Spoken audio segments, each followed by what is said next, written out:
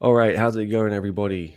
It's me, it's Nick Atkin. I'm back for the post fight. No, not the post fight, the fight companion. It's been a while since I've done one of these, actually. A long time. I can't remember. Oh, actually, I did one with Drake in July, I think it was. Not too long ago. But a long time since I started one of them, and I've been there for the whole thing and not been phoning it in from an event. I am at home. It is like the pandemic, it is COVID era SCMP. I'm not in Singapore, I'm in Hong Kong, sadly. I wish I was there. I was not allowed to go because we have the Asian Games is pretty big at the moment in Hangzhou. So SCMP is going big on that. I'm required to be here to work for that. But John is in Singapore, so it's all good. And I'm going to be joined here by Drake and by Sasha. And you might even see Tom Taylor pop his head in. But he's also going to be working on a live blog. So who knows, but I will be here to the bitter end. You'll be glad to hear. I hope you're all good. Please say hello. Put your comments in the chat. We have about 25 minutes until it starts. I've just woken up, so I'm not too fresh. And I'm feeling quite tired. Didn't sleep the best. My dog threw up in the middle of the night. It was not fun. Had to clean that up. But here I am. But yes, we got 25 minutes. It's a huge card. I can't wait. 3 title fights. A couple of fights with title implications. You had the special rules drama, which is even more dramatic now with the weight miss from Jong. But good morning, Maria. Good to see you there. I hope if it's morning where you are, good morning to you too. I'm also excited. Can't wait to see this card. I really wish I was there. Obviously, the big news as well that Angela Lee will confirm, I think, whether she's going to retire or she's going to carry on competing. So there's a lot to unpack. Kent doesn't like it. It's a trash card. Sure. Ernesto says, let's go Stamp. The weight loss, yeah, was dramatic, Maria. But there's always one, isn't there? At least, I think. I can't remember. I think maybe in the Prime Video era, since I've been going to these weigh-ins, I can only remember one card, I think, where everyone passed and it was done by 10:30 or something like that. So it's usual. And I thought Lineker and Loman were both going to miss, but they surprised me. They came back and they passed with a couple of minutes to go. So good on them. Because you can't have a bantamweight title eliminator if both guys miss weight. It's 8:30 in Brazil. Okay, Maria. Well, that's nice for you, I hope. I'd rather it's 8:30 at night here. I'm a little bit tired. Not too tired, but these events, yeah, it's a bit better than waking up at 5 or whatever if I was going to the event in Singapore. Although it's starting a bit later now, 8 a.m. When it starts at 7 a.m., you got to get up at 5, yeah, do everything. So I just rolled out of bed at 7:30, not too bad. Maria rooting for Stamp and Alicia. Northern Thai Garden guy asked, do you think Angela retires? I've been going back and forth in my head on it, and I feel like I feel she might surprise everyone and say she's gonna carry on, and she looks like she's in good shape. You know, you've seen her around Singapore. She looks like she's not ready to retire. So let's see. Anyway, Drake is here. Hey, Drake. How are you? What is up? Oh, yeah, I'm a bit rusty. I just woke up. Yeah. I heard you. I clicked on it right before I came in. He said, to the bitter end, we'll have Nikki here. Yeah, I'm going to be dipping in and out. I'll be doing some live blog stuff, but I'll be in the chat, you know. But if I stop talking, you guys just need to talk a bit. We got you. Sasha and I running a live blog. Yeah. Well, the terrible duo now, but we're getting the trio back together. It's been a while, man, because you've been on the ground. You haven't done this in a while. Yes. Well, I was saying been a while, but then I remember I did it with you for the July when one. You were there. Jumped in, but not like this. Not full steam at home in our studios. Yeah. Studios. Yeah. aka the home studios. The spare bedroom here. Whatever works. How do I even watch this now? Is it still on YouTube? Yeah, it is. Okay, good. Because they were flirting with pay-per-views. The last time I missed a show was October last year, so nearly a year ago in Kuala Lumpur. And then I think I also had missed the August one where DJ fought Mariah second time, and I had to buy a pay-per-view. One FC, watch 1FC.com. Is that still a thing? I don't know. That's a good question. Yeah. Well, you've got Prime Video, you lucky boy. But yeah, I'm still watching on YouTube though. I like YouTube better, honestly. I'm using my VPN. Yeah. I'm in Singapore right now, technically. Yeah. Oh, nice. Okay, well, let me check that out. But the question from Northern Tire Garden guy I was just answering. What do you think, actually? Yeah, does Angela Lee retire today, or is she gonna do the 180 and she's like throw the belt down in the ring, challenge Stamp or Ham? I mean, I would love that, honestly, because I'm still pretty bummed that we didn't get we haven't got Angela versus Sohee Ham yet. And I'm doubting we're gonna get it. I think, man, I don't know. I think it's a bit of both. All right. I think that because she's still like what, 26, 25. Angela's still incredibly young, which is like super easy to forget because she's been around for so long and the only champion in the division right now. But I think that I think she's gonna vacate the title, and I guess you could say retire. But I don't think she's gonna be gone for good. I think we'll see her fight again at some point. It might be a couple years from now, who knows? But I would be stunned if she just like never fights again. I think we could see a good break out of her, and that's kind of a part of this. Like, if she, I can't see her going to this and having like this announcement and all this stuff that she's kind of doing without taking a break. And I know the interim title is the thing here, so what I'm saying might be weird for him to do that, but in the grand scheme, I think she's going to take time away. But I think at some point in the future, who knows when it'll be, she's going to fight again. So I think we'll probably miss out on seeing maybe these matchups between the winner here or both of them. But I'd be pretty surprised if it's the end of Angela for good. You know what I mean? Yeah, I feel she could say, "Hey, I'm walking away for now, but I'm coming back.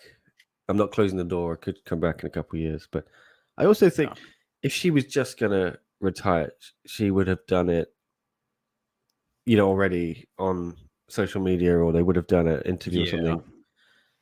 And I feel like they're building it up because they want to build suspense and drama. And I know it's a smart thing to do.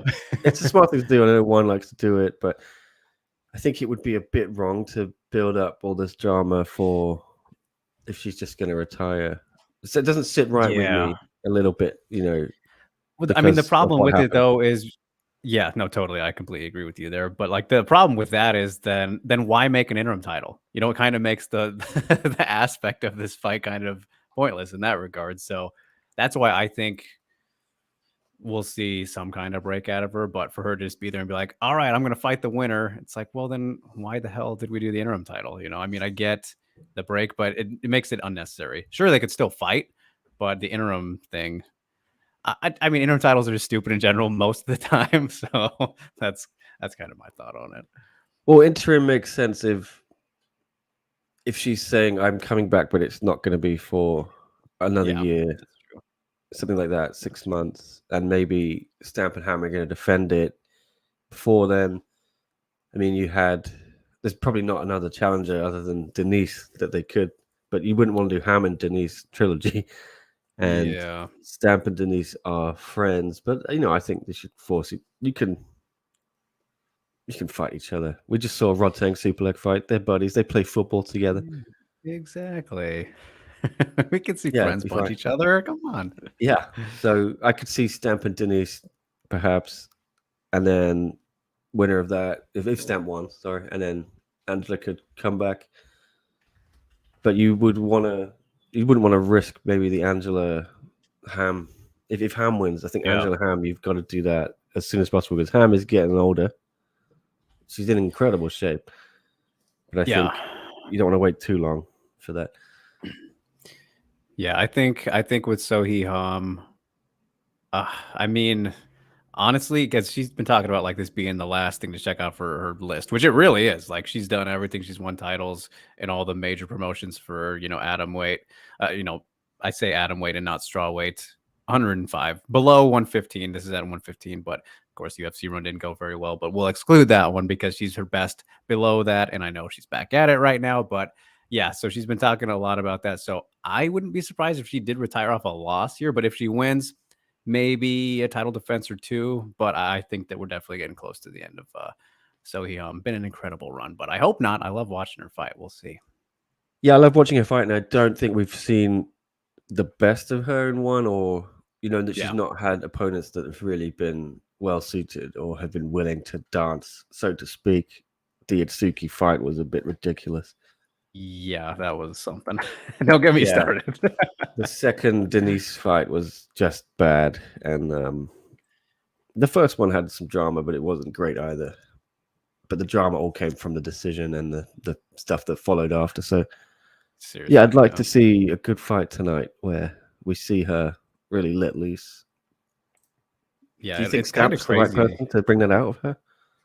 I think so. I think this matchup is really a really fun one, because if you do look at like Itsuki and Denise, I think very different types of style opponents that she was facing that didn't quite bring out the best Ham versions that we have seen, especially on this current run. Post UFC, Ham has been the best Ham undeniably. Yes, again, it has been in a lower weight class, but if you look at some of those opponents too, they kind of matched up well enough to give her these great fights. Of course, the Ayaka Hamasaki trilogy stands out to me. One of the greatest fights of all time. Love that one so much. Hamasaki, a relatively more aggressive fighter than, let's say, Denise or Itsuki, and more on par with Stamp. So I am definitely looking forward to this one. And I think it's interesting too, Nick, like we look at this is actually the first 5-round fight that Ham has had in I don't know how long, maybe since the Jin Fry fight, which she knocked her out in the first round. So like Sohee Ham actually hasn't gone to the championship rounds in maybe longer than that, because again, she didn't, just let alone preparing, hasn't gone there. So it'll be interesting to see if it does go that long. And then for Stamp, she didn't go that far with Angela either. So that's kind of a fun element. I'm looking forward to the extra time potential. Look at this hipster here with all the knowledge of Ham's career, right? And all of her other. It's one of the goats. Right. Yeah. Jin Frey. Was that? I guess that was UFC. That was Road, actually. Road. Oh wow. Road FC. Yeah. Who did she fight in UFC? I mean, I didn't really follow her when she was there at all. Yeah. So Ham debuted. She debuted against JoJo. So she fought 3 fighters who are at flyweight now. So she fought like the big girls. Yeah. She fought JoJo, Calder-Wood, now Wood, Beck Rawlings, Courtney Casey, and then Danielle Taylor. And I think she only beat one of them, if I'm remembering off the top of my head. Some spotty decisions in there. The JoJo one was good. Then like the other 3 were kind of questionable. I think she beat Casey. She might have been 2-2, but either way, yeah, it was. She fought them. They're big. Yeah, I know that it was always, aside from Taylor, yeah, that was the only one that was on par with her, but they gave her the big girls for sure. Well, I was just gonna get through some comments. The coffee's kicking in now. I'm feeling slightly more alive, so I'll just say hello to everyone in the chat. Pan Purdue saying, "I'm excited for Smiller fight. Ever since she dominated Jackie Buntan, who's not good in brackets, makes me excited." That's not me saying you're not good, Jackie. If you're listening, yeah. I think you're good. Jackie's good. What are we talking about here? Yeah, but Smiller did dominate that fight. And when they announced the rematch, I was a bit surprised because I know Jackie had a very good knockout over, I forgot the name, in Denver. But it was a very, one-sided fight, aside from the first round, I think. So it was interesting to see if she could change anything there. But Smiller against Alicia, I'm really, really looking forward to that. I think Alicia is very good. Very good. Yes. Okay, Maria here. Yes. But it's fair because Rod Teng fight was really early. Okay, yeah, that was... I was in prime time for once with that. It was very nice, Drake, last week. I was in Bangkok, and it was just... I was saying this to John, was with me. It was so great. We could go out, have a couple beers on the Thursday night. and then wake up not too early, not too late, roll out of bed, do our thing, get a bit of work done. We went to Superpond's gym, and then no stress of this early morning rushing to Singapore Stadium or the Lumpini Stadium at 6 a.m. And it's a bit nicer when you can take your time. Right, Rudy says, I'm hyped for this card. One fight other than the women, which are all the same, is I'm curious how Loman will do. Stephen Loman, John Lineker. Lineker nearly missed weight again. It was funny. I was talking to Tom about it, and you nearly had two guys who missed weight for a bantamweight title shot, and they had both missed weight in their last fight. Do these gentlemen need to perhaps move up? And we've seen it with Lineker, throughout his career. Kind of a reoccurring theme. Loman looks so big if you see him in real life in the ring, in the cage. We saw him on the scale. He looks like an Adonis. So perhaps these gentlemen maybe want to move up, but they both made it in the end, so fair play to them. What do you think is going to happen here? Stephen Loman, I think a lot of people sleeping on him. When he first was going to debut in one, he was going to fight Lineker, then it fell through. I think he got COVID, so Troy Worthen stepped in and fought Lineker, got knocked out. Lineker then went on to fight for the title, I think. I think that was the fight after. He might have had one more before he fought Bibiano, but yeah. Do you think Loman can stop Lineker the way Andrade did? I think that's tough for a lot of people to do it the way Andrade did, but I think that John Lineker since then kind of looking a little bit more human. His last fight, Woong put up a very good fight. Kim Jae-woong, that is, did very well in the first round, obviously, and kind of let the fight get away from him after that, and then ultimately, got finished at the very end. But an awesome fight. He was very competitive, I thought. So, not saying Stephen Loman can replicate that same kind of thing, but if he kind of mixes it up and tries to get Lineker to the ground, is always kind of a better path to success than slinging bombs with him, because he's hands of stone for a reason and chin of stone. I mean, I don't think he gets enough credit for how insanely durable that he is. But I don't know. I don't like Loman's chances here as good as even, let's say, Kim Jae-woong's, because just kind of the abilities that he has. But it's going to be interesting, man. And I don't know if we can really play too much into the weight stuff, because again, it's something we've seen, unfortunately, a little bit too much from especially Lineker in particular. But yeah, I don't know if that'll be a thing, but looking forward to it. I mean, I love all John Lineker fights. Stephen Loman is fun too, so should be interesting. But I still like Lineker's chances here to get this one done in relatively vintage fashion. But I don't know, he might be sliding a bit, just as if we were to look at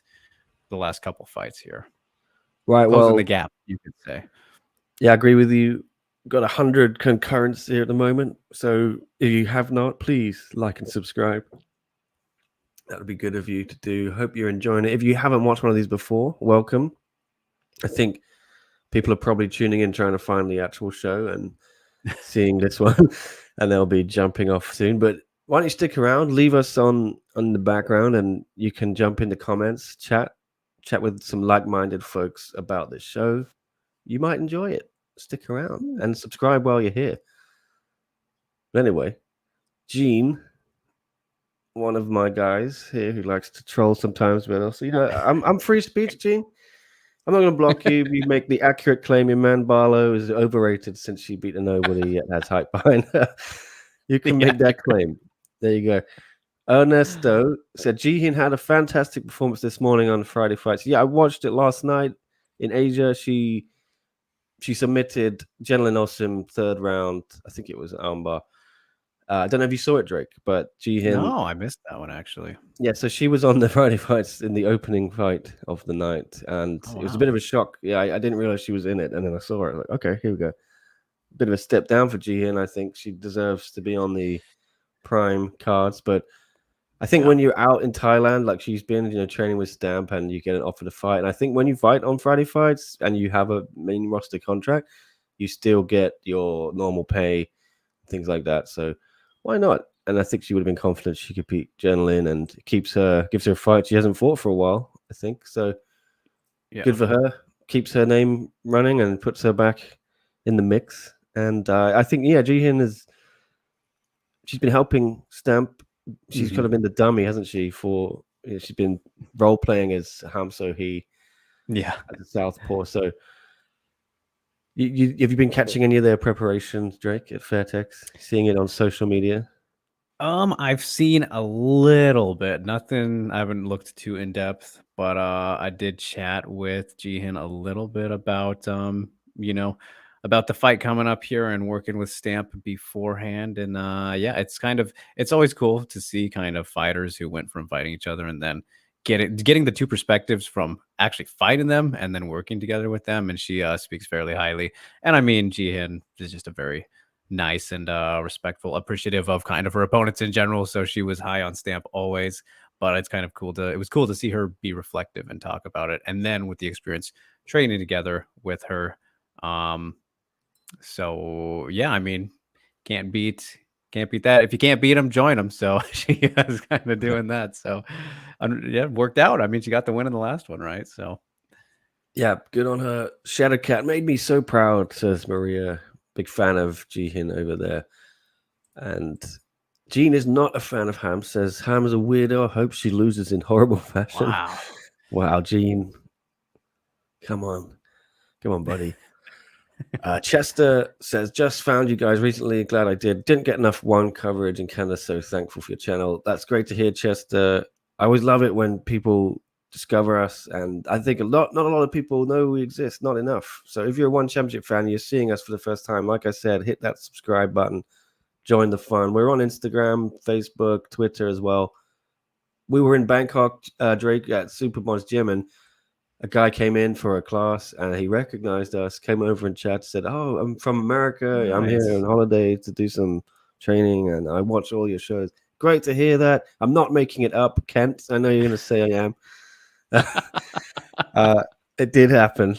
I didn't take any pictures, so I can't verify it. But anyway, the show's about to start. Northern Thai guy asking if she does continue. This is Angela. Who do you see becoming her training team? Which gym and coach? Yeah, that's an issue. I mean, I don't know what would go on. They have reopened the gym, but maybe we'll ask this guy. Tom Taylor is here. Yo. Oh boy, it's been a long time. You guys hear me okay? Yes. Beautiful. Nice. Well, great to see you guys again. Great to see you. Likewise, brother. How are things, man? What did I miss? Yeah. Well, we not too much. Just chatting. Yeah. We nice.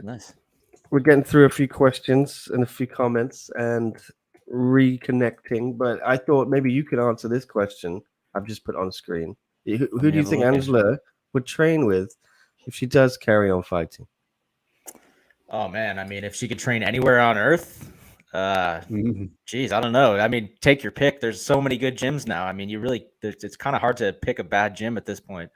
But I mean, I would like to see her end up at like a big, one of these super gyms in the States somewhere, ATT, something like that. I don't know. But I think, maybe back at Evolve or something is more realistic. Who knows, man? But maybe she could go do camps at Evolve. I don't know, but yeah. I guess we'll see what happens, man. We'll see what her announcement bodes, what the future holds for her tonight, man. I'm very excited about that. Yeah, plenty of fighters and gyms on in Hawaii, so I'm sure she'll find something there. When they bring in coaches to United, they're close to home. It's a very family-oriented. Well, yeah, they stick together, the leagues, right? So I don't know if they want to split up, break off, go in different directions. But Christian's coming back, so he's got 2 kids there. I can't see him moving far away from the family. So I feel they may stick with United, just maybe restructure that. But Ken, their father's definitely retired, done coaching. Anyway, Gene says, I hope PFL also buys one in Bellator. Yeah. I don't know how deep those pockets are, man. Yeah. They got the Saudi money now, so yeah. That's but true. One's got the Qatar money. It's the Battle of the Middle East. Yeah. It's an interesting time for combat sports, though, with these guys shelling out all this money, bring in Tyson Fury and Francis over there, too. I mean, clearly there's a real appetite for fighting in that part of the world. So it's going to be cool, man. It's going to be cool to see what happens with one in Qatar. Show's kicking off. So make sure you got it up on another browser or whatever, or wherever you're watching us. Get some dual screen action is what I'm saying. Keep us here. Don't just leave, please. Hang out and talk. It's the three amigos. We have not done this for a while, actually, guys. It's been a long time, yeah. So I'm going to go back to that. I don't like that. Right. Guan Yu says, I think Stamp wins, Angela retires. If Han wins, or Angela comes back to get the belt in-house. I don't know what that means. Or I'd make it to an original one fighter, something like that. Okay. Yeah, I can see that.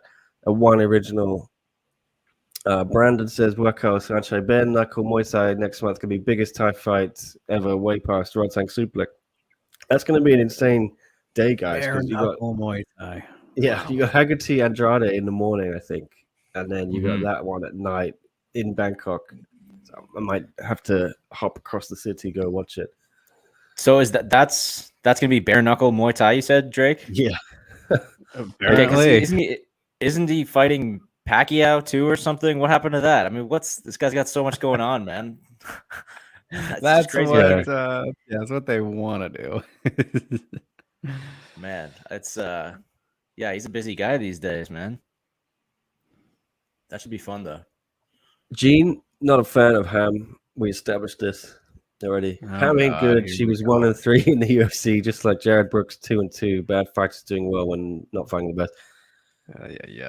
Yeah. When you just look at the record, Tom, is it easy to not see a fighter's actual ability if you just look at numbers and see wins and losses? Man, I could talk about this all night. If I were responsible for the rules in combat sports, we would never even mention records. We wouldn't even keep records. I mean, we'd maybe document the results of like their last 3 or 4 fights. Because, I mean, beyond that, really, it's ancient history. You know, like a guy got knocked out 5 years ago. What does that really mean now? It means almost nothing. I don't know, man. I don't think records are actually that important. And particularly when we're talking about something like this, you know, trying to rate a fighter in the context of one championship based on how they did in the UFC 6 years ago or something, it doesn't track, man. I don't buy it. What's going on? Sasha's here. Hey. How's everybody doing? Sasha? Good. Nice way to cap off a Friday. That's it, man. Oh yeah. Nice way to start a Saturday for me in Hong Kong. Nice Saturday morning.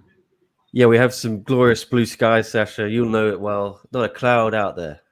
Yeah, good to hear. 30 degrees. You know, last time I checked, I thought Hong Kong was flooded underwater. Yeah, we had some crazy weather lately. When are you coming back? I think you were going to come back before and do some stuff, but life's been a bit crazy for you, right? Yeah, I have some opportunities coming up at the end of the year. So after those happen, then there's a good chance maybe the beginning of the new year that I'll come out. I was kind of planning for the back end of this year to come out to Asia, but like I said, these 2 opportunities in November and December have popped up. So get those, done and dusted, and then come visit Hong Kong. It's been a long time. It's been a while. Hong Kong misses you. Come back, please. Bring Max Lee Ali with you. I think he's in Bangtao at the moment. Who, Max? Yeah, he's like running the classes out there. That's awesome. I spoke to him actually last night. Yeah, it looks like he's doing good after he fought here in Vegas, got a win, and he's been training ever since. So looking forward to what he's getting up to next. The Hong Kong crew going strong. All right, well, the show's started. First fight, I don't even know. What have we got coming up, guys? We got Blake Cooper, I think, man. Ray Cooper's little bro. Yeah. Oh, yeah. Should be a good one, I think. Very good. And he's fighting that guy, Maurice Bevy. You remember him? He fought Halil Amir in March or April or something and did way better than anyone thought he would. It was his debut, and he put on a really good show against a established contender. So this should be a good fight, man. 2-0 versus 6-1. But you know, Blake's been training for sure with some tough people. Yeah. Can't tell you I know a ton about Maurice, but he looks like a tough guy. 6-1. It's a good record. Long reach. Yeah, he's fought some good competition as well. I wouldn't say he hasn't fought anyone with a losing record. Yeah, this should be a good fight to kick off the card.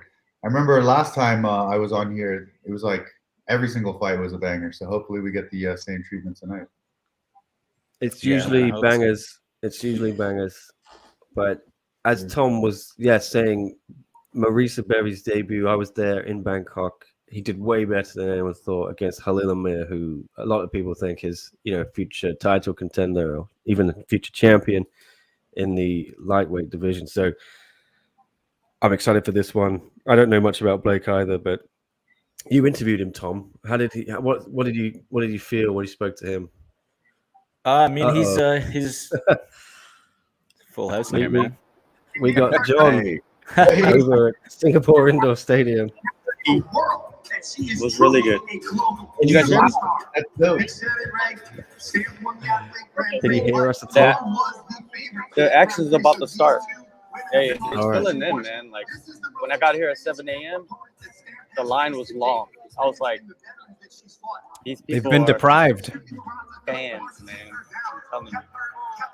But it's filling in, dude. Like, it's kind of exciting. Angela just did a meet and greet. That was pretty crazy. Like, there's all these people, you know what I mean? They have like a connection with her, because of her story, because of her, what she's been through. So it's like, it's kind of very emotional to see like those people walk up and kind of like tell her that over and over and over again. But it's part of her job, I guess. Man. Well, you got to keep us posted, John, on when she gets in the ring and whatever she says. Well, we'll be See, watching it as well. from what I heard, I don't know if I'm supposed to say this. From what I heard, though, it will happen during the co-main names. Like, between. between that. Makes So sense. it's Appropriate locked time. in.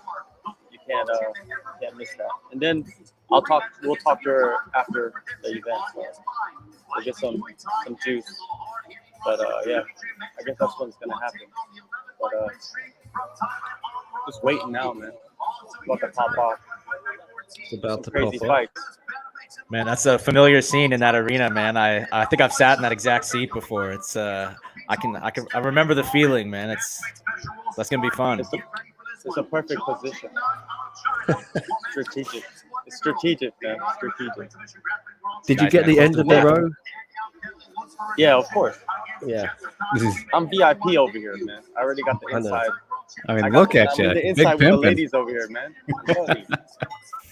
Thank yous and yes ma'ams, they go a long way. People saying yes, ma'am, to you. Yeah.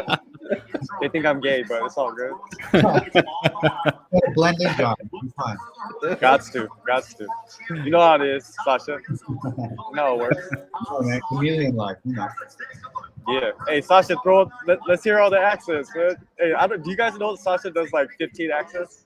Yeah. I heard Oh, this, really? actually. Yeah, it's This crazy, dude's man. He's a legend, man. He's a legend. Yeah, man. Funny. But Lucky gonna- you. I just wanted to hop in and say what's up. I'm gonna hop out and get to work, man. I'll see you guys. If I can hop on during the show, I will. But I don't know if I will. Alrighty. Good luck to you guys, and All right. enjoy all.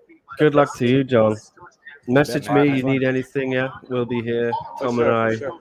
running the blog as well, so don't worry. Whatever you need. I'm waiting to talk to Chachi. As it gets all dark on him. I'm hearing Dom.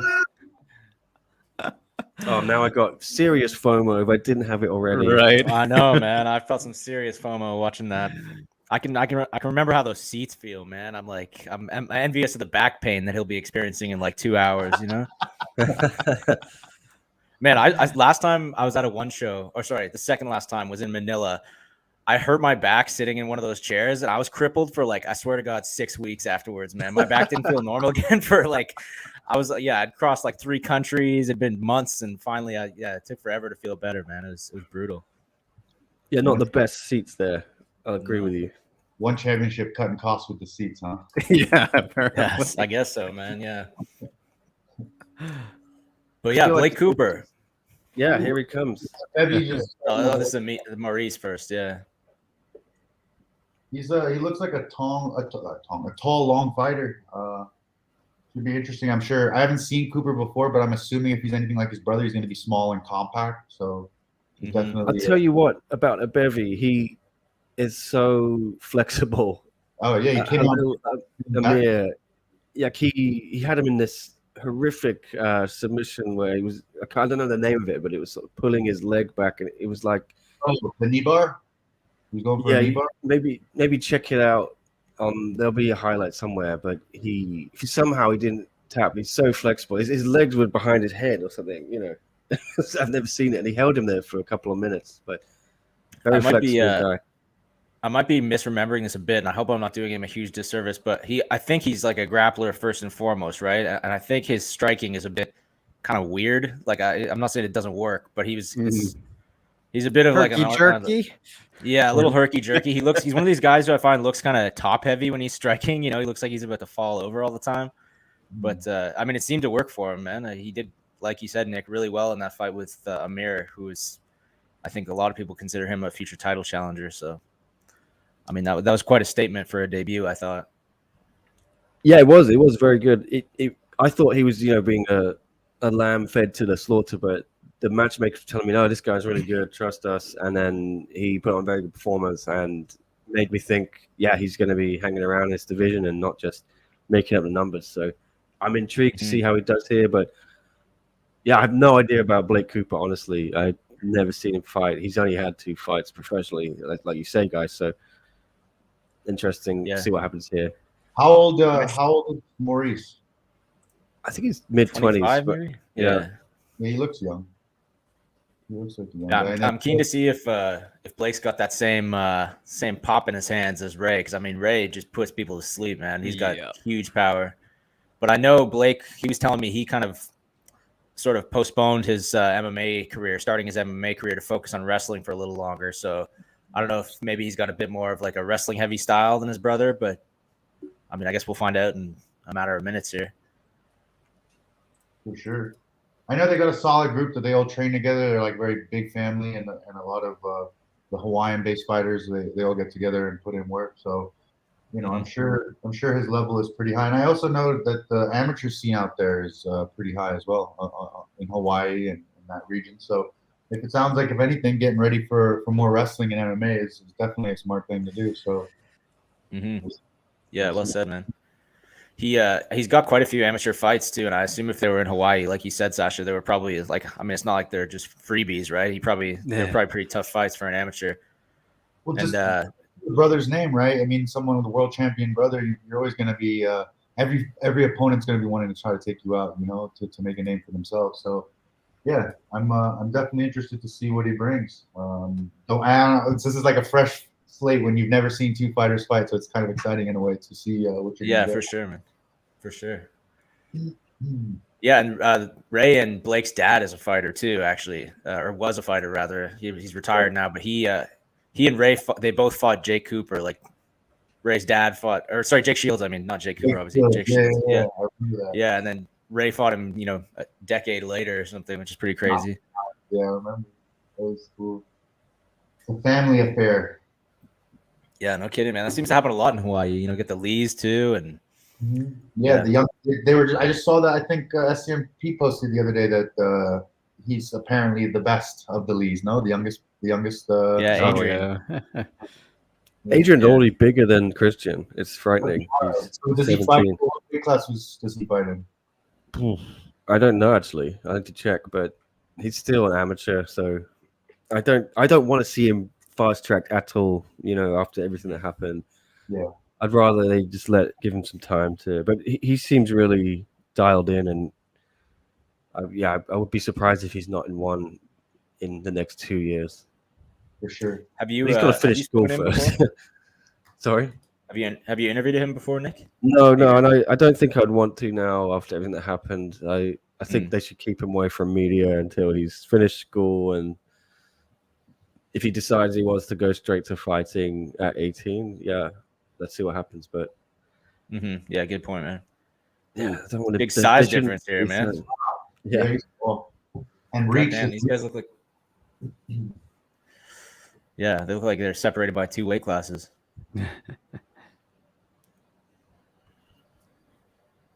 There's one thing about Cooper though; he always seems to have had a reach disadvantage in the majority of his fights.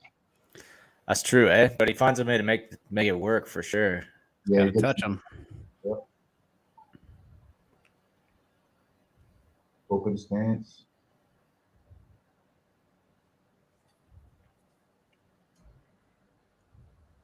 Good to see Yeah, I the gotta- cage back, guys. It's been a while. I think I can't remember the last time. Was it Denver actually in May? Oh man, yeah, I didn't even think of that. Jeez. Yeah. Damn, yeah, I didn't think of that. It feels like, I mean, I guess it has been forever since there's been a prime card too, eh? Yeah, It's the been a last couple months. Yeah. one Sasha and I did was August, beginning of August. Yeah. Ooh, Yeah, it's been a tough 6 or 7 weeks, but the Rod Tang fight kicked things off nicely. We've got this card now. We've got a big card in Bangkok, although that suffered with a couple of fights being moved or cancelled. But Oh, Blake was pretty good, man. oh boy. nice. You got the back here. this is what I love, finding out how everyone is delayed, like how much. Right? Yeah. I think for once, like the first time in history, I might actually be ahead of you guys. It seemed like it. Yeah, you enjoy it while it lasts, man. Oh, yeah. Usually I'm like 2 minutes behind. What's you guys seeing on the timer? I got 340. Yeah, I'm on 358. there. 5'8". I'm at- Jesus. Yeah. Let me see if 333 I for can me. speed it up a bit. Well, what is Prime in Canada, Tom? What are you on? Are you on YouTube? Yeah, I'm on Prime, man. It's great. Okay. It's great because I already had it for like shows and stuff, right? So Yeah, this yeah, was a Oh, nice. freebie when one moved on to this.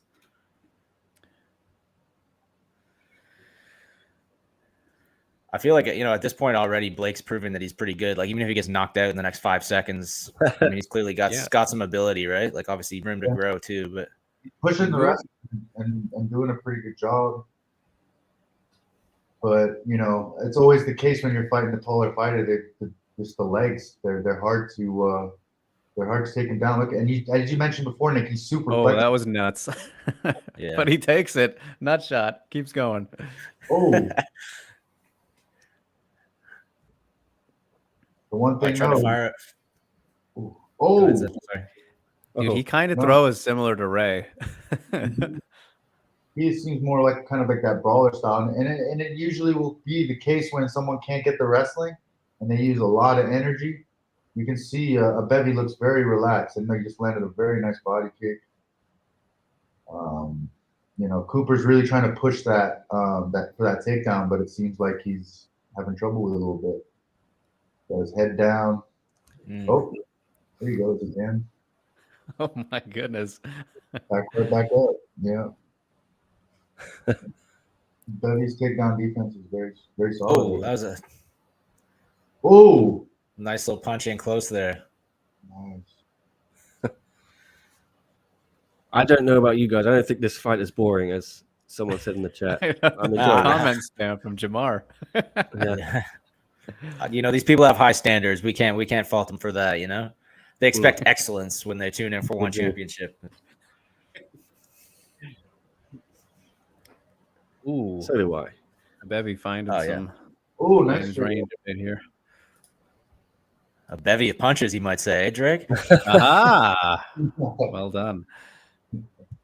That's why I'm I'm here. liking man. his kicks. Yeah, Bevy's starting to pick at range now. I think Cooper's a little bit tired of not being able to get those takedowns. Yeah, struggling sort on of- those takedowns. Yeah. Doesn't seem like he's got like a really, obvious plan B here. Nah. Bevy just needs to stay at range and start picking up. Ooh, got him a bit there with that one. Oh, shit. Nice. Nice counter from Cooper. Just the body language from Cooper isn't the most confident. Yeah. Oh, Ooh, nice straight right, uppercut straight again. Nice little combo there from the Bevy. Ooh, Starting to elbow. unload. He might be tiring. Yeah, he's hurt. Mhm. Be Oh yeah. patient. Oh yeah. Nice Bevy's knockout, about to man, finish yeah. this.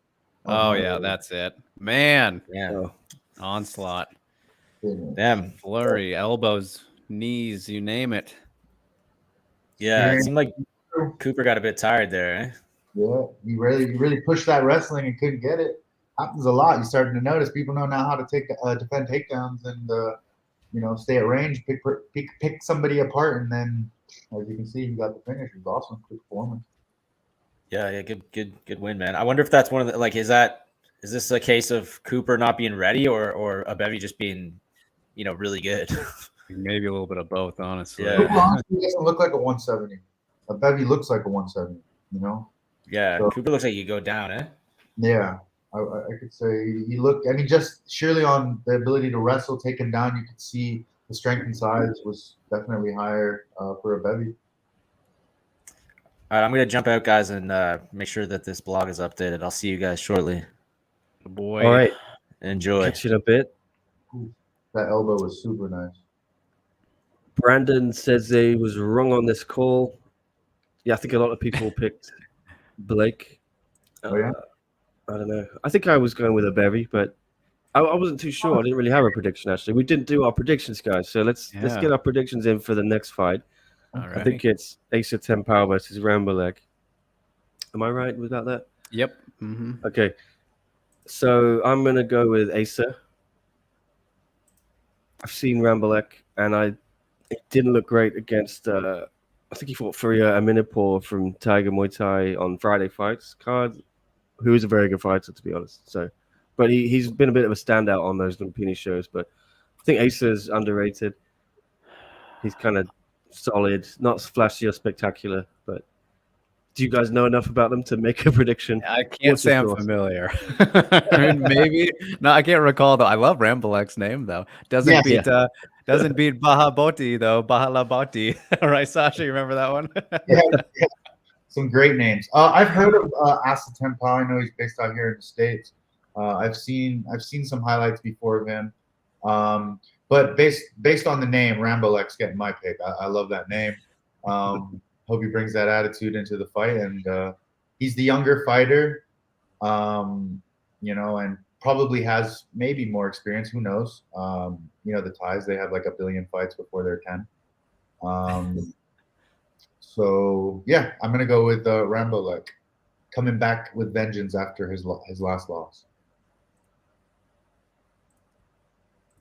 Rambo, yep. I can see that happening. He's good. It should be a fun fight. Bam out of Dubai. He's predicting a bonus for it. It should be good. Also says Asa is his coach. So that's we got some insight here. Cool. Mm. Is he based out of West Palm Beach, Florida? Is that where he's from? I saw that on Topology. I'm nervous for this fight, says Bam. All right. Well, I think Ace has been training out of Sitsong Pinong for the last couple months with those guys, Sitichai. And who was on? Is Rung Rawi, I think, is on this card as well. Yeah, who's going to fight? Who is it? Menchikov, that's right. Lightweight Muay Thai. Yeah. Okay, Asa Ten Pow is an insincere and very fake person, says Gene. Okay. Going for the personality. Jugular. Based on that, I feel real good about our pick now. Yeah. That's all the evidence we need. For real. Throw all of it on Rambo there. And Bam says yes to West Palm. Yeah. But Little Rambo, you got to like that name, exactly. Sure. I don't like Asa. He's Asian, says Kent. There you go. All right. Getting a little racist. All right. Yeah. A little bit. Openly racist. Oh, shit. Actually, Asa looks mixed, no? Yeah, I don't know exactly. I think he's he told me what I forgot. Yeah, but he lives in America. But my guess, based on what I'm seeing, I think Cambodia. American, yeah. I was going to say Cambodian based on the name. I think so. Yeah. Asa Ten Pow. Asa as humble as it gets, says Bam. Oh, so we're getting fighting back. We're getting polar opposites here.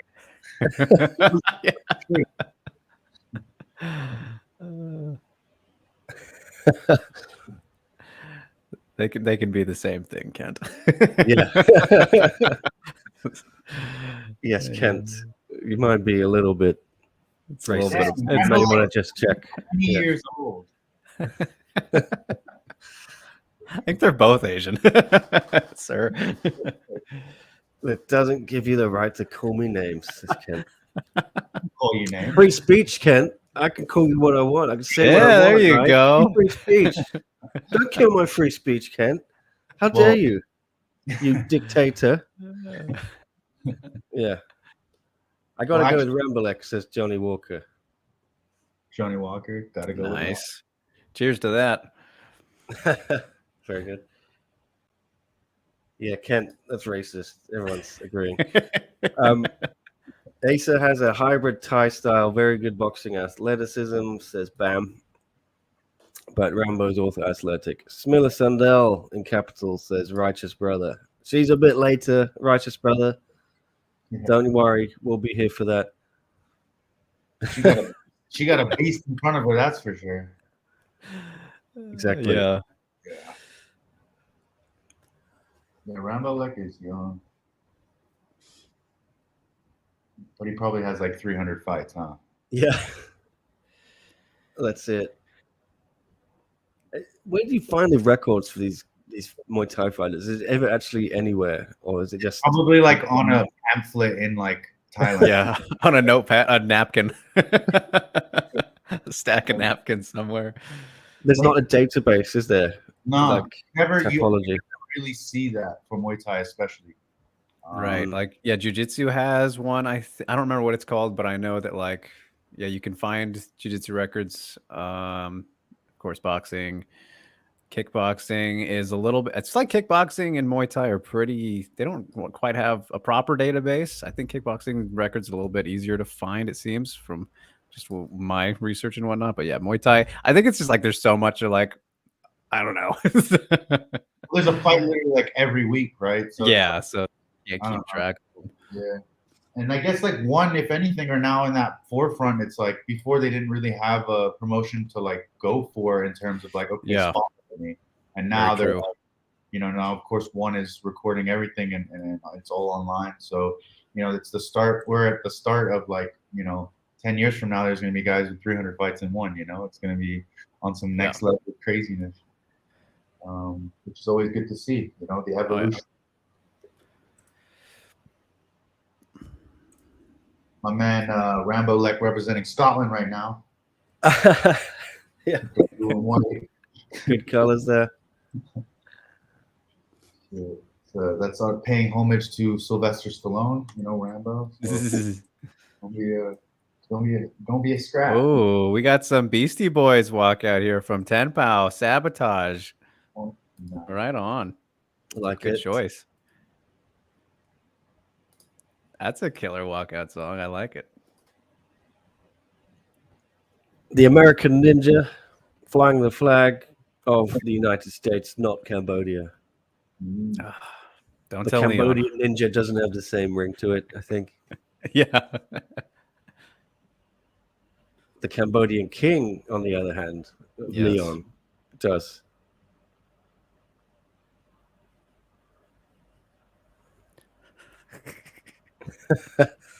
I love Kent. Oh, yeah. Big talk from the chat when they're too afraid to see me in person. I'm more successful than all of you combined. Definitely. Can somebody block him, please? Yeah.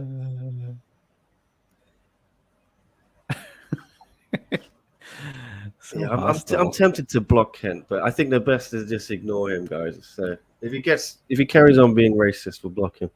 Kent is just bringing that troll energy. Sometimes you need it. Yeah. Well, my favorite thing is I think you were here, Nick. This was like last year some point, but Kent told us to like look him up or whatever, and the picture that he put in was like just a total Google stock picture. So he just outed himself.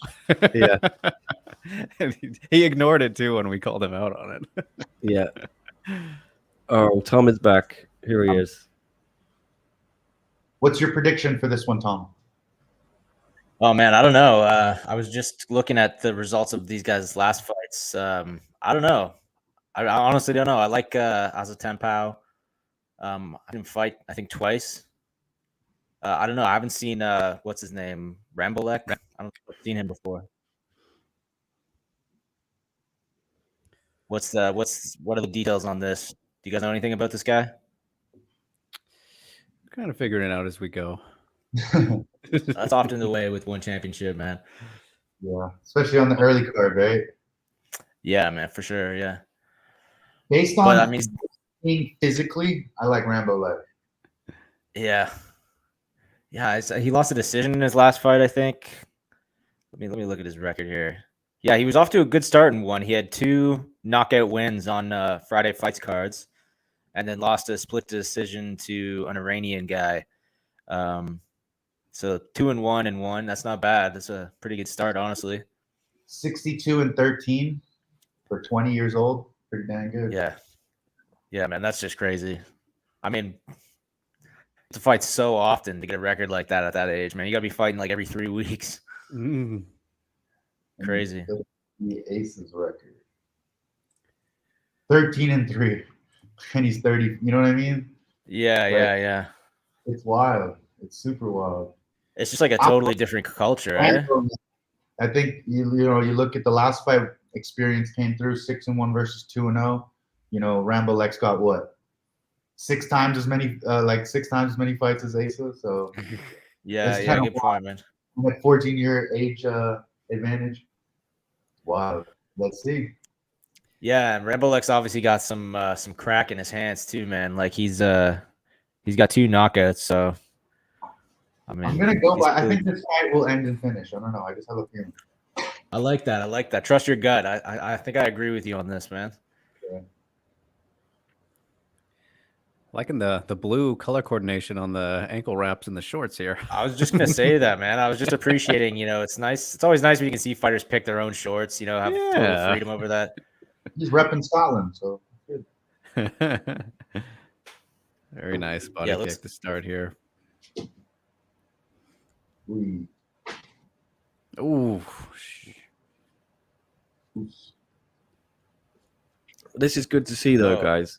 Someone has come through. Oh, nice the system. Oh my. Okay. I'll shut up while they crack. Oh shit! Fast start. Good fight. Sorry, what was that, Nick? Yeah, sorry.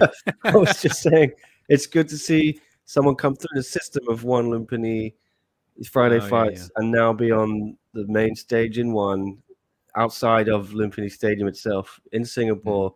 It shows they're creating a nice little ecosystem, which Tom and I think were talking about last night as well. That they're unearthing some killers there. There was this girl last night we saw, Tom. Forgot her name, but she absolutely flattened this British girl, Lisa Brierley. Anyway, I'm gonna shut up because this fight is fun. Yeah. Oh man, that elbow. Back elbow. Man. Oh yes. That was clean too, man. Just bopped him right in the nose with that one, man. Man, I love the 4-ounce gloves in Muay Thai. I know, man. I'm honestly pretty hyped for that 4-ounce boxing match tonight. Like, I'm just keen to see what that's gonna look like. Oh. I mean, Sasha, I wanted to ask you, you live in America. What was the reception like to Rod Tang Superlek? It seemed to get a lot of buzz there. Joe Rogan was talking about it, and a lot of people were talking about it. When I got up in the morning to watch, I found like, I don't know, social media was buzzing. On the American side, people got up to watch that fight. And then of course the result. Everyone was talking about the result afterwards. It seemed to get a lot of attention. Man, just the first Denver card from one was like amazing, in terms of the amount of reach, the amount of people who saw that card and the results of that card. It was an awesome fight night as well, with Rod Tang and Stamp, and I think one did a really good job of putting out elite fights on their debut in the US, Yeah. I think 4 times next year, right? That's what they say, man. I hope they pull it off. What are they? Can you say that again? Sorry, I didn't hear that. I think they're coming back 4 times next year. Oh, to America. Yeah. Just the US? I mean, sorry, to Colorado because of the rule set, or are they going to different locations? They want to go to different locations, but I think they're having trouble with the rule set, and the UFC is putting some pressure on the American Boxing Council or something to get it shut down. Of course. Sounds about right. How dare they? Monopolize the market. What do you think's going to happen? Yeah. They control Right. everything. Yeah, they Well, gotta be that was a careful fun though, first man. round. Doing shit like that right now or stuff like that, excuse me, because they've got this antitrust lawsuit happening, right? Yeah. And anything they do like that is going to be kind of an indictment of them not being a monopoly, right? Like they have to do their best and not look like a monopoly right now. So if they start doing stuff like that, it's presumably going to be, it won't be beneficial for their chances in that lawsuit. That's for sure. Absolutely. I say that with like almost no knowledge of the legal system, though. So take that with a grain of salt. No, you're right. I mean, it's already known, but it'll take time and it'll take years and years and years, and it'll be pushed back, and there'll probably be some form of settlement if anything. But the reality is the commissions in the states are all, under one roof. Look at every UFC fight card. It's always the same judges, no matter where we are in the world, the same referees. So, if it was a true proper system, everywhere you travel to would be a completely new board, completely new system of individuals, So, yeah. I like one as well. I mean, one have got their crew that they've had the whole time, But in reality, to be fair, you got to have neutral judges everywhere you go. Yeah, well said, man, for sure. Oh my God. Oh man, he's just chopping away at the leg. Oy. Yeah, Asa's knee leg, man, is taking some some serious punishment there, man. I think Asa put a lot out in that first round. He seems to be kind of chilling right now, trying to get that second win about him. Yeah, I imagine it's hard to find that second win when someone's kicking you over and over again. Oh my God. And if anything, Rambo probably going to turn it on now after that first round. Traditional tie, right? They don't really get going until second, third, fourth round, right? I'm starting to manhandle him a little bit now. Oof. Jeez. Man. Flinging. Ace is coming back now. Ace has started to, okay, now I'm going to fight. He took a minute to rest, and now he's strapped. Yo, that was a crazy exchange there. Woo. Good ass fight.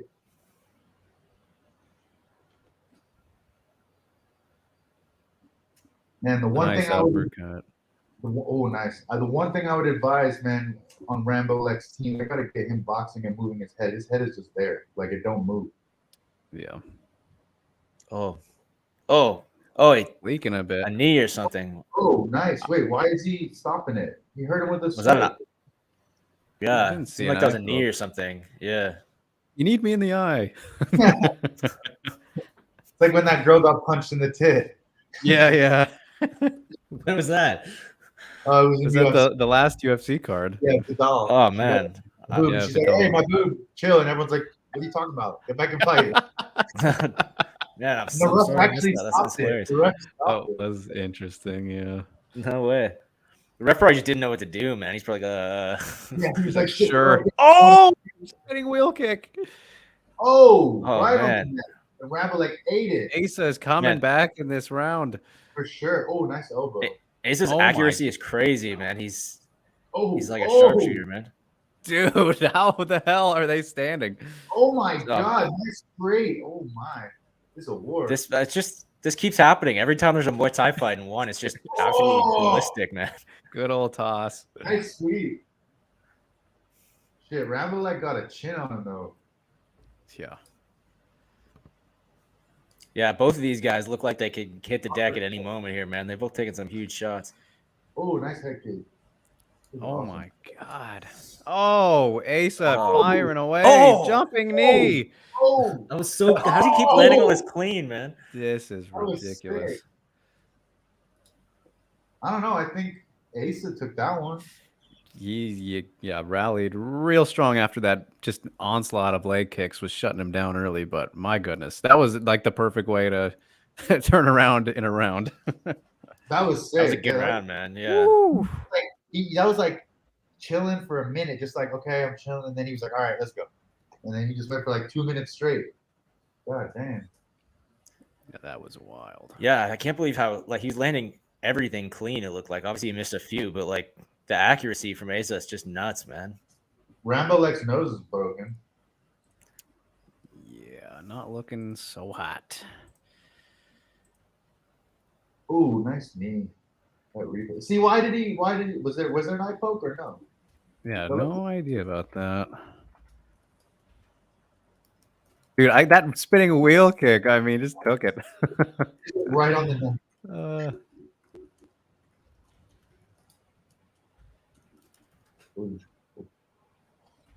Yeah, this combo here was sick with the flying knee.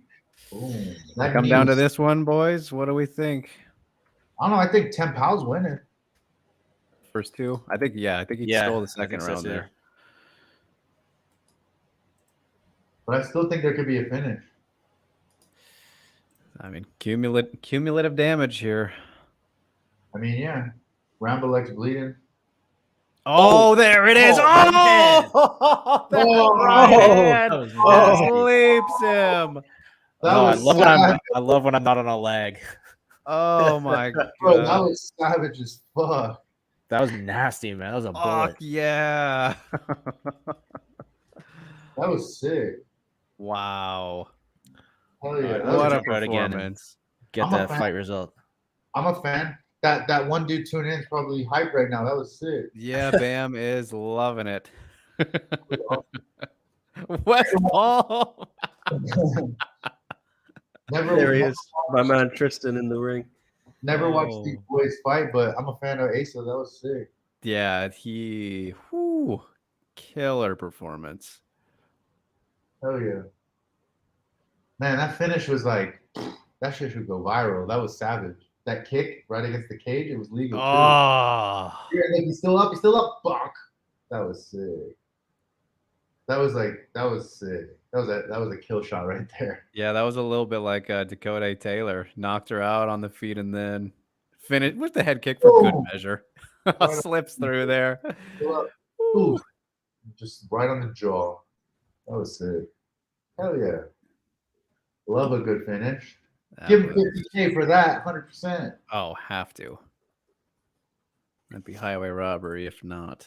Yeah, that was sick. Man, Gene is a bona fide hater. That was a boring fight, he said. Oh my like God. just like literally not true. Literally not true. Gene, come on, Gene. Yeah, no, that's an easy bonus. Do the right thing, Chatri.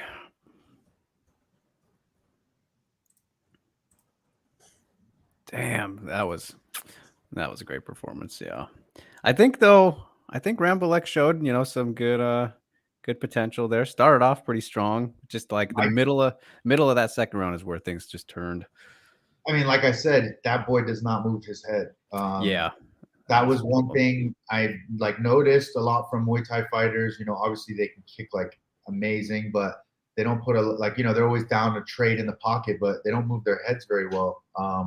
He's young, but still, that's something that I find a lot of Muay Thai fighters keep their head on that center line. And someone like Senchai, for example, he's never there to be hit. His style is very unique. But yeah, Ten Pow, man, fuck, that was very accurate strike. It'd be interesting to see the statistics. I felt like he almost landed everything he threw.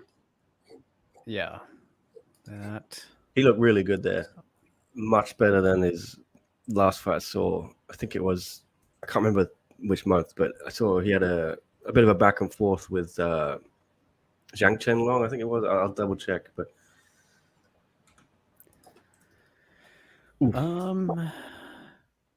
yeah, his last fight was One Fight Night 9. Oh wait, yeah. Who was it? It was someone from Hansi Hao, that's it, yeah. Okay. We got a couple heavyweights coming up next, huh? Paul Elliott, the king of the north. Oh, yeah. My man. Sarili. I know who you're going for. The English 50K for Asa. Yep. That's nice, man. Well deserved. Well deserved. Great performance. Do you know much about Paul Elliott? 3-1. He's just turned up and been absolutely sparked by Kang Ji-won, I think it was, and someone else. And then Mauro Sorelli, the 40-year-old. A lot more. Yeah, I think he's sort of a enhancement talent, so to speak. He gets other guys over in one, but I'm sure he's eager to prove that's not the case. I mean, it's so wild to me. I mean, being a heavyweight, it's just like it's yeah. He's only came in the UFC, came into one at 3-0. So the guy he lost to last time, Mhm. Martin Batur, actually, it was overruled, to a no contest because the guy Wow. popped for a drug test, but the guy absolutely flattened him. Elbows from Mount Ramos. They took him down and just mounted him with elbows. Yeah, it was over in about a minute. I just clicked on his profile and I'm like, okay, now I know why it's a no contest. Yeah, he popped for something. He was the first fighter to fail drug test after they brought in the new system. I'm not even kidding, guys. If you're listening to this, go look at this picture of this guy. He's an absolute unit. Like he's like got the build of a lightweight, but he's 6'4" and 265 pounds. Yeah, it was quite embarrassing for one because he came in as with Soldich, right, who was the big golden boy, and then Soldich was cornering him for that fight, and then he lost, or he won, but drug test. Then Soldich lost. It's not gone well for Soldich with that. Yeah, Man, Roberto. I still can't get over that. Against Kazakhstan. I actually just saw a pretty cool little video of Sebastian Kazakhstan doing some like old school boxing, like Russian boxing technique. And it's like, I don't know if you guys seen it, but it's something about it with the music. It just flows so nice together. I'm a fan of his. I really like his style. A very aggressive striker. Big fan of that style. Well, that was an incredible fight, guys. I enjoyed it. Yes. It's good to hear that the Muay Thai is catching on in America there, and I'm sure this will help. I mean, you guys probably heard it. I think it was Matt Brown, I think, posted on Twitter saying like, how is this not the most popular sport in the world? And then I think Joe Rogan also reiterated that on his podcast. So I mean, at the end of the day, like he went to Dana White. And he's like, come on, man, like you got to put some form of like Muay Thai or kickboxing under the UFC banner instead of this slap fighting garbage, and Dana said what he said. But look, if they could ever see that there's a potential to make money in it, they will 100% do it. So I only think it's a matter of time, honestly. I mean, I hope that one gets there before them, and I think they're way better placed to do so with Rod Tang and with Stamp. For sure. I feel they may be moving in the direction of it might be smart to lead with the Muay Thai over the MMA because MMA is not the high level I think it needs to be to break into the US, and there's so many competitors. The Muay Thai, they can claim to have some of the best in the world, right? For sure. And the 4-ounce gloves, like you said. They literally have, and they're so like the one championship model. If I was working for that company, it would be like, man, that's why I'm recruiting out of Thailand, Cambodia, Myanmar, all these countries where I can pay them literal peanuts, and give them this huge platform to perform, throw them in there, get them tons of fights, build them into stars, and then start paying them like for their society, their country, like humongous money for them. $100,000 a fight for them is like life-changing money. The kind of money that Rod Tang's getting at the moment is life-changing money for them, for anyone in Thailand. So for these kind of guys, their platform and pool to develop stars for the future is amazing. Like you can't get that in the US. You're not going to pay guys, $300 to fight week in, week out. That's just not going to happen. So they got a good advantage with that being in Asia, and then also being able to get people from Europe, smaller countries, Estonia, these little countries that want to make an impact. Lithuania, you probably see a lot of Ukrainians eventually making the way over and just to be, propped up for the new generation of star, the new Thai star, the new Rod Tang, the new Stamp Fairtex. Like all of these are what one should be programming right now to just keep developing them, because once you have stars, everyone's going to want to tune in. Yeah, good point. I like that. And there's so many guys and girls out there, Sasha, right, who are just training in Thailand as well, from America and other places, Europe, and they'll take fights. And like you say, you can turn around and get 5-6 fights in a year if you keep winning, and even if you lose, and you're not too injured.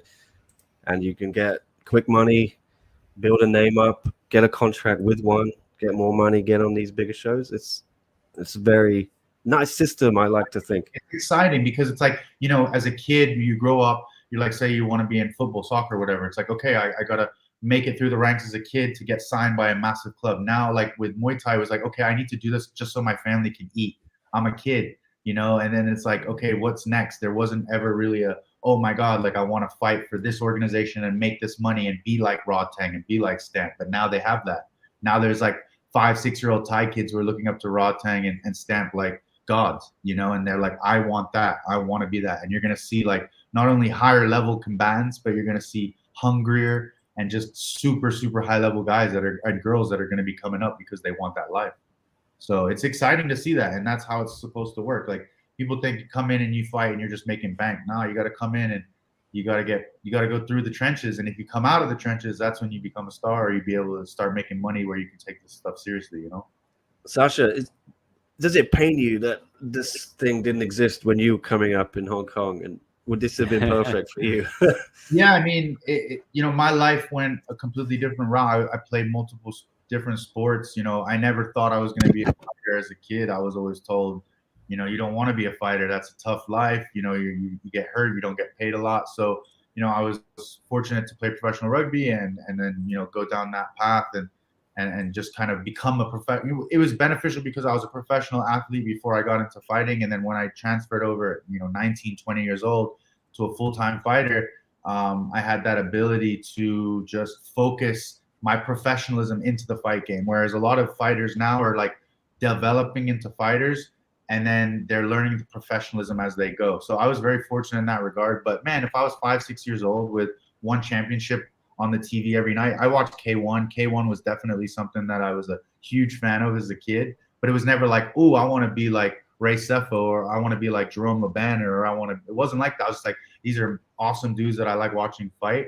But now it's like if I was 5-6 years old and I saw the UFC like it is today, or how ONE is, or PFL, all these kind of things, it's exciting. Like the social media side to it, the aspect of being able to see what the fighters are doing and how they train and all that stuff. This world that we live in currently, for like young kids looking for like aspirations to be, you know, fighters or anything like that, or athletes, like it's amazing. You know, like YouTube was huge for me as a young man, like being able to watch techniques and people train and learn different things. I was very inquisitive. So having media and having that ability today, I think is amazing.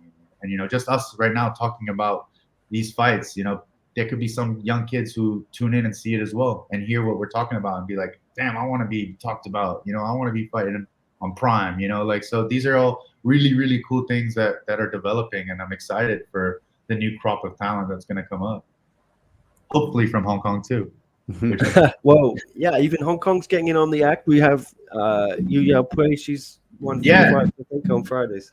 Yeah, she's like on the up and up, which is dope. You know, I definitely know a couple guys low key who are like putting in work right now who can definitely make a splash. They're young. So we'll see. You know, Hong Kong is not the, I would say, you know, most popular place when it comes to people wanting to be professional fighters or athletes for that matter. But that's one of the reasons why I want to come home and run a couple free clinics and do some free seminars just to like push martial arts and combat sports in Hong Kong. You know, that would be something that I would love to do. I've always wanted to do, be a pioneer, you know. It's a shame, Sasha, the home of Bruce Lee, for God's sake, is not synonymous with martial arts. We need to make it so. We might be the guys to make that happen, you know, like, you know, and I don't see why not. I really don't. You know, there should be no reason why young kids don't have that avenue to do martial arts. It's a great thing to put kids in martial arts. It turns you into a disciplined person, a motivated person. It teaches you so much, you know.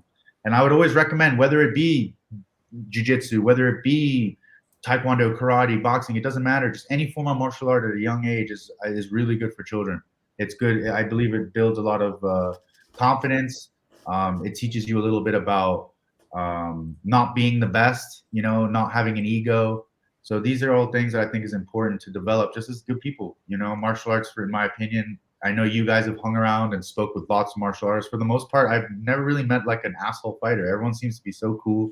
And when you do meet someone on that line, you're just like, it's like an anomaly. You know, you don't expect that. If anything, most fighters are pretty damn cool people. So I think it's just I think that needs to be pushed. And places like the UAE pushing jiu-jitsu as a mandatory sport in school, I think is amazing. Stuff like that. I think the more and more we start to see how big martial arts are and how beneficial it is for the people, I think more and more countries and more societies will adopt it. It's good to have an actual fighter on the show, in the chatting here, talking sense. When you see some of the keyboard warriors here who talk absolute nonsense, but yeah, spitting facts. Sasha Palatnikov, good to be on here again with you guys. Appreciate it. For sure. Yeah, it's been a while, Nick. Yeah, you know, we're writing back and forth on WhatsApp, but haven't seen you in a minute. Yeah, and I think I put your podcast out. Yeah, everyone go check that out. Culture Crooks, I believe it's called, on YouTube. Don't do it now after this show. Yeah, save it. Go check out the episode. No, yeah, that's my first ever episode I did by myself solo. So I'm just trying to, D-Rod's my homie, but he's actually might be heading out to Thailand to go do a training camp out there at Bang's house. So, he's got his life and I got my life, but I still feel like I need to put more emphasis on being able to talk in front of the camera and share my views. But this is funny because so Superbon got injured right in his camp for Tawanchai, sparring a guy called Daniel Rodriguez.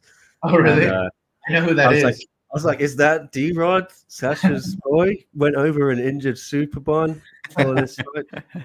No, it's another guy, right? But yeah. But now you said D-Rod's going to Thailand. It could have happened. Who knows? Could have. Could be somebody else. I mean, he'll be a Bang Tao, I'm pretty sure. I would need you, Sasha, to go and give D-Rod a clip round the ear if he had injured Superbon.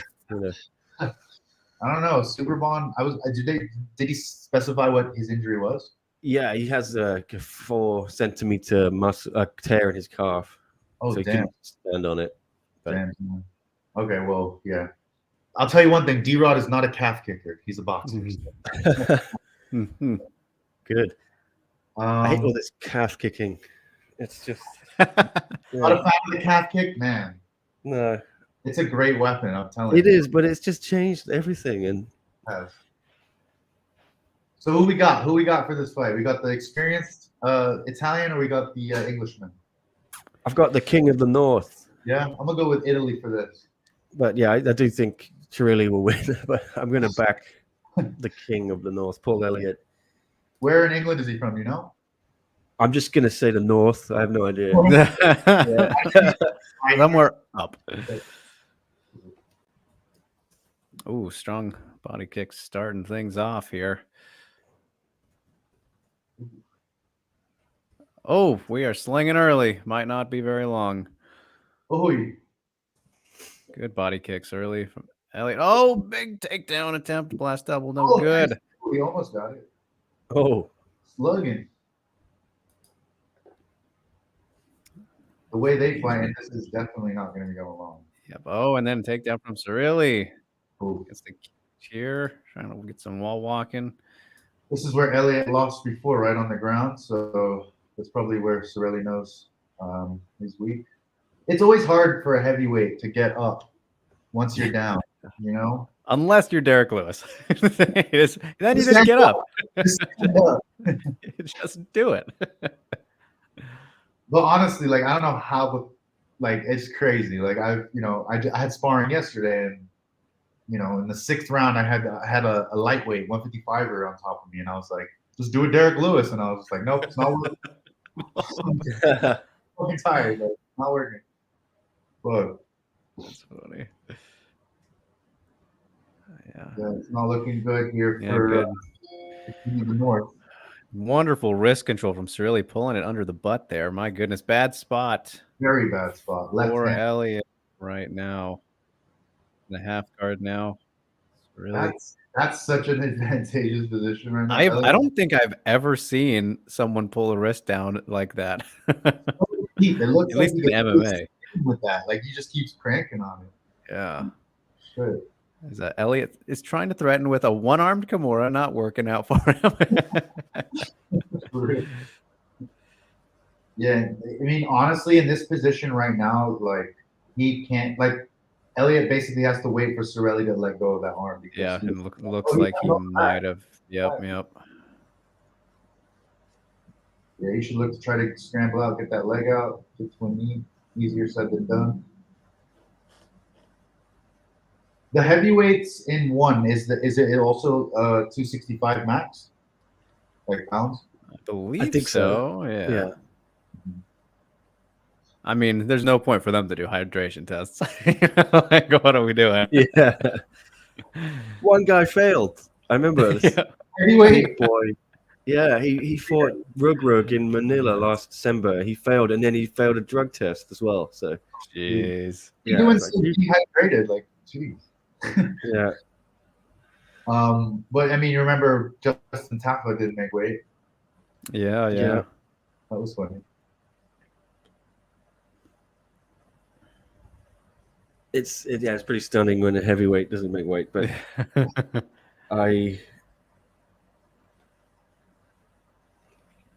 Yeah, Anyway. Elliott's looking pretty stuck here, still in half guard, just not able to make anything happen. I mean, great control from Celli, though, not to discredit him or anything. In this position right here, there we go. Start to work around pound. That's what he needs to do. He just looks. I mean, honestly, Elliott looks like an overinflated heavyweight. Like Celli looks like a big heavyweight. Yeah. Like I bet you Elliott could fight at 205. Celli just dominating him here. Looks like he's trying to pass, which if he gets to mount, it's big trouble. But a little cozy in this this half guard here.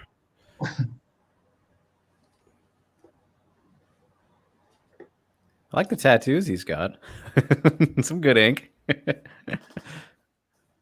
Yeah. I mean, Celli looks good for 40. You know, it's he looks like a big, strong heavyweight. Could have fooled me. Ooh. He definitely don't look his age. He must be, you know, eating good in Italy. Non-GMO products. Passes to side Okay. and might try to go back to half, but run out of time. 20 seconds on my clock. Oh, we're going for the elbows. Yeah, Elliott is just gonna hang on here. I mean, yeah, that's he's very a lot of facial expressions with his breathing, and that cut instantly slices him open. Insane! Wow, that has to be right on a vein. The dude just he's Herb's gonna stop that. completely. No, the He round. didn't stop it, did he? No, Saved round by the saved it. bell. Paul Elliott. Wow, By the bell, but instant faucet. Doctor's gonna have a look at that though. I think. that was a savage cut. It's probably over. That was one of the fastest bleeding cuts. Like, He's literally on contact went blah. yeah, it like exploded right on contact. Yeah. That's another highlight. Oh, it's on the okay. It's on the eyebrow. Cut man looking at it. You don't look too bad. See how good his job is here. Brandon thinks it's gonna be stopped. Johnny Walker too. It's over. He's saying he's hurt. Not. It's like, yeah. Oh, that could. It's not above the eye, so that's good. But that was crazy. Just like he just popped. Just gotcha. Time to bleed.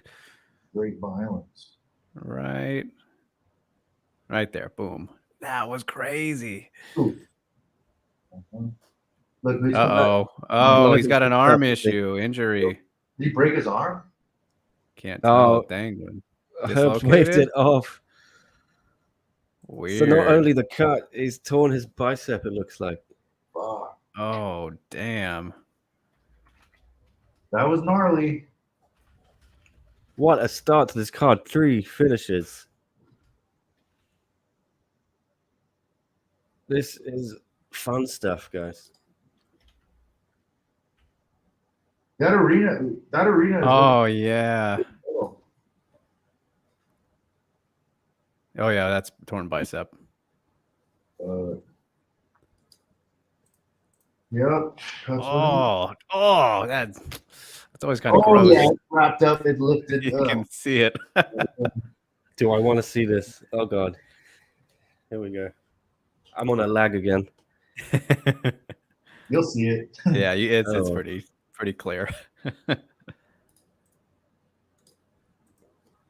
That's gnarly. Damn, I don't like those injuries. I really don't like when like people tear their pecs and when they I tore my lat. Like a small muscle in my lat just completely tore, and like it's super weird. Like it's a really, really uncomfortable feeling. And the recovery time is quite long because I mean muscle doesn't really reattach, so your body has to like adapt. It's weird. It's a sucky injury. I remember when I played college football, I had met somebody who did 50 reps of 100 kilos on bench press, and he tore his pec doing it. He was doing the NFL Combine, and when I saw him, you know, like his chest literally just went, and everything just there. It was so nasty. Ugh. Wouldn't wish that on anybody. Mm-mm.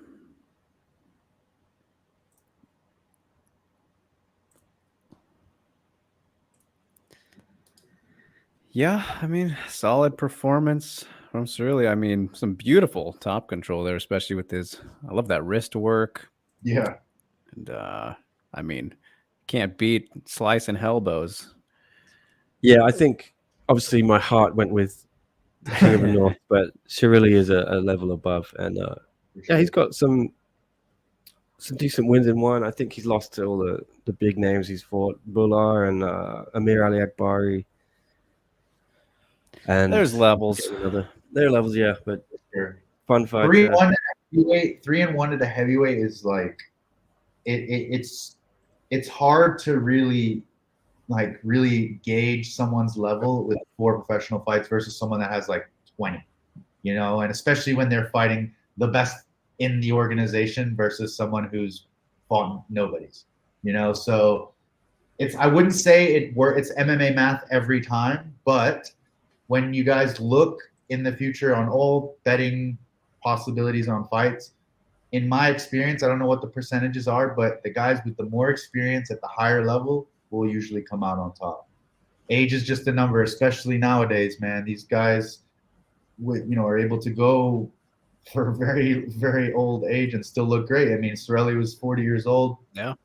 I fought Raymond Daniels. He's 43. Never know.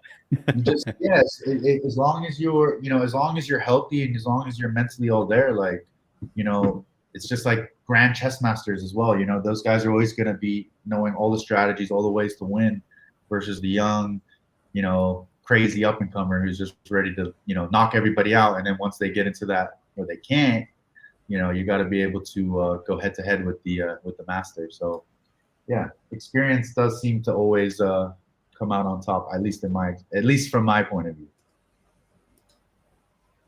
And that's what I'm also thinking about with Smilla Sundell. So young, but someone like Alicia who's beat Stamp, that's a serious person. Yeah, Alicia looks great in her last fight with Janet as well. Mm-hmm. I think Alicia could win. It's just that reach of Smilla is so hard, Sasha. When you fight someone, you're normally the taller guy, though, right? When you fight, but usually, I've been fortunate. Only one time I fought someone like ridiculously tall and long when I fought for the title in Korea. He was like 6'5" and had like 8-inch reach advantage. But that was MMA. And going into that fight, I was like, I'm gonna go knock this guy out. I grappled like twice the whole camp. Like I literally was just ready to knock him out. And our first exchange, he cut me with a jab right on the bridge of my nose, and I said, "Fuck, this guy's long." So I was like having trouble getting inside, and then pressed him up against the cage and was like, "Oh, I think we can win this way," and just took him down and just wrestled him for 5 rounds, which wasn't even in the game plan. But I realized, hey, this guy's so tall, so hard for him to get back up, with those long limbs. So it's just one of those things where, you got to kind of find it. It's problem solving on the go. I didn't have any looks like that in Hong Kong where I had huge tall guys to have to work with. So it was like on the fly, and I'm sure Alicia, knows that. And these ladies that are fighting at the highest level are looking to find people that can emulate that length, that style. So we'll see. I think Alicia is the faster striker. So It'll be interesting to see how she goes in and the strategy going into this fight with her. Yeah, I don't know if they have anyone that tall, long at Phuket Fight Club to emulate Smiller. It's hard to find someone that size in Thailand, right? Got to be a guy. It's gonna have to be Yeah. a guy. Yeah. This next fight though, I didn't even know was happening until I just watched. Yeah, I'm actually pretty pumped for it. This one's I think it's got a finish written on it for sure. I mean, my goodness, though, you guys, like, I mean, Yang, he's got to get the win here. He's starting to chase down Tony and BJ Penn territory with the losing streak. Well, I mean, same thing with Amir Khan. I mean, I've never seen a guy lose so many fights, but one push him like he's their champion. It's crazy. Fair enough. I don't understand it. Like Fabricio Andrade gets like no attention from one, but Amir Khan gets all the commercials and every look. It makes zero sense. That's just my opinion. I know he wins one, loses one, wins one, loses one, but the ones that he always wins are against guys, in my opinion, that shouldn't be there, and then the ones he loses are like legit opponents. So he loses the one he's supposed to, and he wins the one he's supposed to. Yeah, exactly. So where are we on this one, though, Sasha? How do you feel? I like Edward. I like Yang to get it again. He's beaten him before. Yeah, true. I just feel like I like Yang, man, and look at the level that he's fought. Every single guy he has lost to. Exactly. I mean, he beat John Wayne Parr, but just this Peter Buis, Tony Caruso, Shinya Aoki, Li Pizhang, like these guys are all very, very high level. Eddie Alvarez as well. And look at the guys that Amir has fought. Keanu Suba is a beast, but he's not really at that level. His last win against Ryogo Takahashi, and then you got someone like Rahul Raju's another guy, and another journeyman. So he doesn't even, in my opinion, he doesn't fight very often either. Recently, he fought once this year so far. Oh no, he hasn't fought this year. This is last time he fought was in 2022. So yeah, I'm gonna go with Yang on this one. I feel there's a scary career-ending KO coming for Yang. Or not scary, but I think if he loses this, I just want to see him go because I just want to see him go. Yeah, I hate seeing Edward. Just last time he face planted, he did get up straight away, but just keeps losing. That was a good stoppage last time. Yeah, it was a good stoppage, but Edson Marquez is a beast, man. He was in his prime. He is for sure. 34 years old, and they've done nothing with him since, I think. So that's weird, but if you're not that neck of the woods, things it's difficult. Yeah. But the one thing that I do like about Amir, though, he's young. He's 28 years old. So maybe he needed this time off after that knockout from Keanu Suba to just let his brain heal, get back into, get back in the groove. Because, we do know Edward obviously has kind of lost his jaw, a little bit after that. So that fight was also in end of 2022. So they both have come off a good time to heal and recover and get back in. So, I know statistically the younger fighters are usually an advantage, but they're pretty even in terms of the experience. I know Yang's had more, higher level fights, but in terms of the amount of fights that they fought, now there's just so many losses on both sides. It's like someone's got to win, right? So I'm going to reverse my play. I'm going to go with Amir Khan. I'm going to go with Amir Khan to get the win. That's how I'm going to go. All right. Flipped it. Flip the script here. I think, I'm with you, Sasha. Amir. Yeah, I didn't realize how young Amir Khan was until I looked at his profile. He's a lot younger, and I think it's not that he's exceptionally better, but I just think Edward is definitely on the downturn, and the timing of chin this is gone, time is gone. And I remember seeing him in Manila last year when he lost to Edson. Yeah, he just looked like the way he moved. When we did interviews, he looked kind of like his body wasn't 100% right. He just looked stiff, and it's hard to describe. But he might come out here and spark Amir. Who knows? No, anything is possible. That's why we love the sport. You never know what you're gonna get. You know. Exactly. We do know for sure Amir Khan is younger. He definitely, you know, he loves social media. I know. I don't know why, but I always like see him and his wife like doing the reels and stuff on social media. So, you know, I know he needs to get this win. He's an evolved guy, you know. So Chatri's probably telling him he has to win or he's gone, you know. So Yeah, but, I think they've called on Amir a bit. You know, they've stopped trying to push these regional stars like unreasonably and unrealistically. They sure. realize the value of them now. It's like, if we do a show in Singapore, yeah, we'll bring Amir in, but we're not going to try and like put him in a title contention. You know, I think he got absolutely sparked by Daggy, was it? Yeah. And Edward as well. I think the value of Edward is, yeah, if you do Manila, he's there. Exactly. He's the hometown guy. Like people, he brings people to the arena, you know, and that's Yeah. you always gotta have that.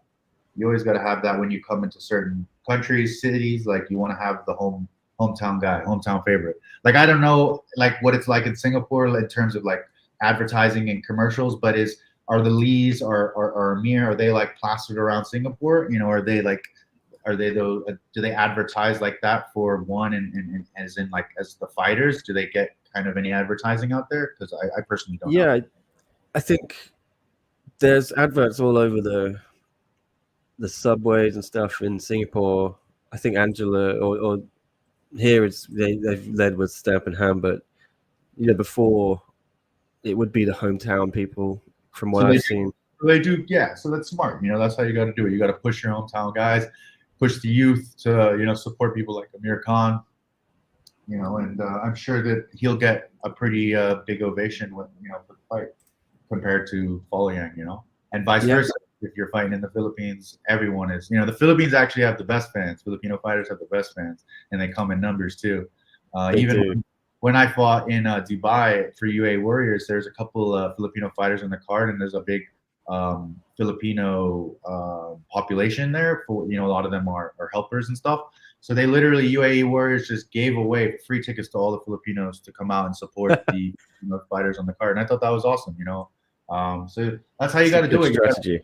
Yeah, for sure. Why not? You know, support the fighters, you know, fill the stadiums. That's what anybody could want to do. I think anywhere you go in Asia or the Middle East, you're going to have big contingents of Philippines and Myanmar, stuff like that. So even when they do the Bangkok shows, there's a lot of, when Onglar fought in Bangkok January, half of the crowd was Burmese. So. No, that's cool. That's I mean, yeah, that's what you want. Unfortunately, like there are certain fighters like in the States, I feel like don't get a lot of love unless, you know, they're like really the champ or something like that. But even still, it's not the same level of like love that you get for like football, baseball, stuff like that. But, you know, McGregor in Ireland and, you know, even like Rodtang in Thailand and, you know, these kind of fighters where you have a whole country behind you is just like a whole nother level of just a whole nother level of fame, you know, a whole nother level of support, you know. And the last time I saw that kind of support for any athlete or fighter in Hong Kong was for Rex So. He was the you know, the boxer. Oh my God. The super Rex fought at the Asian Games this week. He lost. Oh yeah. He's done the reverse thing where he's gone back to amateur at the age of 35. Yeah. I've never seen that in my life. Yeah, it's very strange. I remember being at his last pro fight where he lost, but it was so strange. He got punched in the eye, like severely swollen eye, and they stopped the fight. And then it was before, so it was like a knockout, but they stopped the fight and then went to the judges' scorecard and gave it to Rexo. And I'm like, what the fuck is going on? Like, it was the most obscene corruption I've ever seen in my whole entire life. And after that, I remember that. Yeah. And then Rexo was like, yeah, I don't like this stuff. Like this, I don't want to be a fighter anymore. Because he basically beat up a bunch of nobodies at whatever he weighed, 111 pounds. I was like, Jesus Christ, the smallest dude ever. And then he fights like a real, I think it was a Japanese guy, and gets cracked one time in the eye. And he's like, nah, I'm good. I'm going to go amateur. Like, Yeah. literally doesn't make any sense. And he was like on broadband, like commercials, Nike, like he was making money. And then to like reverse and be like, all right, I'm gonna go amateur and make no money. Like it's very shitty. Yeah. Old strategy. Yeah, both. Yeah. He was so popular. I remember every story we did at SCMP, him every fight night went bonkers. Just Yeah. bonkers. He was the guy. There was no one else. Like he was the guy. And I remember training like in the same gym as him a couple times at like jab. Like obviously we never sparred or anything, but like I definitely had been in there with him, and he was very feminine, man. Like very for a boxer, I was always so surprised. He was all like kind of like weird, and I'm like, bro, you're a boxer. Like the personality didn't match. So when he like got hurt in that last fight, it made sense. I was like, okay, now he's been woken up to like the the beast. Like this, you don't want this life, you don't want this. So let's see how this one goes. Yep. Volleying Con 2 about to get underway. So this is the fight where Edward won the vacant belt. Am I right? Before It's been so long. he It feels then like lost it to Shinya in Tokyo, which was the first event I ever saw for live for one. Does Amir Khan have like Tourette's? yeah, he's tweaking in there. Oh, he jabbed him, hurt him right Oh. away. I didn't know that like Amir had like that. Yeah, that was bizarre. Oh, his jab's on point though. Yeah, Just look at Edward though. He seems so looks stiff. weird. Yeah. It looked like he don't train. You know what? Edward Fallan kind of looks like Filipino Keanu Reeves.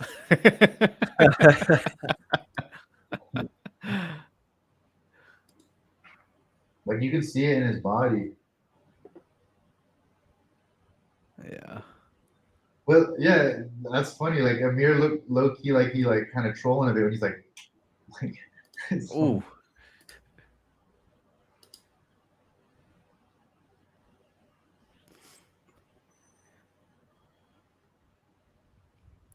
Amir Khan got them sharp shoulders. Little points on him.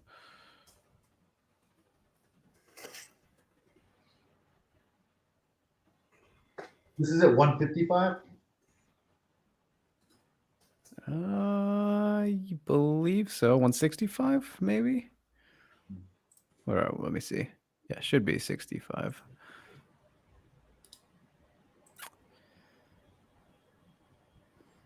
Trying to work that inside low kick is volleying.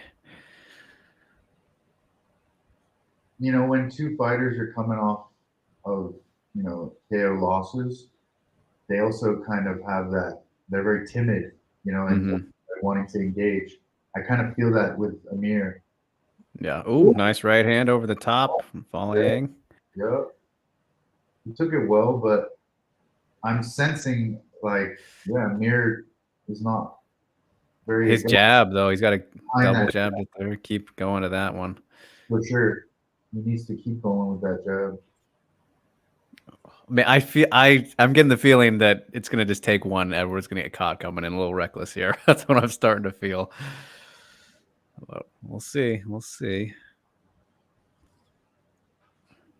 Nice inside low kick. Gets caught with the jab at the same time. Oh, nice. Spinning kick to the body from Edward. Goes back inside, down low. I think Falliang's starting to get a little bit of confidence here. Yeah. Amir's, in my opinion, fighting a little timid. He's just waiting. Yeah. But sometimes it works. I mean, it's one of those things with the rematches, right? Especially when you lost Sasha. You really don't want it to happen again, so might be a little more cautious the second time around here as he gets dumped. Taken down, the kick getting caught. Trying to threaten with a potential armbar triangle, but gets up. So in one, you can't soccer kick anymore, or you can? Ooh, big left hook. You cannot soccer kick. You cannot. No, you can knee to the head, but no on the ground. Yeah.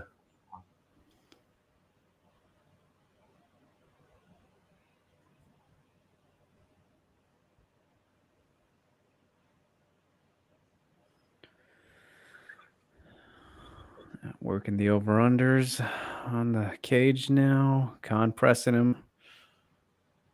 And they break with the spinning back fist attempt from Edward on the break. You know, he loves those.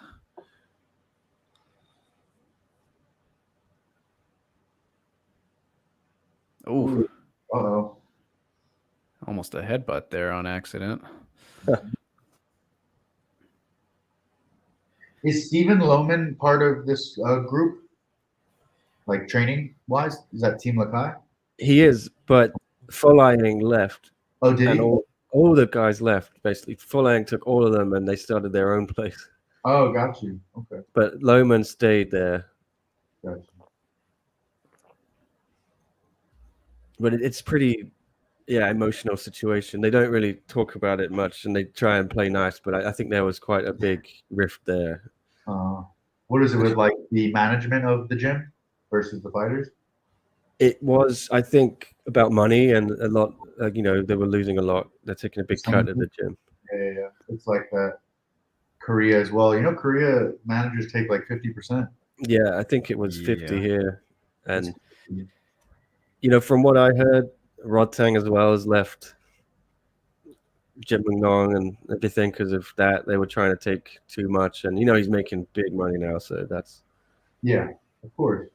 I mean, you hear it you saw O'Malley talking about it. A lot of fighters are coming out and saying like, that's that lawsuit we were talking about earlier. But these managers who have it in, they're trying to help their buddies out by making sure fighters aren't getting paid what they're supposed to, and then of course on top of that, taking a percentage. Like, imagine you go out there, you fight your ass off, you get a performance bonus for putting on an amazing performance, and then the manager's like, I need 10% of that.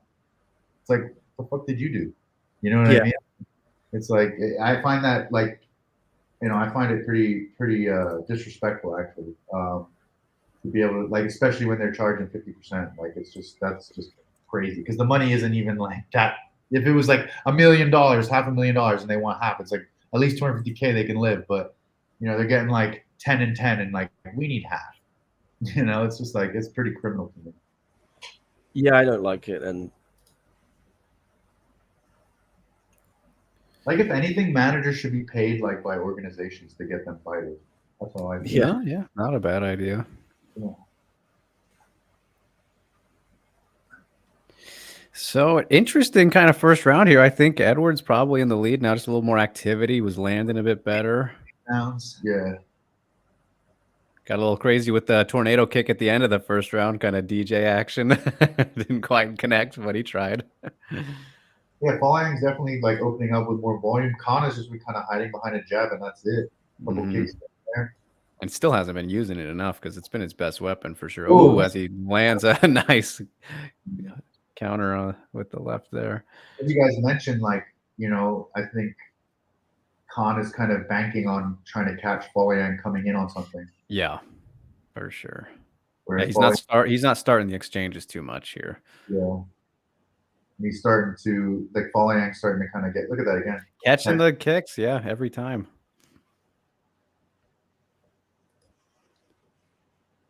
Elbow. Whenever I see an opportunity to throw an elbow, I just get so excited.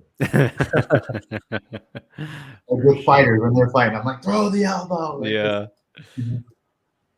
Great. It's a great.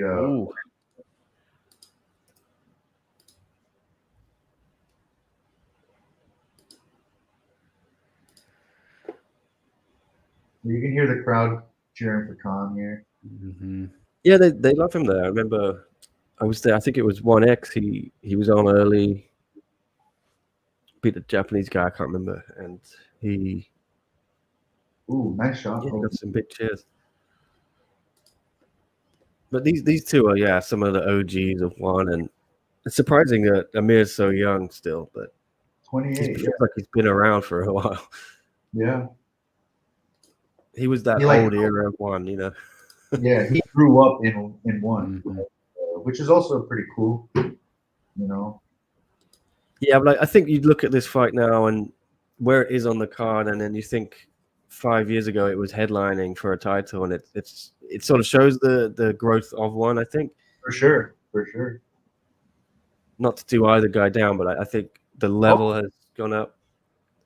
That front kick was nice. Oh yeah.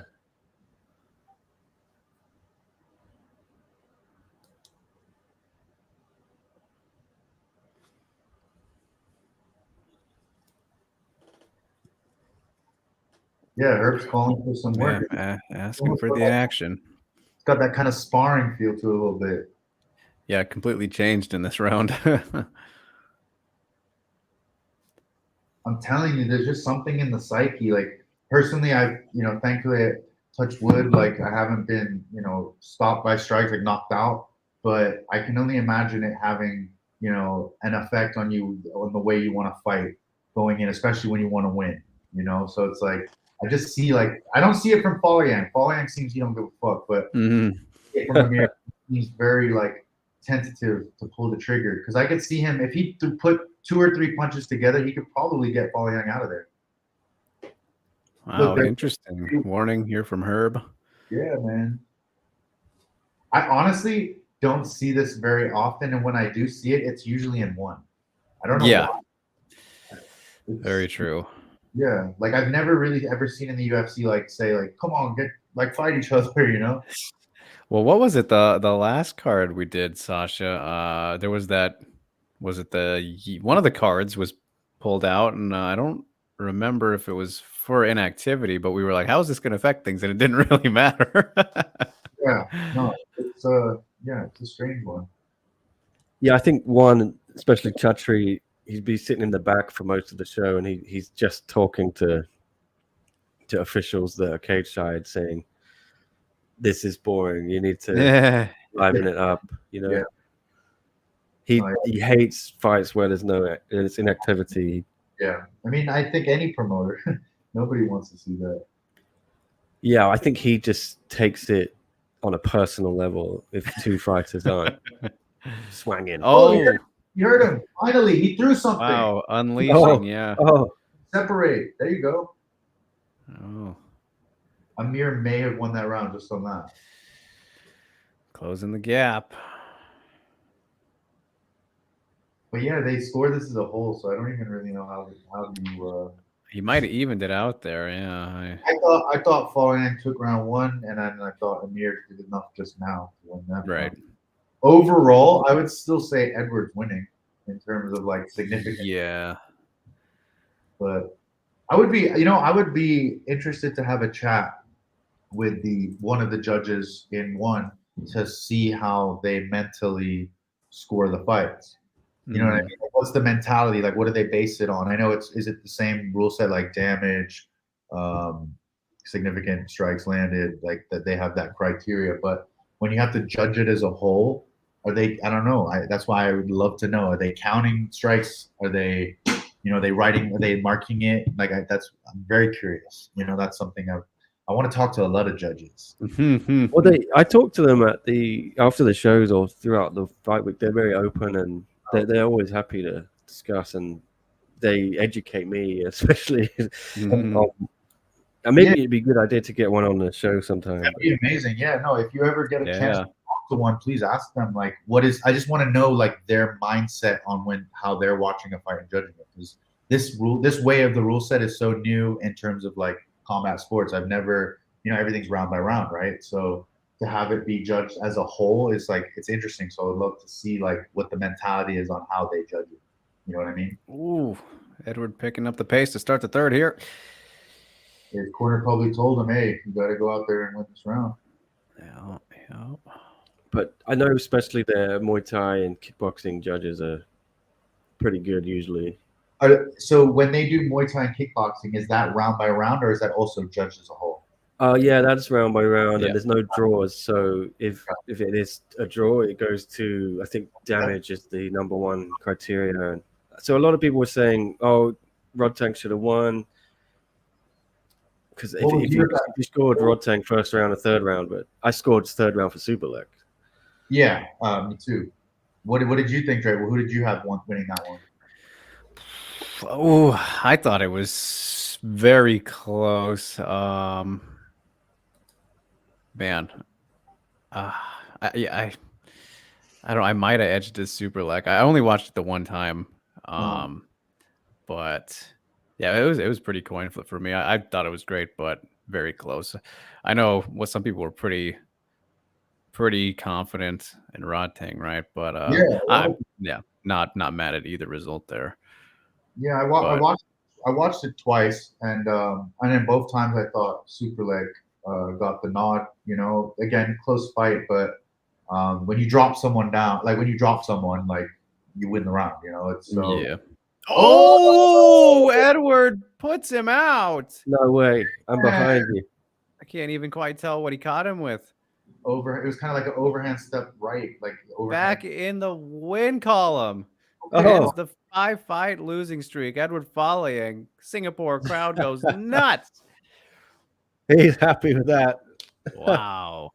That was not going that way, but I mean, hey, he put the pressure. He got it done. Amir was fighting very, very timid, man. Yeah. Who's with him out there? Is it? I'm trying to see who's in his corner. I thought maybe is Josh Pacquiao with them or no? Is that Josh? No. But no, Josh is fighting next week, so I think he's probably stayed in Philippines or heading to Thailand very soon. Show that again. I want to see that.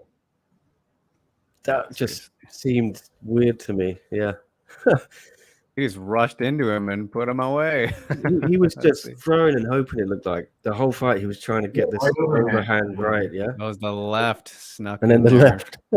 Boom. But he looks like he's in slow motion the way he's moving around the ring. Totally. Yeah, that is not good for Amir. I think bro. Yeah, I know I went with Amir in the end, but shit, that boy also got to call it. I think 28 years old going out like that. Yeah, that was not. I don't think he's got it mentally, personally. And I don't know disrespect to him, but just based on what I've seen from him, yeah. When you got that, I mean, following, you know, he still can fight like the up and comers, kind of be a gatekeeper, but he's not someone that should be fighting too much longer. I don't think. You know. Yeah, I'm kind of annoyed at Edward one actually because I think it means he's gonna hang around, and I really want him to retire and just. Maybe he'll surprise us right here. He'll be like, "I'll go out on a win." But I think he's already the kind of the godfather of Filipino MMA, and I want him to just embrace that role. He's got his gym now, but now he's going to be matched up with someone else in this division, and there's a lot of killers in lightweight. So very true. But the man wants to fight. He wants to make more money, and it sounds like he's lost a lot of money giving it up to his old gym from what I hear. So got to pay the bills. Right. Keep the lights on. I know this is off topic, but it was pretty cool to see the announcement finally of Tyson Fury and Usyk. Yeah. And then I just saw a post now by Francis Ngannou saying, I don't know what the medical suspension usually is, but what I'm going to do with you October 28th, I don't know if the fight's going to happen. So I found that kind of funny. What do you guys think about this fight with Francis and Fury? That was what jumped out to me. As soon as I saw it confirmed, I checked, well, when is this Ngannou fight? How quick is the turnaround? And then to me, it's clearly Tyson and Fury not really taking Ngannou seriously. And I think, to be honest with you, I think Tyson's going to have his way with him, if I'm being honest. I think so, yeah. So I'll tell you guys a story. Francis, obviously, I mean, most of us all know it, came over, from Cameroon. I think he tried 8 times, and then, on the 8th time, he finally was able to get over to France. And I have a friend that I train with here, a teammate, and he was coming up with MMA Factory with Francis. And, the first day that Francis stepped in the gym, he didn't, like, my friends at 155er would take Francis down and tap him out, and he didn't even know how to submit. He didn't know anything. He was literally knew nothing. He did say he had a background in boxing, but he literally had no ability to fight whatsoever when he was France. And then 6 months later, he obviously progressed. But then 4 years later, he's the world champion in the UFC. You know what I mean? So MMA has that ability. You can be blessed with physical gifts, especially at heavyweight, because the pool is not massive. But when you're getting when you're getting into the world of boxing and the Gypsy King and what he's been able to accomplish in his career, it's not even going to be close. If the odds are like minus 1,000 on Fury, I wouldn't be surprised, or plus 1,000 on Ngannou on that line, because I've seen Ngannou box. I've seen the way he moves, and we've all seen how Fury moves. I've seen both of them train live with my own eyes at the PI before, and it's insane how good Fury is. Like, it's literally insane. Like, his body, the way that he was born to be a boxer. All of his vital organs are protected by fat. It's so true. Yeah, his length is so fucking long. His height, and then his ability and footwork are just like second to none. Like, it's the best I've ever seen. The way he moves, the dances, it's crazy, for that size. So yeah, I just don't see how Francis has a shot. He's just getting paid. I feel like it's a setup for him to just, get paid, be welcomed as, the heavyweight champ in MMA. And I do believe Tyson Fury, I don't think Tyson Fury is taking him light. I think Tyson Fury is going to get in good shape and do work. But I think this is just like a sparring match for him before he unifies all the belts against Usyk. That's what I think. Oh, Sasha, you were pretty spot on here. I just pulled up the odds. We got Tyson Fury currently on FanDuel at minus 1,100 with Francis at the plus 680. And surprisingly, I think these aren't terrible odds on a draw at plus 1,280. That's actually pretty.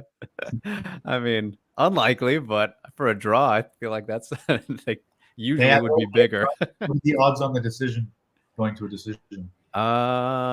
Don't see decision prop right now. Let's see if I can find it. But yeah, let's see what we got here.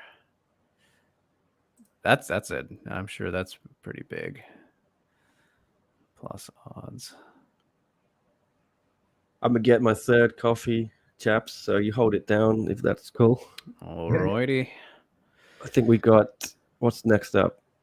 We got Dmitry Menshikov. Oh, Menshikov and Rungrawi. Business about to This pick guy's up. good.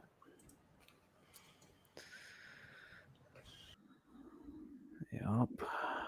As after that, we get to Lineker and then the ladies.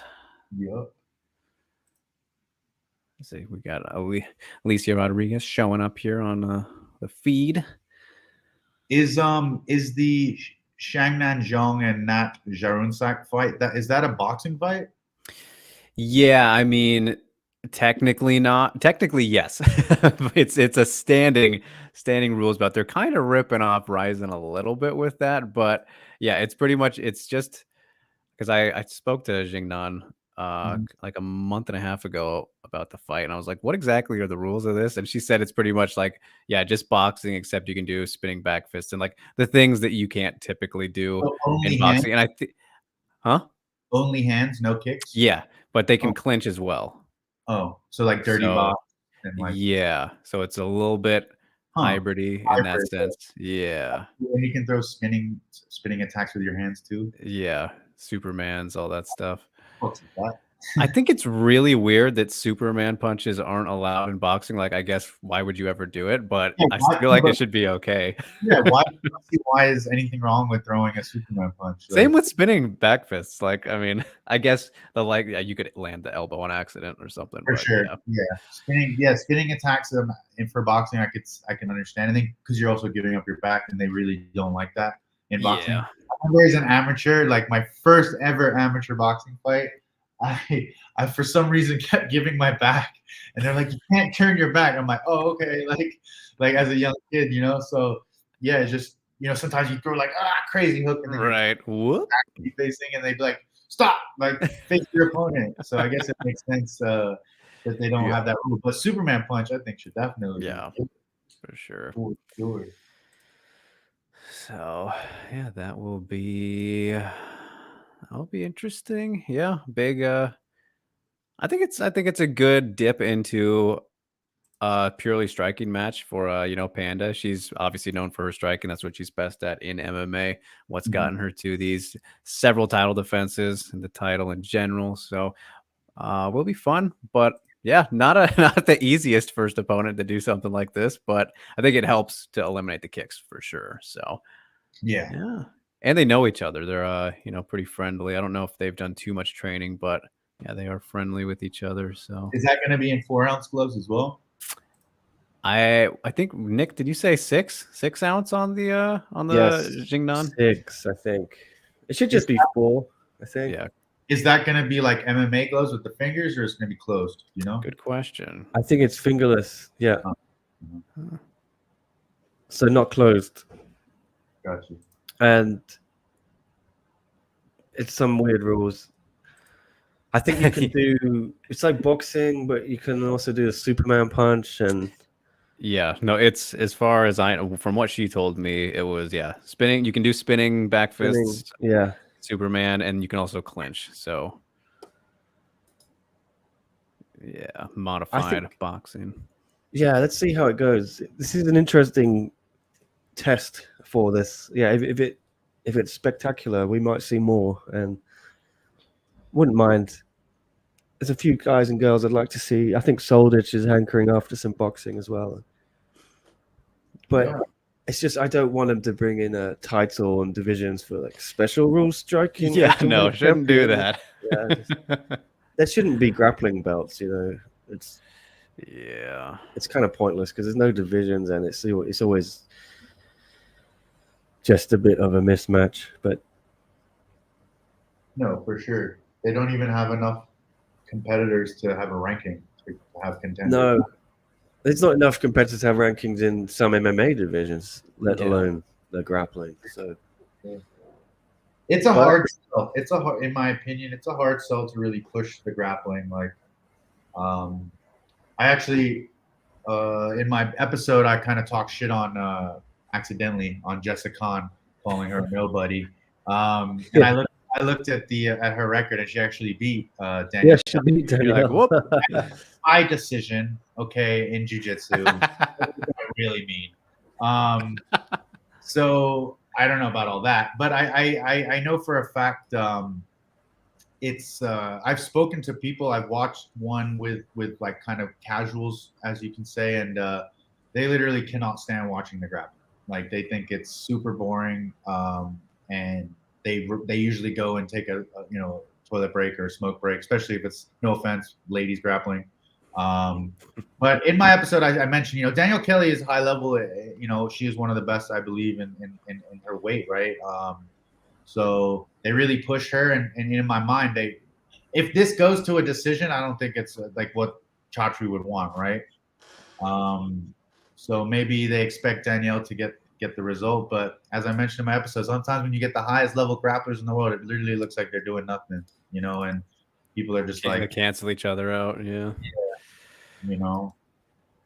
Yeah, I don't know where they're going with this, and I think the Rotolos are coming back as well soon, and they're like the biggest stars, I suppose, like Mikey, those two. Yeah, but Mikey and Rotolos always get guys who have no chance against them, and they're the best in the world. That's the problem.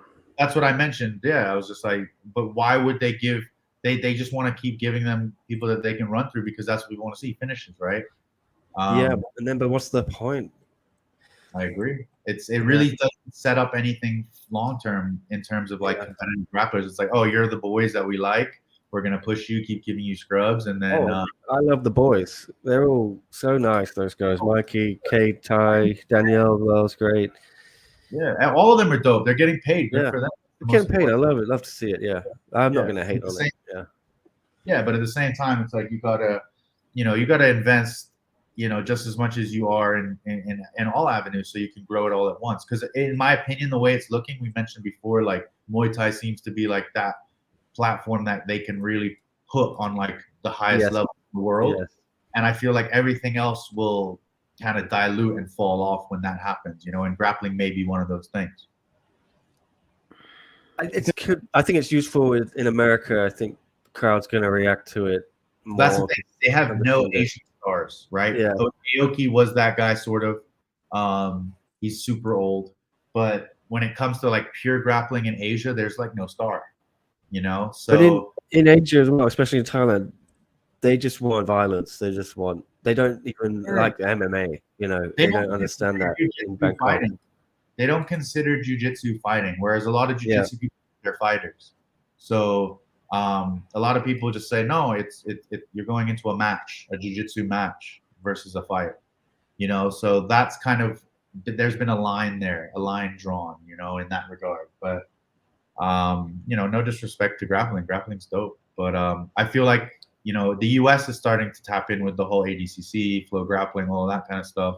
You know, Gordon Ryan, of course, and Craig Jones, those guys are the, like, you know, the flag bearers of the sport, so to say. Yeah. And I feel like it's probably only a matter of time before all the Americans and one eventually get brought back into that, you know, to get paid and whatnot. If anything, well, though, I want to see. Sorry, go ahead. Yeah. No, well, I was just saying, I wanted to see like the Rutolo boys do MMA because they're talking about that, and that's more interesting to me. For sure. Even combat jiu-jitsu, I would be more. I think combat jiu-jitsu would be more successful than just jiu-jitsu. I think if you're one, look at this. Why are we successful right now? It's because we've taken Muay Thai, something with a huge history, huge like kind of niche though following. We made it mainstream by putting it in 4-ounce gloves, and it's just violence.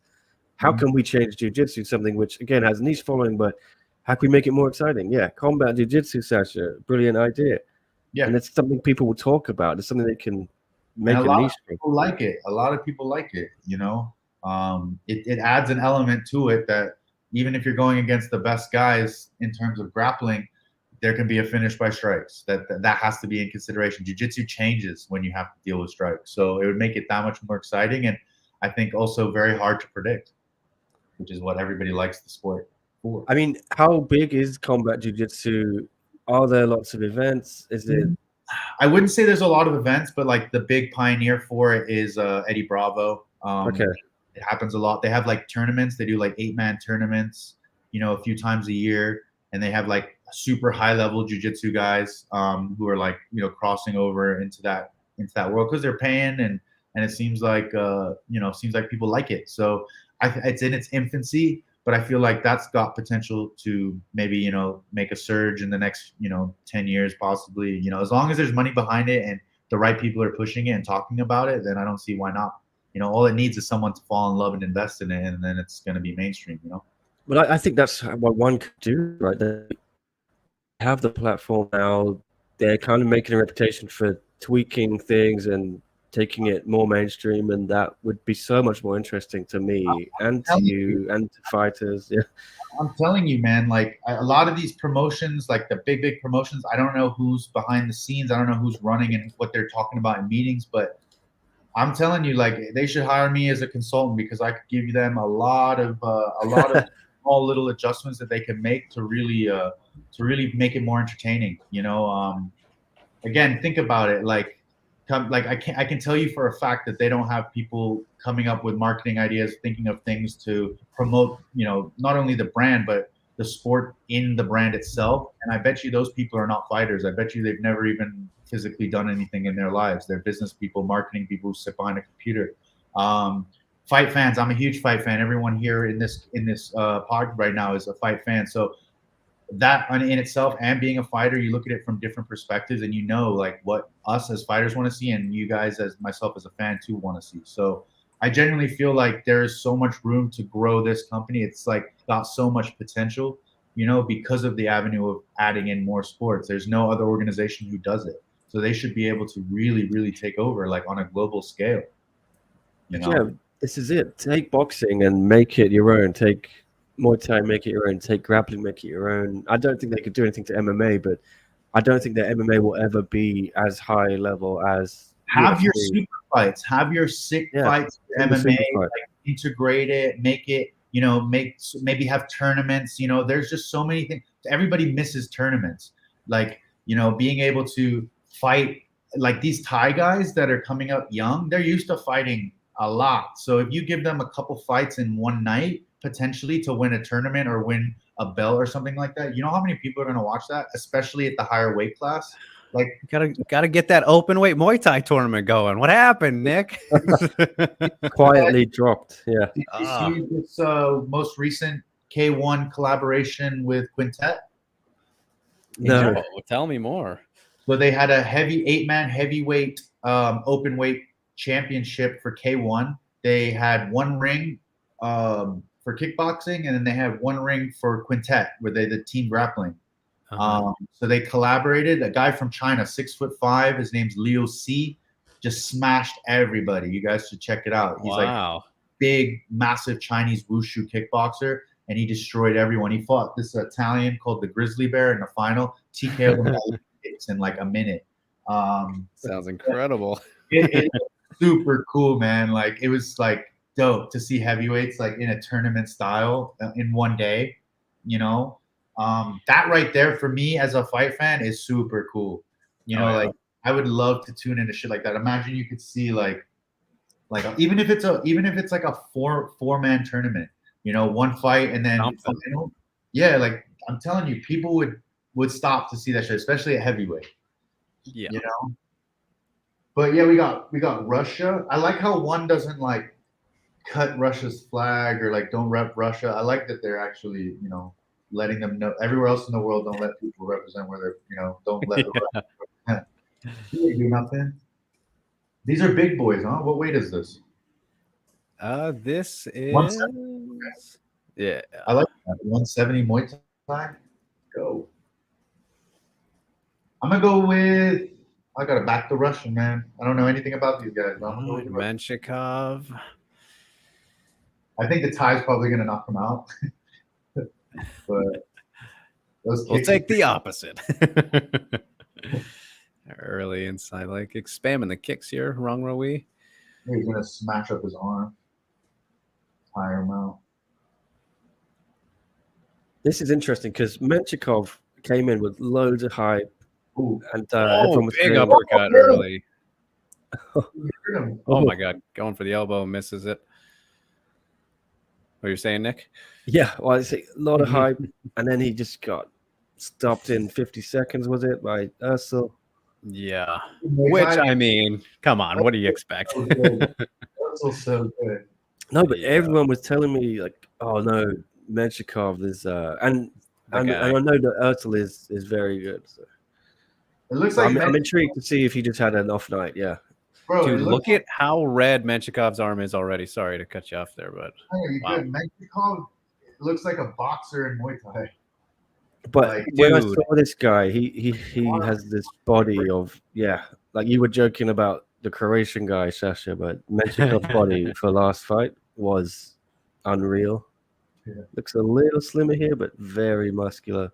Bro, his arm is getting jacked up by these kicks.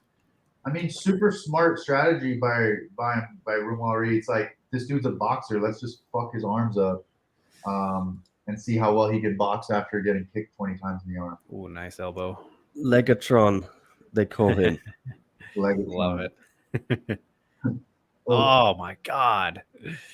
I think it was we were doing this together, Drake. We watched a Muay Thai fight and the guy broke his forearm. It was Alazov's victory, right? That's right. Oh, face plant. There's Menchikov on loads. I don't think Menchikov has thrown a kick yet. I don't think so either, but got him on the ropes here, backing him up. His legs gone. Rui's done. Folds. No. Let's see. It's coming. He's got 35 He's in a bad way. His legs are just gone from under him. Yeah, elbows here, Menchikov. It's got to be over. Wow! Done by the straight. 24 seconds. Oh my God! Uppercuts. He goes down again. There it is. Menchikov survives a brief stare. Sasha gets the pick. My goodness. That was boxing versus kicking, bro. That's what it was. Yeah, seriously. But dude, I wouldn't be surprised if there ain't something fractured or something in there. Yeah, his arm was getting beat. That's what I'm saying, bro. I think he knew it. He was like, I can't take much more of this. That's what I'm saying, though, that these Thai guys, man, if they put a lot of focus on their boxing and like had that movement with their kicks, they would be so much more dangerous. But you saw, like, he was just like, okay, I'm going to sit in the pocket and just try to crack his forearms, which he did to his success. But you're not moving your head and blocking, you're gonna get knocked the fuck out, and that's what happened. Good work by Mikov. That was nice. Yeah, that was good. Whew. This is Read what we love to see. Now, hell yeah, beautiful work. That kind of, I know it wasn't exactly the same, but it just had the vibes of that Liam Harrison Muay Thai fight where just such drama in one round. You know, what did we get there? We didn't even get 3 minutes. Yeah, just short of the Yeah. ending. But it was cool because I mean, he on the second drop down between that before it got finished, he cracked him with a straight left and kind of stumbled him a little bit. You know, love to see it. Yeah. Strap. Guys, we heard I think 5 fights and 5 finishes. This is great. Bro, every time that we get on here, there's only bangers. One championship need to start, you know, advertising, throwing us some money because we're just bringing so much entertainment. Bringing the energy. Yeah. I mean, yeah, we haven't But done I think the way they matchmake and the way they do that is designed to just get finishes, right? Nah, I think it's all yeah, us. it's us. Come on, Nick. It's all us. So much credit, you know? If we weren't sitting at home on the computer, they wouldn't be finishing them. Like, it's just straight science. Everybody knows. That's my guy, Tristan. Brandon Ty. Big boy. I disagree with you, man. You can use the Philly shell or you can just move your head. That dude just stood there. You know, but hey, when you're hurt, it's hard to get your psyche right. You know, all you're thinking about is surviving. So it happens. Yeah. I mean, Sasha, you can understand how that feels, right? Drake and I will probably never know, but what goes through your head when you've been knocked down and yeah, I mean, survive another minute or my two. UFC debut, that was the first time I ever got dropped.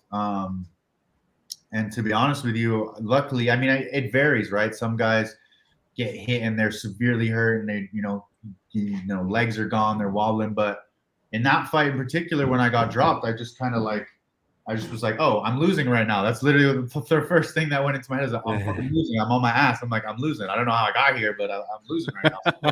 Something needs to change. I'm like, just get back up, you know? So, but for me, like in any situation, especially in fighting, it's like trying to stay composed under, as you know, any kind of duress or stress, you know, whether someone's unloading or maybe someone does hit you with like a really clean shot, you know, you got to have that poker face to not let them know like, oh, that fucking hurt. And like I've been hit in the stomach before or with a body shot and just been like, oh my God. But I'm just like, you know, sitting there just trying to keep that poker face to let them know like, okay, you know, he's fine. We got to, you know, keep our defense up.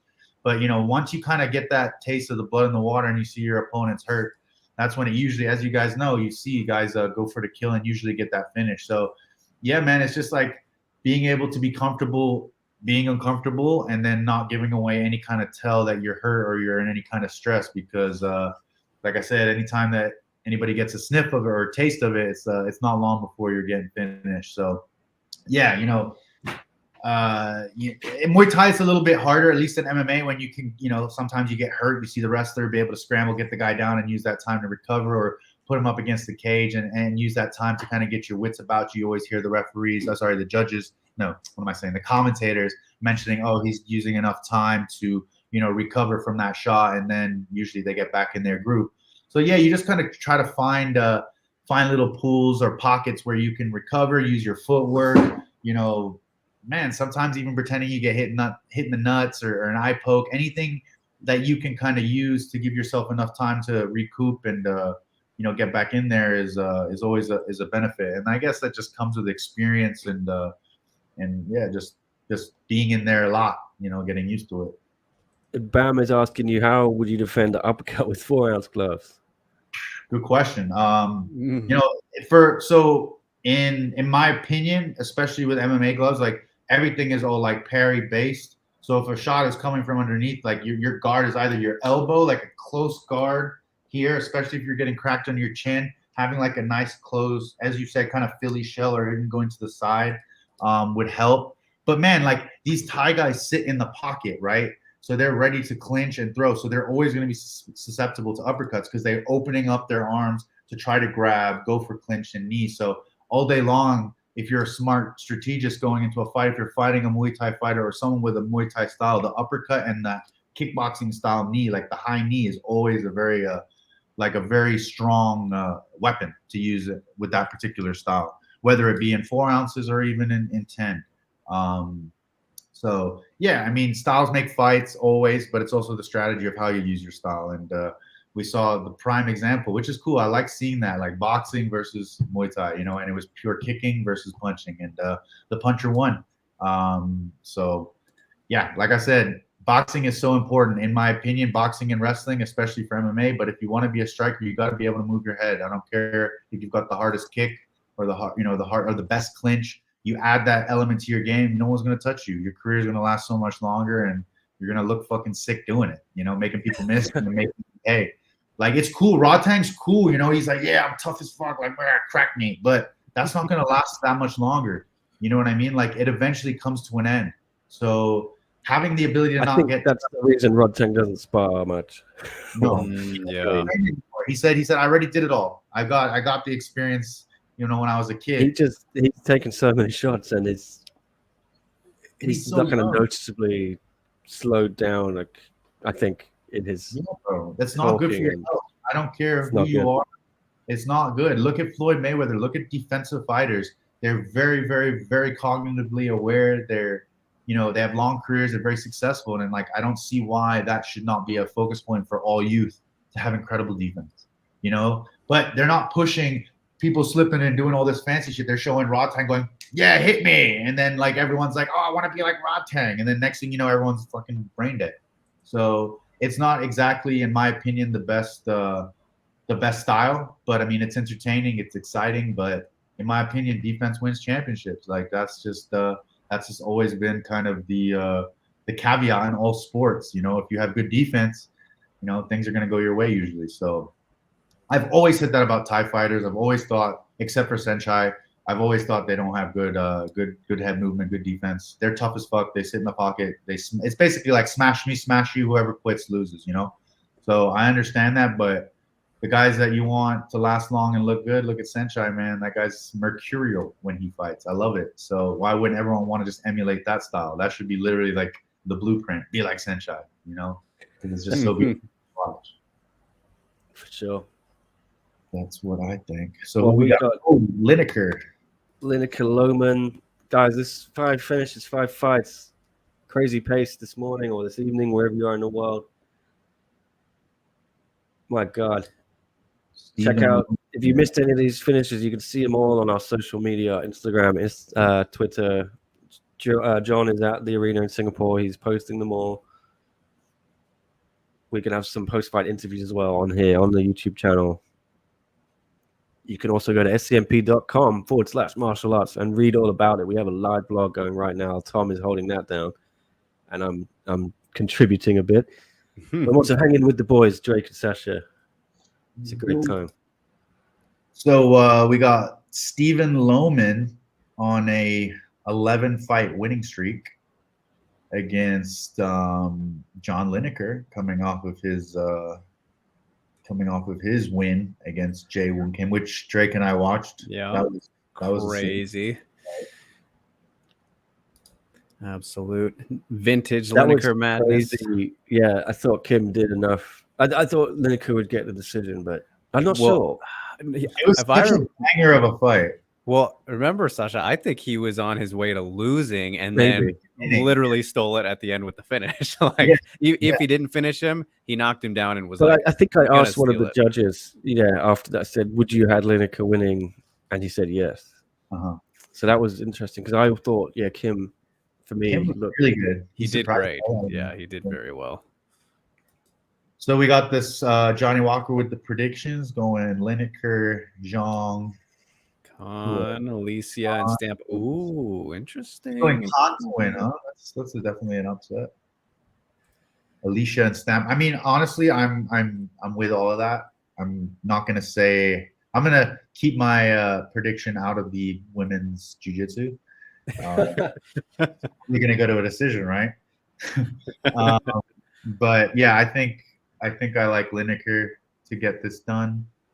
36-10. He has 46 professional fights against Stephen Loman's 19. But Stephen the Sniper Loman, like I said, 11 straight wins. I had no idea he was on that much of a streak. Yeah. Oh, man. This guy's really good. If you don't know about Stephen Loman, he's he's fought really good guys too. He's fought high level. He fought Brave, you know, and then eventually got picked up. And he fought some real competition in Brave, and then he got picked up by one. And then, you know, Yusuf Sajalayev is no joke. Yep. You know, and then Louis on there.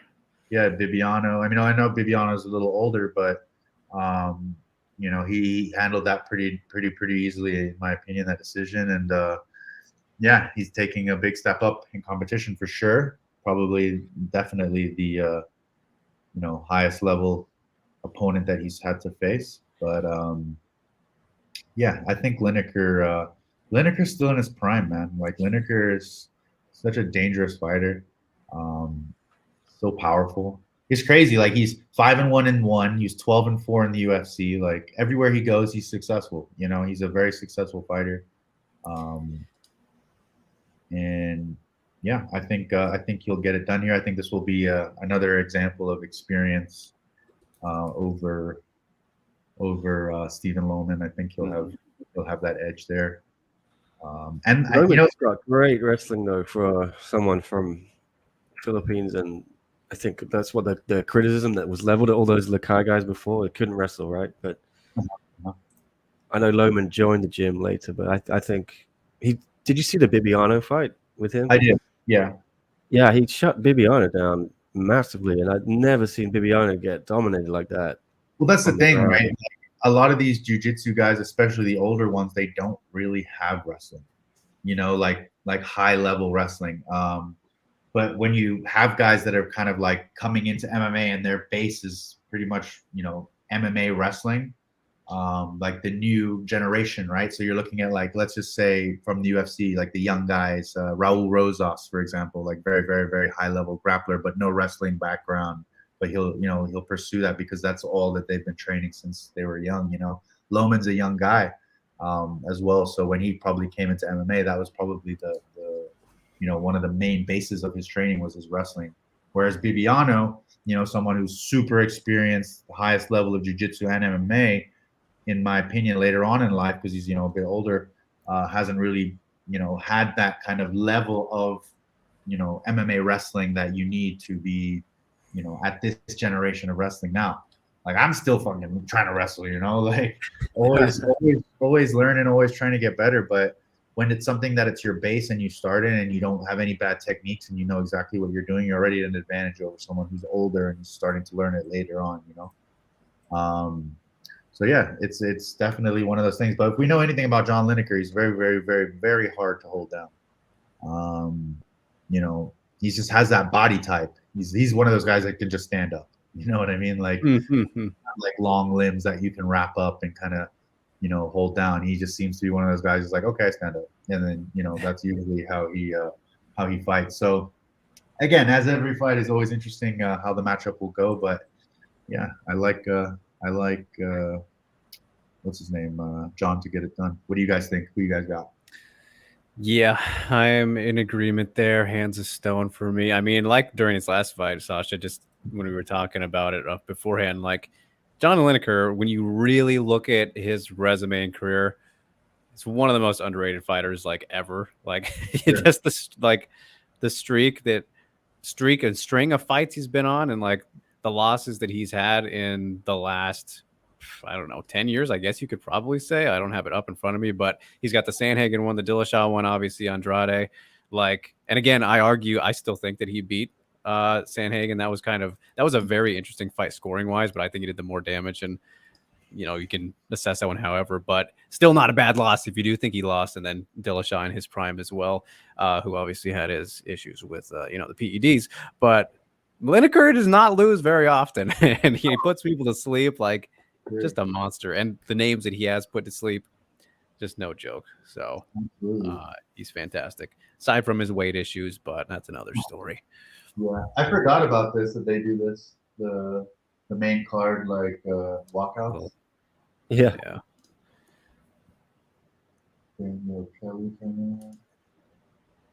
Oh, she's an Evolve girl as well.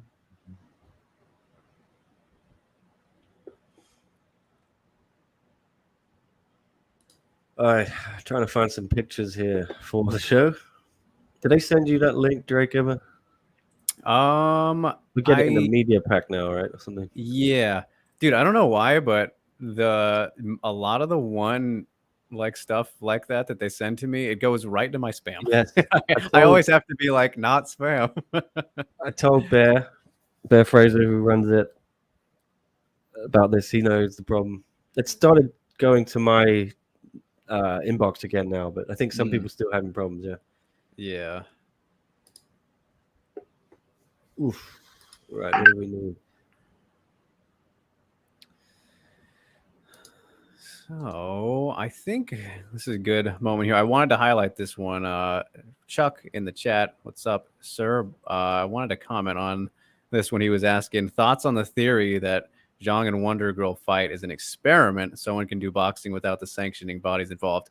I think he's onto something, because I will tell you guys right now, just little rumblings, rumors that I've been hearing, I think the last 2 months or so, little inside info here, that one potentially has some interest in getting into the Floyd business. So, No. So his promotion, just like trying to do something with him. Yeah. Huh. So I think so. This would obviously, I mean, I don't think he would ever, he would clearly only do a specifically a boxing match, but of course this is like dipping. Wait, you're talking about like Floyd fighting under the banner of one? Yeah. Wow. Yeah. Which of course that's a whole process to get him, working with him is its own thing, but yeah. So I think if they can move into the boxing realm, like that would be pretty cool. Because again, that's another thing Asia doesn't really have. You know what I mean? Right. Like they don't really have that level of boxing. Like, you know, you have the small WBC, you know, shows and stuff like that. I have a buddy actually in Singapore, Matthew Polino. He has, was it Fox Gloves Gym? It's a boxing gym in Singapore, but he's, you know, got the best gym in Singapore for pure boxing. And he's got a couple guys that they travel around Asia. They just had a fight card in Vietnam. But you never, ever see any kind of social media or news or advertising or marketing for any of that stuff. You know what I mean? So it's pretty much like just in a way, you know, his fights. Naoya in a way. Anyway, yes, 100%. Nobody pushes the monster, and he's like literally the best on planet Earth. Like, yeah. So they need, like, in my opinion, like Asia needs like a platform, and one could definitely fill that role. I feel like. And that'd be exciting. I would be excited to see that, because you see so much talent coming through on the Muay Thai side. Imagine the kind of talent you'd see from like the Philippines in boxing, and Japan, and in Korea, China. You know, this heavyweight kickboxer that no one had ever heard of, just, you know, in this K1 tournament, just demolished everyone. So there's so much talent coming out of Asia. Just the problem is nobody knows about it because it's not being pushed. You know? Yeah, it is kind of weird how, you know, they have, you know, kickboxing's the big thing, MMA, of course, but yeah, boxing pretty behind. Like you look at, you know, I mean, the big example you look at in the past couple of years, Tenshin Takaru, like, I don't know if you know the numbers on that fight, Sasha, but they were absurd. Yeah, millions. Like UFC, like that's another thing. Like Dana White, they asked him, they were like, hey, like, why don't you add kickboxing? And he's like, oh, like the numbers don't make sense. Like people don't even. Dude, like. I was so upset. So I was there. I was in the room. And I didn't think it like slipped my mind to mention that to him, but I was like, afterward, I was like, oh fuck, I totally missed the correction there to see what he said. Like it showed the, like, I think it was the attendance for that event out attendance. They had more people than UFC. Whatever the biggest one, the Adesanya Whitaker one, was the most attended ever. It had more people at Tenshin Takaru than that. Yeah, which was like by a lot. It wasn't even close. Like they had over 1 million people in the arena. That's insane. Like how, like that's literally like insane. Like, when you hear about the 100,000 seater soccer stadiums, like Right. that's 1 million people, bro. Like what the fuck? Like that. How is that not massive news everywhere? Like Yeah. that's crazy. Like, so it would be interesting. Yeah. Nick, as we were just talking, it would be super interesting to see one adopt a boxing avenue, because there's not really anything promoting boxers in Asia. Like nobody knows of the next big names coming out of Asia. The monster anyway. No one even talks about him, and he's like pound for pound one of the best. So Yeah. if someone like One Championship were to add boxing, I think it would only bring out more and more talent that comes out of like China, Philippines, Korea, Japan. That nobody knows about. Absolutely agree. I think, yeah, and if we were, like we were saying before, if they can put their own twist on it as well. For sure. Superman punches and spinning back fists all day. Yeah. Well, that's Yeah, the thing, smaller right? It's like gloves, they're taking a bit from Ryzen there. So they both have like dabbled into, well, one's starting to dabble here tonight, but yeah, Ryzen's done a little bit of that stuff, obviously having Floyd fight for them twice now and stuff like that, but haven't really committed to it. I mean, I think it'll be interesting because, Tension, he's boxing now. He's retired from kickboxing at a crazy age of like 22, 23. He's already, goated himself in there. So I think it would be interesting to see if he does end up having a boxing match in Ryzen. Seems like it'd be a smart thing if they were to try to capitalize on that. But yeah, there's been no like one body like we were saying here that's really got behind boxing, and I think that might just be like a boxing thing, because there's all these different pieces to it that make up the fights, which is kind of nice. And obviously how the fighters get paid such crazy amounts. Like I just saw here on my feed tonight, like 30 minutes ago, apparently Canelo's getting like 50 million for his fight tomorrow or whatever. Yeah, like crazy. Well, Canelo's that guy. Canelo is Canelo. So yeah, it's, John Lineker making the walk now. Yes, sir. Fight Bro. That's a Chinese company, right? Fight Bro. I'm not sure. Okay. I've seen. You ever see what Andy Tang is up to, Nick? No. No. You know more than me, right? I think he's in at the PI with Alberto. Really? Yeah, Alberto, I believe, is one of the coaches at the Shanghai PI. And yeah, I think Andy's. I think he's been in that program for a bit, but yeah, I haven't spoken to him in a little bit. Wonder how he's doing. He was like the dark horse, the young up and comer from Hong Kong that I was expecting to potentially be like, making international headlines for Hong Kong, So I still kind of have a little bit of faith that might happen, but we'll see. We shall see. Yeah. I mean, there's progress, right? You being the first UFC fighter from Hong Kong, and then Ramona followed you. Like Max is out there now doing his thing and taking those first footsteps. For sure. It was funny because Max originally was like the guy first, like he was ahead of him, and then he got like super injured. Like he had really bad knee injuries, so then he was out for a few years, and then we kind of caught up, and then now we're all kind of we're all floating. I think Ramona is also trying to get back in there after being released, so she's going to be trying to get some opportunities.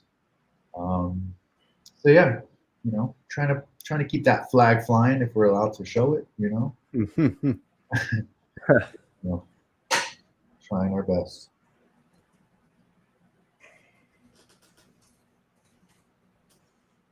I can't help now whenever I think of Dom Lau to think about you guys going to high school.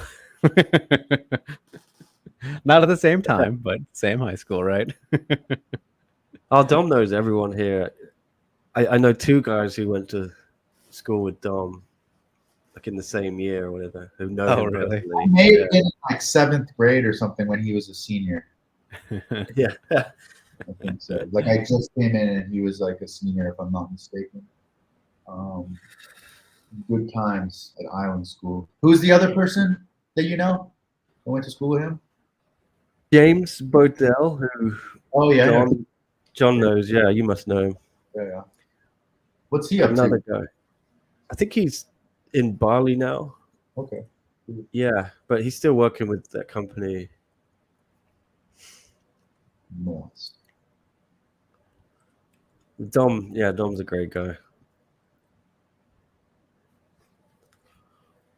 Everyone loves him in one. All the fighters.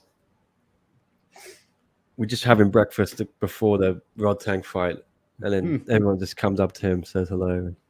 I think he did the wedding for Niharika, who you may know from The Apprentice. You know, she's Chachu's really? right-hand woman. He was the MC for her wedding, That's great. which was last weekend. Yeah.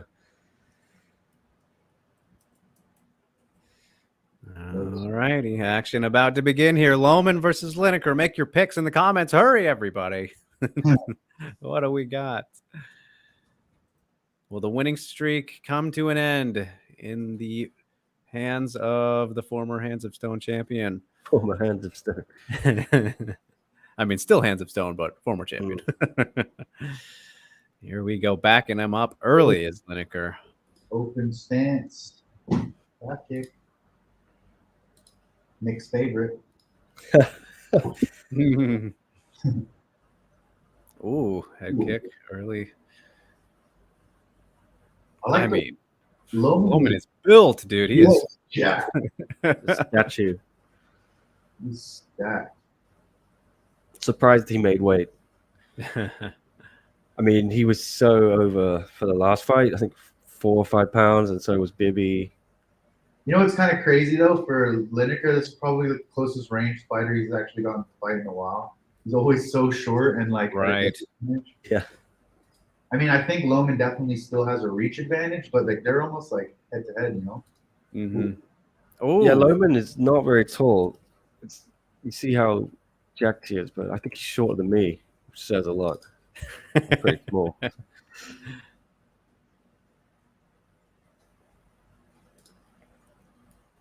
Oh, beautiful time Nice. takedown from Loman as he's trying to slip over the legs, gets into half guard, working some little rabbit punches here. As Lineker tries to scoot to the cage, not quite there just yet. But that was wonderfully timed. Now, see what he can do from here.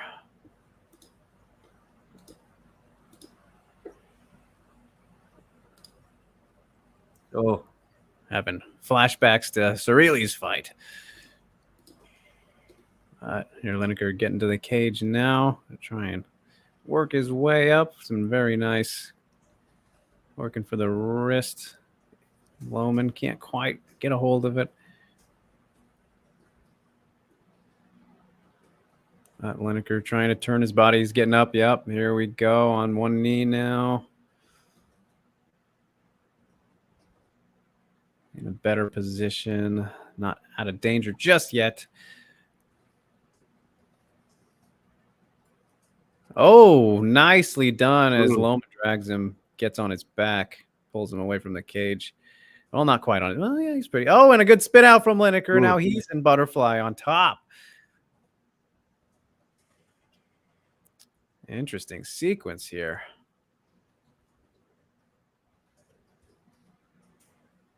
It's like a complete role reversal as Loman scoots up and goes back for the takedown as they stand. Oh, eats an uppercut there for his trouble. Yeah. All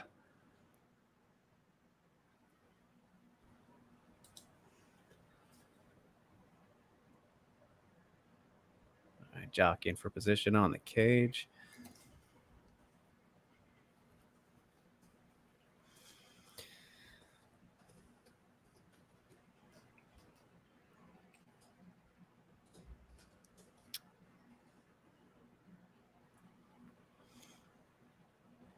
Yeah, got the body lock. I can't tell. Oh, he didn't have the hands locked. Did Lineker, but he's got on cage here.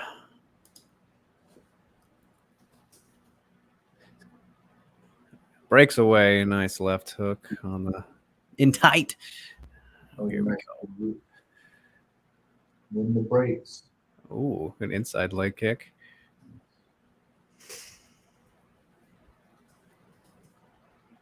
And Loman's legs, man. He's just he is carved out of a marble. Holy God.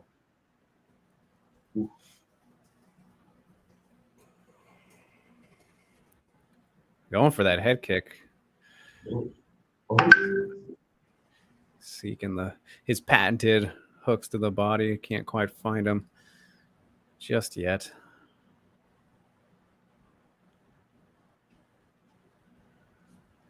Yeah, so with 30 seconds here, how do we score this so far? Kind of pretty even. Yeah, I don't know. Actually, very, very close. I mean, Loman got the takedown. Yeah, his takedown was big, but in terms of damage and shots, pretty even. Yeah, no one's Might really have to edge it to him because of that takedown. Yeah. no one's really, I watched that. Yeah, that's Lineker, isn't it? Whiffs the heater. Yeah. the overhand. God, that was Those looping hooks. They're so from dangerous. hell. When they connect. All right, Bam is leaning towards Loman there, but says Lineker landed more punches. Yeah, safe to say. Yeah, intriguing first round. I think they'll have a better sense now of how they'll handle the rest of this fight.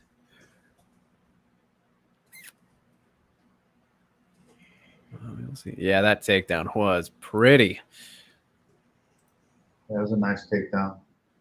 And he got a little bit of back control there. Yeah, that's probably edge him that good position. And Oh, but nice turn. yeah. Yeah, that was a real close one. Real tight, Brandon. 50-50.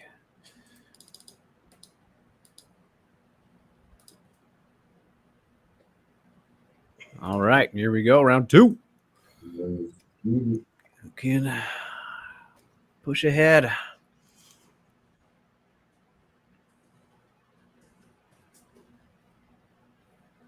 He's looking for that head kick. Is Stephen Loman getting blocked so far? Oh, beautiful vintage Lineker right hook to the body, gets through, he whizzers out of the takedown.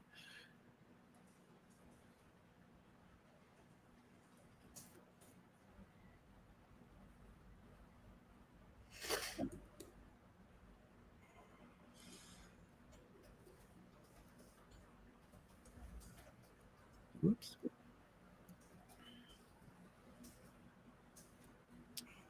See, get the uppercut. There's that head kick again. That one got through a little bit better for Loman, but not too clean. Oh, good left straight.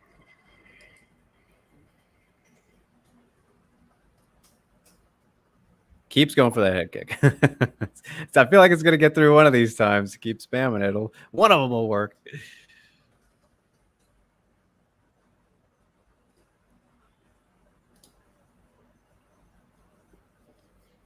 Oof. Lineker's pointing. Something flew off. Something happened.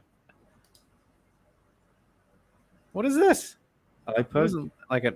Oh, he threw a head kick and he was like my eyebrow. Takedown attempt again. Nice. John's doing well to escape those. And Loman getting a little desperate with those. He's got to mask them a bit better.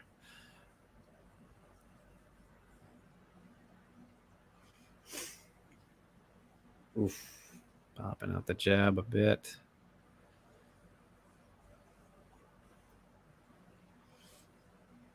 Oh. Ooh, man. Oh. Yeah, they're still kind of trying. They're both struggling to really connect on their strikes. Yeah. Oh boy. Oh, there we go. Oh. He's playing. Loman playing with fire coming in like that against John. Oof. Oof.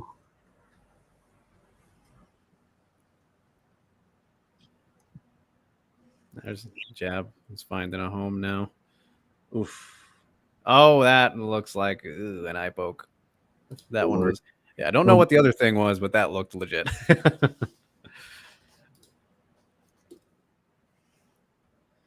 John's had some bad luck with Fouls. hitting the nuts pretty hard, yeah, by Fabricio.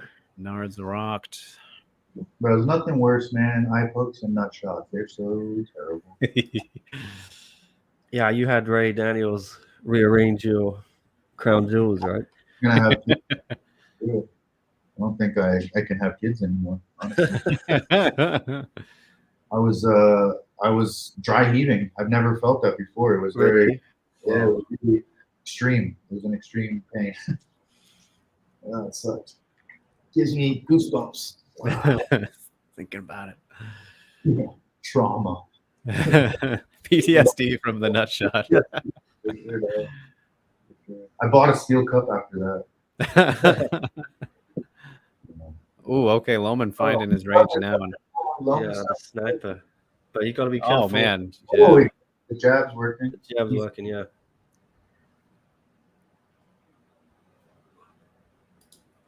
But with one shot, you know Lineker can shut the lights out, right? How many times we see it? Kim last time. Yeah, literally the last fight. Yeah. Oh, there's There those it is, hooks. the body, yeah, and then he comes up top, right?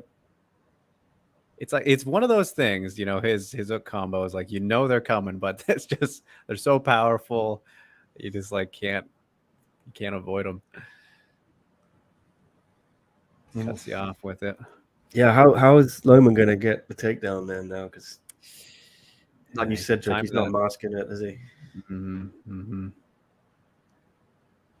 John's quick enough to just. I mean, if you can hide it behind the jab, you know, time it off the end of there would be a good way to flow in. But getting back to like this, that'll be a little hard. Yeah. Yeah. Shoots in, gets caught with a big left. You can't do that. Nope. That's gonna cost him. Oh, yeah, in the body. John's warming up here. Yep, another one. Oh boy, he's starting to score some big points here. Yeah. See, just shucking off. Oh, knee though. That was good from Loman, but that chin is also stone. Yeah. All right, interesting close this round. Lineker getting a little showmanship. Yeah, going for a head kick of all things. Don't see that from him ever. Too short. Yeah, he's confident now. Yeah, never seen him like animated this way. Oh, come on, Herb. They're going. Loman looks a little tired. Yeah, I mean, getting nothing on these takedowns. Not gonna help. All those muscles, they fill up with blood. Yeah. Especially when you are pursuing the grappling a lot, wrestling. Okay, all right. Interesting. That was a close round as well. It's very hard to judge this fight personally. I think Lineker might have went ahead there.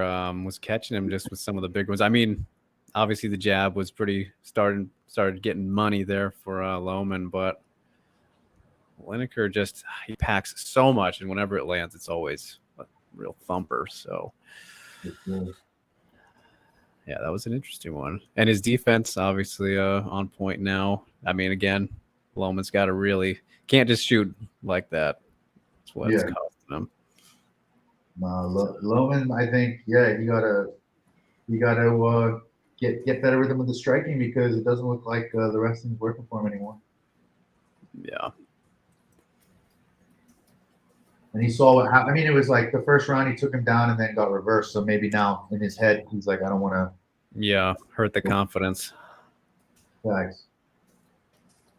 You like that? All righty. Third round.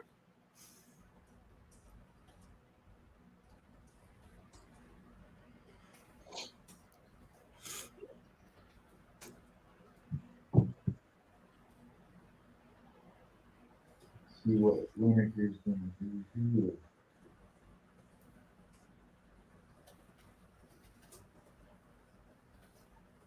Again, shooting in, but that was better though. Backing up John to the cage, but still just you can't. It's very hard to wrestle someone shorter than you who doesn't want to engage. That low You know? center of gravity. How much more you have to get lower to get to his hips. You know Right. what I mean? The timing and just the physics. It's like I've been there. I'm the taller guy, you know. So whenever I try to clinch or wrestle with shorter guys, I'm like, God damn it! So much distance I gotta go get, you know. Yeah. And that's why when you have these shorter fighters, they're always so much harder to wrestle, you know, and they're always compact in that low center of gravity. Mhm. It's just body types are nice foot. Body types are just they are so interesting for fight styles. It's just so telegraphed now. Loman just shooting and getting completely stuffed every time.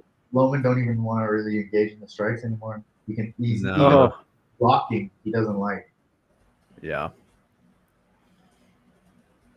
I think Lineker can set himself up well here to win this.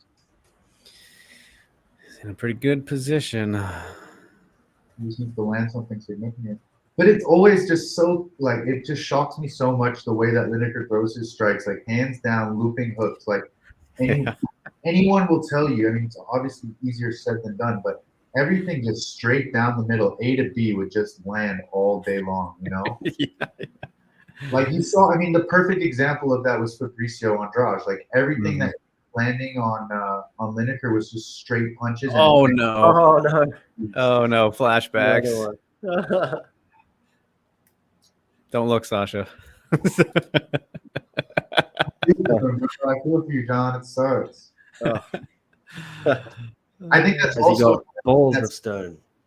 balls. Balls of stone. Right in the stones, the little stones. The little stones.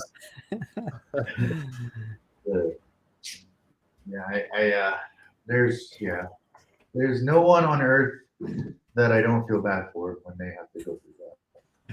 It's the worst. Oh, that was so clean. Good God. It was like on target for sure. Poor guy. No one wants his bloodline to continue, I guess. Does he have kids? I think he might. Johnny Walker, not again. Yeah, right. Now he's pissed off. Here we go, slinging leather.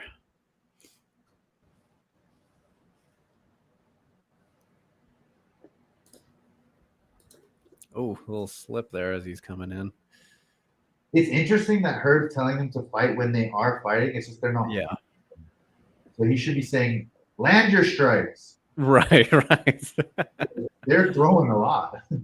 Oh yeah. Literally, Chaudhry's like on the microphone and heard these. Come on. Make them knock each other out. It's hard. We can't just have all finishes on the prelude. Yeah. Head kick getting through a little bit better as Loman goes back to it here in the last couple exchanges as he takes a hook for his trouble. Going back down deep on a single. Not quite. Oh, nice. Spinning out. Lineker just too good. Gets on top. Bad move. Elbow lands. Yeah, this one in the fight right here. Yeah, that was a crucial error. Fight. This has been so close. And Loman, experience, bro. What did I say? Yep. As Lineker's almost into mount. Oh, letting him up though. Still seeking the takedown. Just running at him. Crazy. Ooh. Oh, nice body shot there. Yeah. Circled around to the kidney.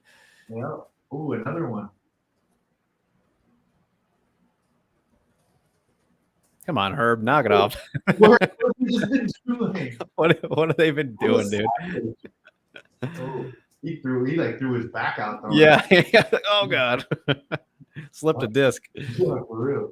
Oh, another shot. Just stuffing them all day, eating them up. Dog. The dogs agree. Who let the dogs out? Who let them out? Yeah. Even my cat, like, what the fuck's going on? 40 seconds. Lineker waves on the crowd. Stuffing another one. Oh yeah, he's done Yeah, he's running away with this now.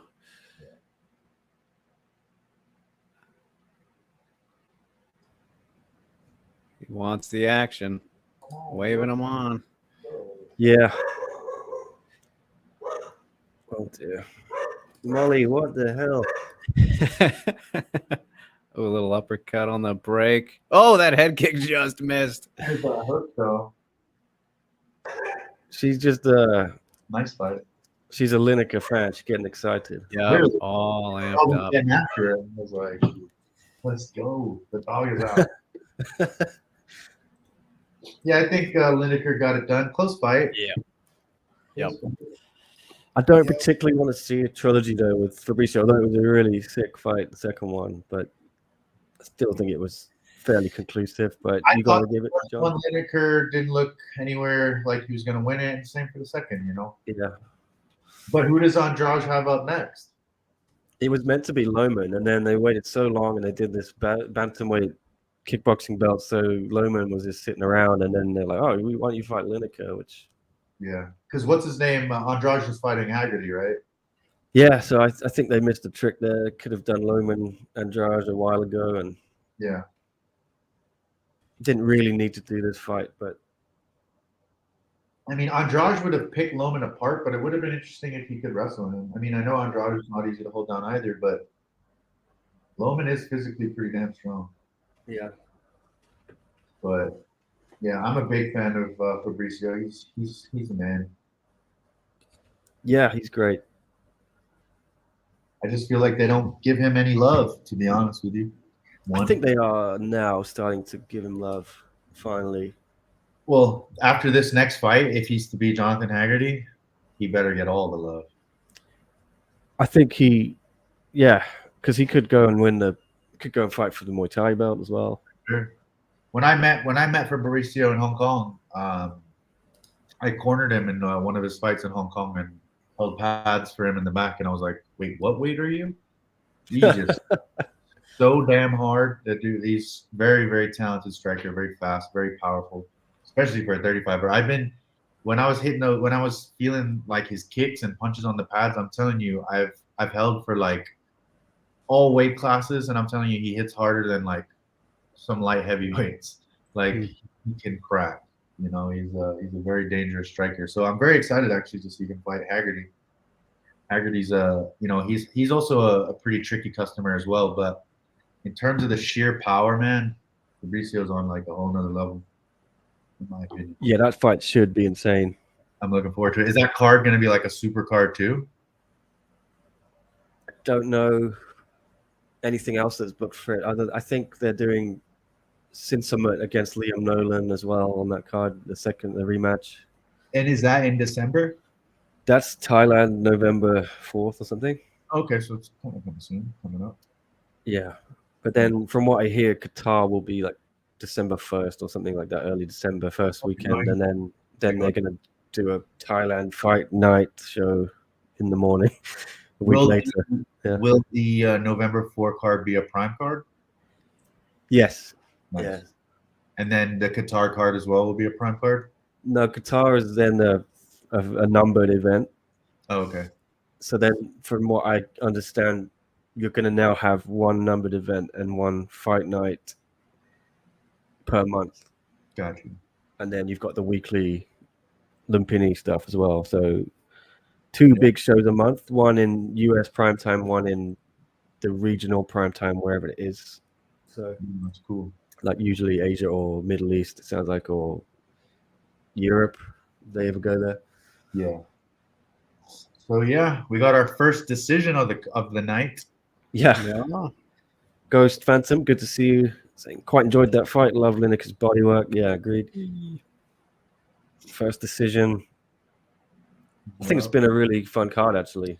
5 finishes before this, and then that was an interesting fight. I feel like to be honest with you, except for maybe the main event, the next 3 scraps are probably going to go to decisions. Yeah. Just based on my experience, but I hope I'm wrong. I could see a co-main finish potentially. Yeah, true. I don't know. I really, 5 rounds as well. Yeah, I really like this Alicia Rodriguez, but I think she's like a super savage. Yeah. Yeah, to beat Stamp and Janet Todd. pretty impressive. Panda. I mean, those look like 4 ounces to me. She's got on gloves. Right? They're pretty, yeah. They got like a little bit more padding maybe on the glove, but Just a pinch. yo, that's crazy, bro. This Smilla Sundell, she's 5'8", but she has a 69-inch reach, which is like I have a 72.5-inch reach. So that's not even that far off mine, and I'm 6'1". So it's crazy how long this young lady is. It's crazy. She got like literally super long arms because let's see, what is Alicia's reach? Do they have it? 62. So she has a 7-inch reach advantage. Damn. A 5-inch height advantage. So yeah, she's a monster in terms of size for the division. She might be like a Tyson Fury in the making in terms of born body type to be successful in the sport, That's crazy. Yeah. Love to see it. That's what I wish. I wish I could like somehow have another 2 inches on my arms. And I would be a lot more able to avoid getting hit, I feel like. Oh, I had like a 74-inch reach, But that's what us fighters, think about when we're taking a shot. Man, I wish I had longer arms. The old Inspector Gadget extendo arms. $1 Million Man hiding. Yeah. Putting some Reed Richards. some Mr. Fantastic. Scratch. Yeah, that'd be dope. That'd be very cool. Well, yeah, don't go anywhere, everyone. We have more fights coming up. Let me look at this card. Yeah, still got Jong now against Wonder Girl. Like we're just talking about special rules, striking. I think it's 6-ounce gloves, but yeah, who knows? At max, And, definitely not bigger than that. 3 title fights after that. Also, in between the co-main and the main, going to have Angela Lee making a big announcement, likely to retire, but could also confirm she's sticking around. Who knows which way that's going to go? She is there in Singapore. What do you think, Sasha, she's going to do? I asked Drake earlier. Say that again. Sorry, I was looking at something. Angela Lee, yeah, do you think she's going to retire? Yeah, I do. I think she is. I know obviously they've been through so much, but at the same time, I think she needs to. I think in her own mind, I think she needs to do that for her sister, if that makes any sense at all. I feel like for her to come back after what her family's had to deal with, it's almost like a tribute to her sister to go out there and win and win. Whoever it is that she may face. It could be I think it's a great move if she wants to do it. I think it's going to be really good for the MMA community to see that. I feel like a lot of people will rally behind her and support her, obviously.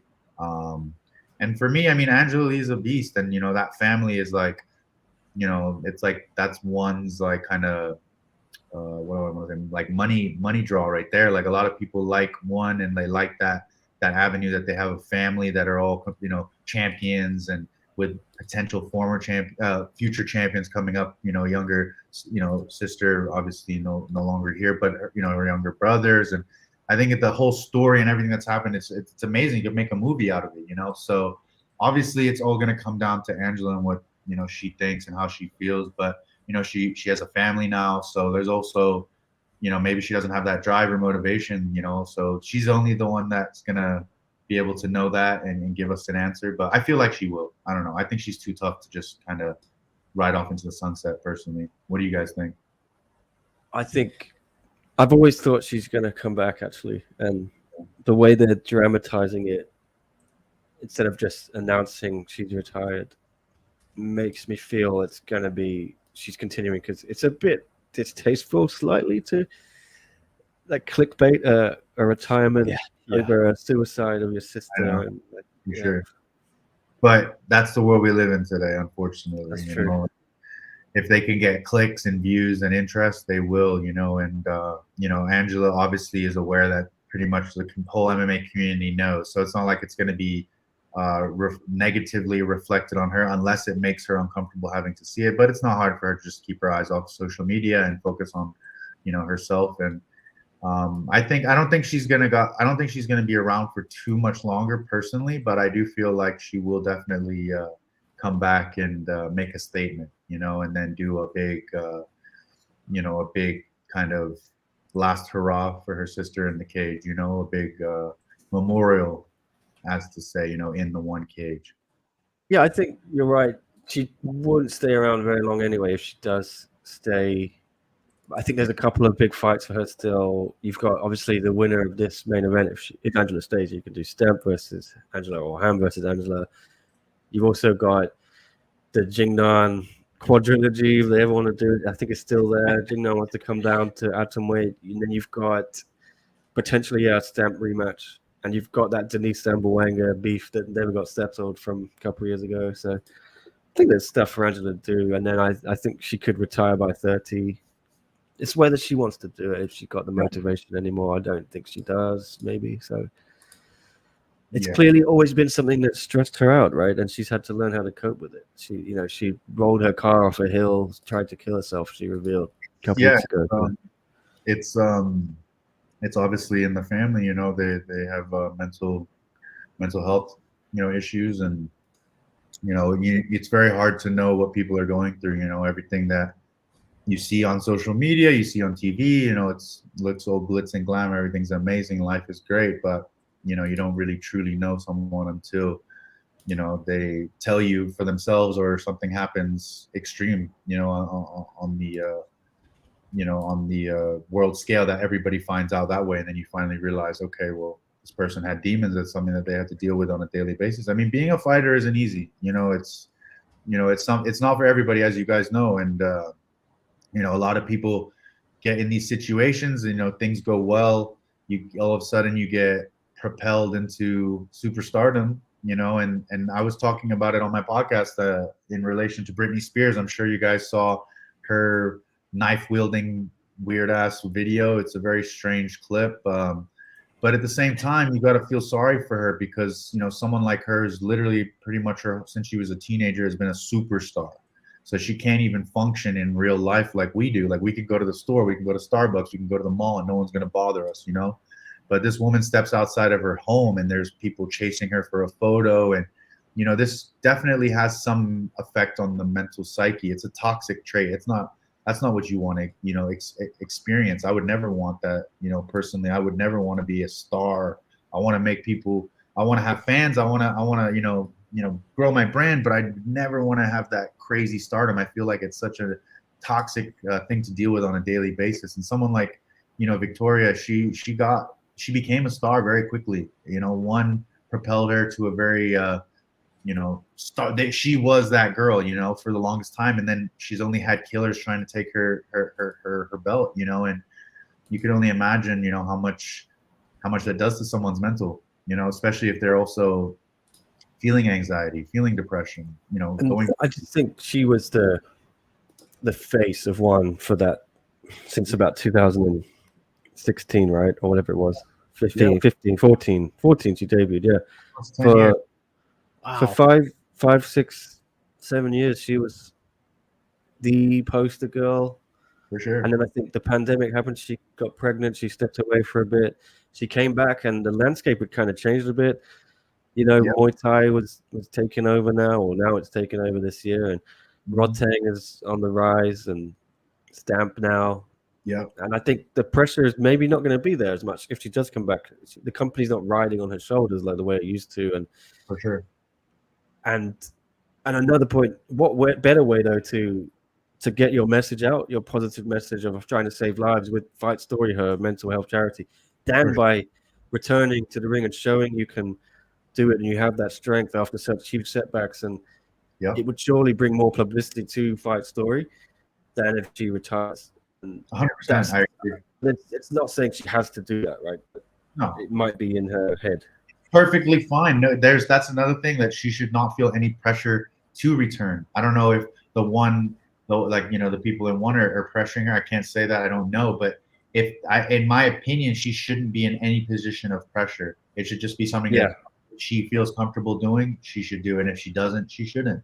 And no one should tell her otherwise. She's in that that position to, you know, do what she feels is best for her. And that's what, For at sure. the end of the day, that's the most important thing, you know, because she can do so much for her sister without, you know, her sister's memory without having to fight again in the cage. But then, like you said, if she does get in there, it's only going to propel that even more. So she could see it as like, look, I'm going to fight for my sister because I want this message to get across to everybody and know that, you know, you're not the only one fighting this battle. There are so many people out there having to deal with this stuff, you know? So Yeah. yeah, it'll be interesting. And like we mentioned before, I still do feel like she's going to do that. She seems like that kind of person that, you know, she's not going to just walk away. I think she wants to do it for her sister. I think she wants to go out there and show that she's strong and she can come out there and get it done, you know? Well, that is the big topic, but we have a fight here. Speaking of some strong young ladies, this Jong, man, she's a beast. Oh yeah. The last time I saw her fight was actually against Angela Lee, you know, and the girl's a little monster. Yeah, surprised she missed weight. You know, she's normally pretty professional with that. I wonder whether she really is taking this seriously, or I think she knows it's not going on her record, right? This fight is not going on either's record, and if you're struggling to make weight, why would you really continue to try for something? I mean, she should be confident going up against Wonder Girl. You know, like we had that Muay Thai fight earlier with the Russian. Yeah. This is purely, you know, Xiangnan's a striker. She doesn't really throw kicks. Wonder Girl, Muay Thai, kicks, knees, clinch. They've just eliminated that from her arsenal. Now she has to throw pure hands. I definitely think Xiangnan has the advantage there. You know, experience, age, all of that is definitely in her favor. I've seen her train. I don't know if she currently still trains at Bali MMA, but my buddy Johnny, he's worked with her, and yeah, he tells me she's an absolute beast. 35 years old. Obviously, get a little bit up there in age for the women, but I just think no one can hang with her, and they can't find her any more opponents. You know, they don't want to fight. Yeah, girls don't want to fight her. I feel like she's a tough fighter. You know, she puts on a lot of volume, and she kind of reminds me a little bit of John Lineker. You know, like a little bit. You know, in that she puts a lot of pressure and she kind of like fights. You know, she's like not scared to get cracked, and she just knows. Is due to the long layoff. Longer between fights, the harder it's going to be to make weight fighters. I mean, you're not wrong. Yeah. You know, women's MMA, you know, to everyone's credit, I mean, it's much easier to make weight if you're a guy. It's much harder to make weight if you're a woman. It's just we're fortunate that we don't have to deal with hormones and stuff like that like women do. It does affect them when it comes to cutting weight, so it sucks for them. I've, you know, experienced a lot of women fighters from our gym, and I've always just been asking questions about it because I've always been like, why aren't these girls making weight? And over the years, they've been able to break it down to me, and it's a challenge, man. Making weight for women, it's tough. So give them credit when even if they don't make weight, because trust me, these girls work hard to try to do it, and sometimes it's just out of their hands. It's literally like you can wake up one day and your body just won't do it just because of hormones. For men, we don't have to deal with that. So it's kind of wild to think about, but yeah, maybe you're right though. Maybe it's the layoff. Maybe she's not taking it serious. Maybe she just thinks this is going to be an easy win. So we're about to find out.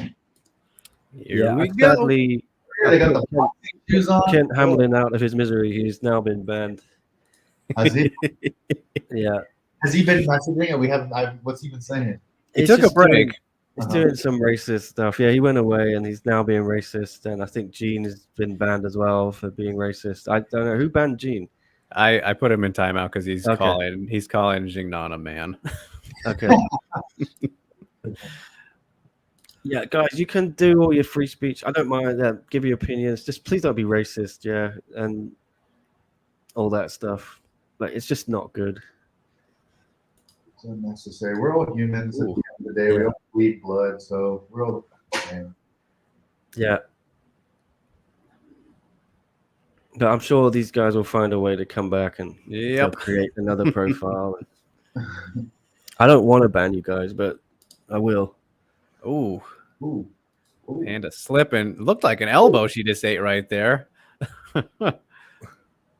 This looks so crazy with I like know it is weird. shoes on.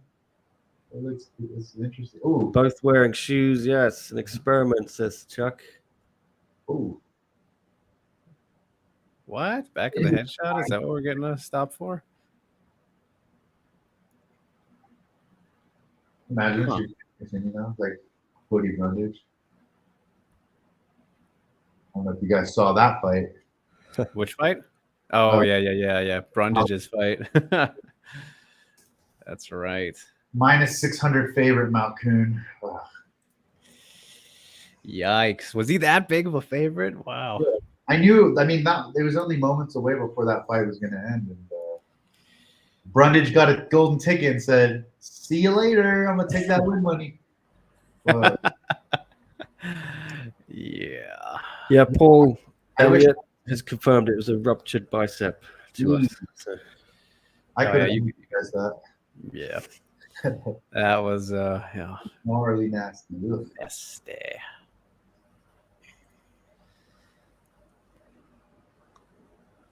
And the ducking on those hooks. Connects there. 2 in a row. Oh. And oh, yeah, ferocious start. also, yeah, credit to Oh, Wonder Girl, of course, oh, taking this fight. happened, bro. Yeah. I think Wonder Girl's winning right now. Yeah, she's looked better than I think people thought she would. Yeah, her boxing looks pretty decent. Big ducks from Panda. Yeah, Candace just like ducking and throwing hooks. Like, Yeah. She's doing her like kind of those hammer fists a little bit. talk about hybrid striking. For real. Oh. Oh, Oh. eating them now. Oh. She's trying to time an uppercut when she ducks like that. Easier said than done, of course. Oh, what happened? Wait, what? This is weird. They're calling Back their of the own head. stops. I don't like that. Like, you hit me in the back of the head. Oh, I'm sorry. Okay, rest. Like, Yeah. And she's like ducking right there, so it's not. You know what I mean? It's not Yeah, really. what do you expect? Oh, there was. She went for the uppercut that time. Oh, big right. Panda Oh. just slinging. Yeah. Oh, Oh my God, oh. dude, they're Ah, unloading. good Look chance after some finish in that one. Okay, we got to stop with this. What is this? Stop. Yeah, the can't call your own fouls. Come on. I thought Wonder Girl got that. Yeah, I think so. But I don't know. Jong came alive a little bit, final minute. Yeah. Yeah, they But both I connected. Really don't know what is going on. It's kind of fun. They're throwing, says SR. Take the boots off, asks Brandon. Slight edge to Wonder Girl, says Bam. Yeah, how's everyone feel about it so far? Yeah, it's pretty exciting. They all scrap and they're throwing, which is down. What I'm always down to see. But yeah, I'm not liking the back of the head things. That's a strange one. Stop hitting me in the back of the head. But yeah, Shaman's face, you know, she got touched quite a few times.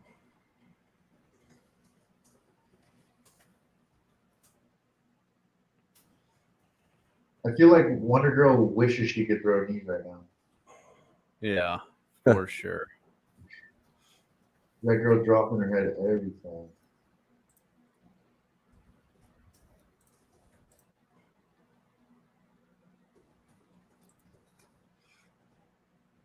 You know what one needs to do? They need to do an arena that has like a cage and a ring. And then like go from like fight to fight. You know, like so grappling obviously would be in a cage. Oh, And then, do you guys prefer Muay Thai in a cage or Muay Thai in a ring? good question. I think the ring, but I prefer MMA in the cage. It's Yeah. always awkward in the ring when they. Or when they get I stuck. know. Yeah. I agree. I think like the traditional like kickboxing, Muay Thai is great in the ring, and then you know like MMA, grappling, all that kind of stuff needs to be. Yeah. just the wall for stability. If you end up over in that area. What was Oh it? my Bular goodness. against Malakin when Bular just fell out the ring twice. Yeah. Yeah. It was just an excuse to try to catch a breath. Yeah.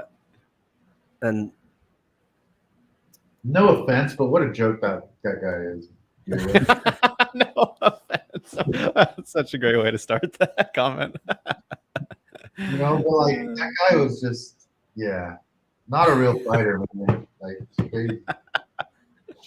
I love it. Crazy. Oh, Panda is not. Who are they? Oh, come on, yo. Here we are again. Come on, ref. I don't think so. Come on, get it together. What's going on here? what is this? Well, Chatri's gonna kill this off real quick. Yeah. And she's like, I can't continue.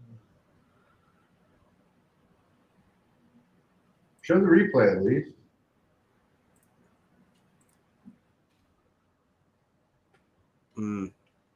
All right, Gene is back, crying about his timeout. Good. Rules are simple, Gene. That we disagreed with. Yeah. I think he called Jingnan a man or something. What was it? Jake? Yes. Yeah, he Okay. did. I'm 100% sure she's not a man. Yeah. Oh, Panda swinging. Slippage. Jong taking control, but there's so many weird stoppages. What is going on? I feel like Wonder Girl doesn't like this anymore. Oh, Yeah. that's right. Oh, oh, oh. Oh, Yeah, that was a for sure Wonder Girl round.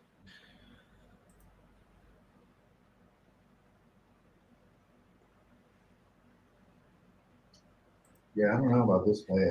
It's very strange though to see these back of the head complaints, because literally in all the times I've seen, like Ryzen do these boxing matches, or the hybrid boxing type things, never happened. I mean, they've had the big gloves on, but I don't think that makes a difference here. Very interesting. Oh, bam. Thanks. Panda won that round. Okay.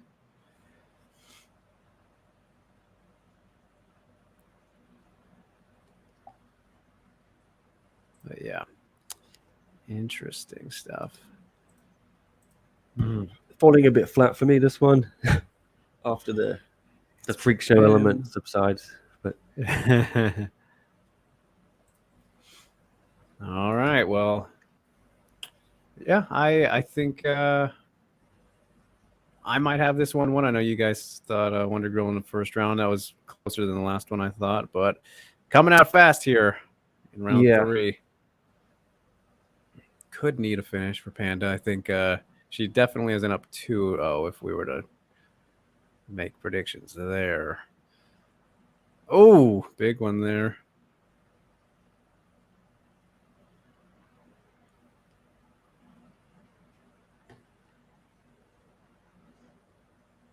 oof.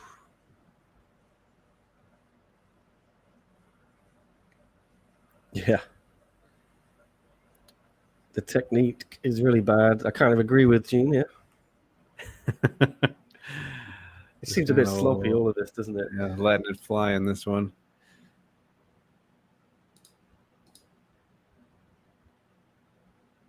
Panda calling on action. First, one of the only jabs seen in the fight right there as they continue to trade. Goes for it again.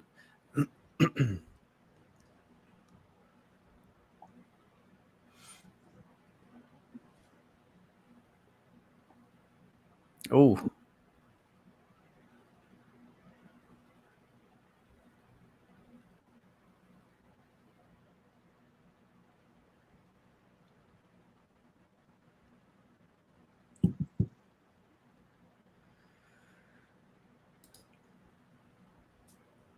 Overhand overhand left there from Panda, goes to the body, misses. That was a titty punch. No stoppage here though, Vidal. Yeah, it's weird. This has been the least exciting fight of the night, and it was designed to be the most exciting, right? Yeah, no one's throwing a Superman punch or a spinning back. Yeah. Yeah, they're not utilizing that freedom there, just chucking. Again, another ice pick punch is what we're gonna call that one from Panda. I like the body. Tomahawk, yeah, whatever you want to call it. Oh, Starting to really connect though. Panda's getting hurting her. We get a hug from Wonder Girl to get out of that situation. Kind of not fair, but it's all right. put on the pressure. Like hit her with like 5 seconds. Oh yeah, Wonder Girl is still kind of hurt. Slowed down big time. Panda. Oh, there it is. Waves it off. Okay. Wow. 20 seconds remaining. Panda gets the stoppage. Interesting. I mean, I don't hate it. I think it was coming, but yeah. Wow. Yeah. Her head is wilted down. Yeah. It's bad.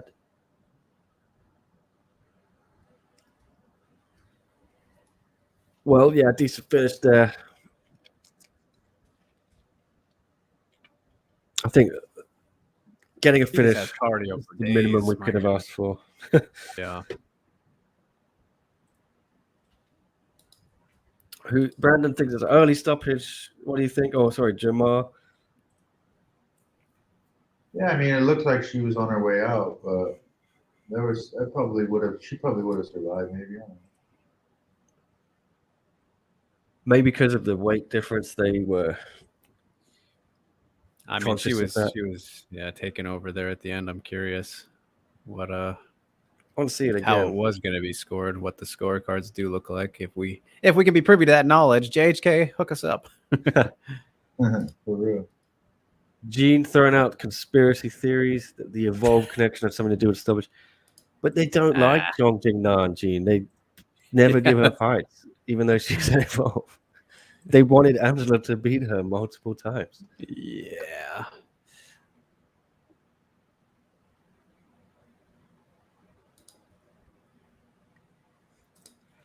Yeah, Bam agrees she would have survived, but she wasn't punching back, looked gassed, and beat. Yeah, I'm sure Olivier would say the same.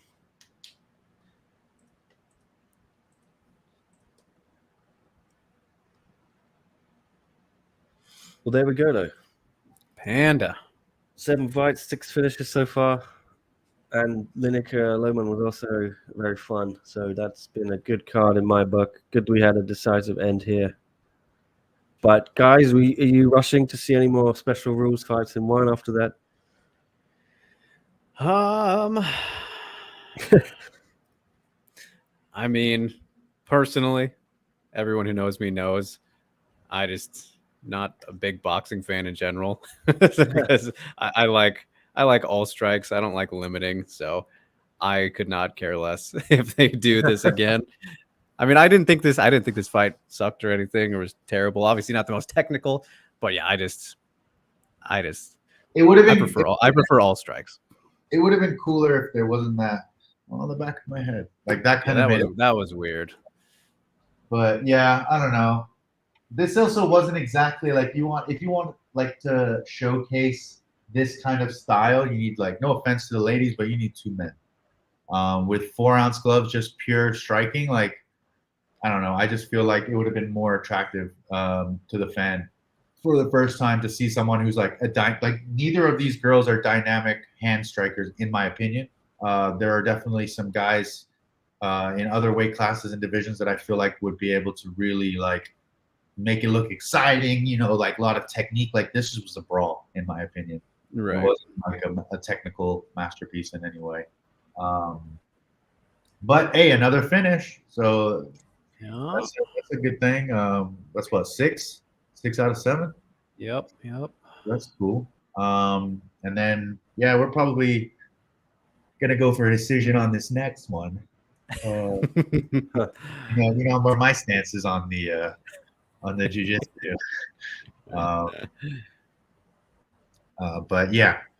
But I am looking forward to the last 2 fights. They're both those title fights will be nice. So everyone can go Oh, get a nice bathroom break, maybe have a snack for the next 10 minutes, and then Oh yeah, Is it I 12 might for do that. title Good fights? idea. Yeah.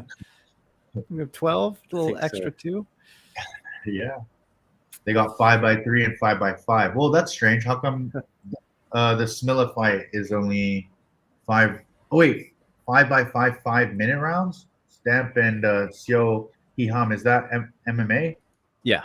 Oh, okay. Got you. I don't know. For some reason, I thought it was a striking thing.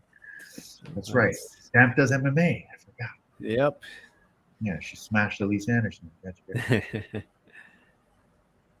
Yeah, I mean, Seo Hee-ham, 26-8. That's a sick record. The legend. I like Let's her. go. I love her fight name, Hamderlei Silva. Yep. Classic. Hamderlei. Yeah, man, and she's on a super win streak herself. 1, 2, 3, 4. All right, 5. Chatri's talking. He's like, we're never doing that again. First thing he goes.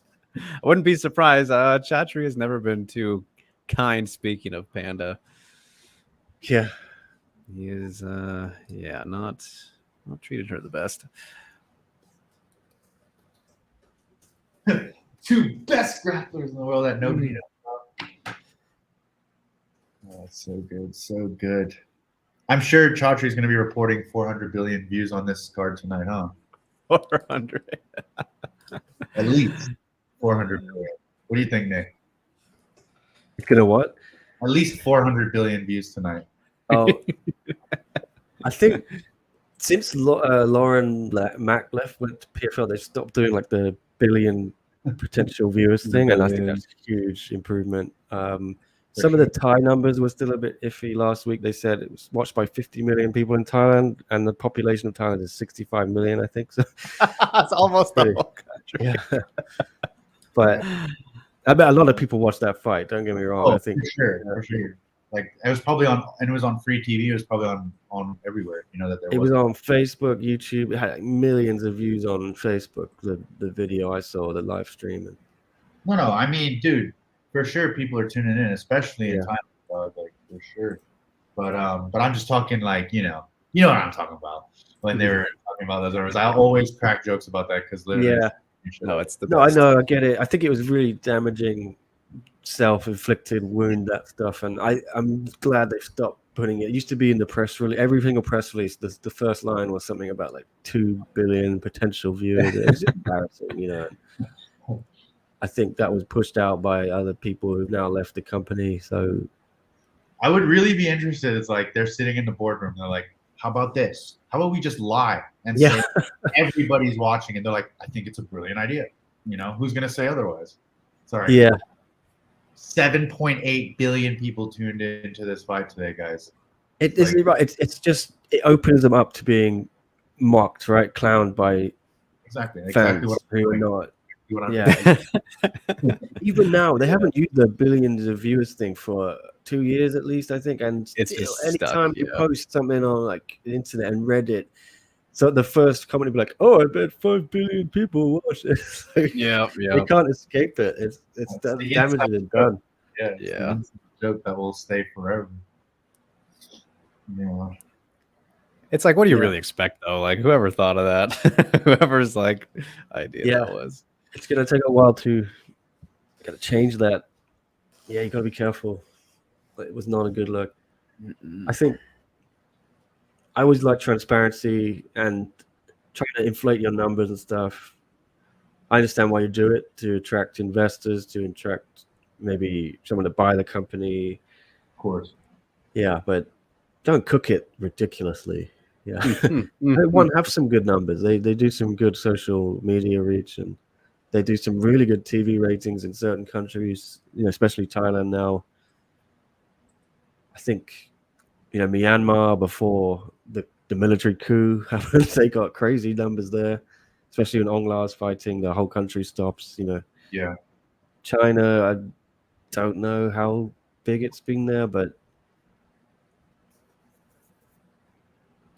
yeah, the US is the one you want there, right? If you can. Of course. I don't know what their reach is on Amazon. Yeah, I mean, Yeah, that'd be interesting to see. honestly, for this card, I'm pretty sure not a lot of people really know that this is happening right now in the U.S. At least in my opinion. Like, again, I know I follow all this shit, so I'm aware, and I'm sure there are people, but like the average fight fan has no idea. That's why, like, when I mentioned, I'm like, there's no UFC this weekend, but there's still tons of fights to be watching. You know, people are like, oh, like one? Oh, I didn't know. Mhm.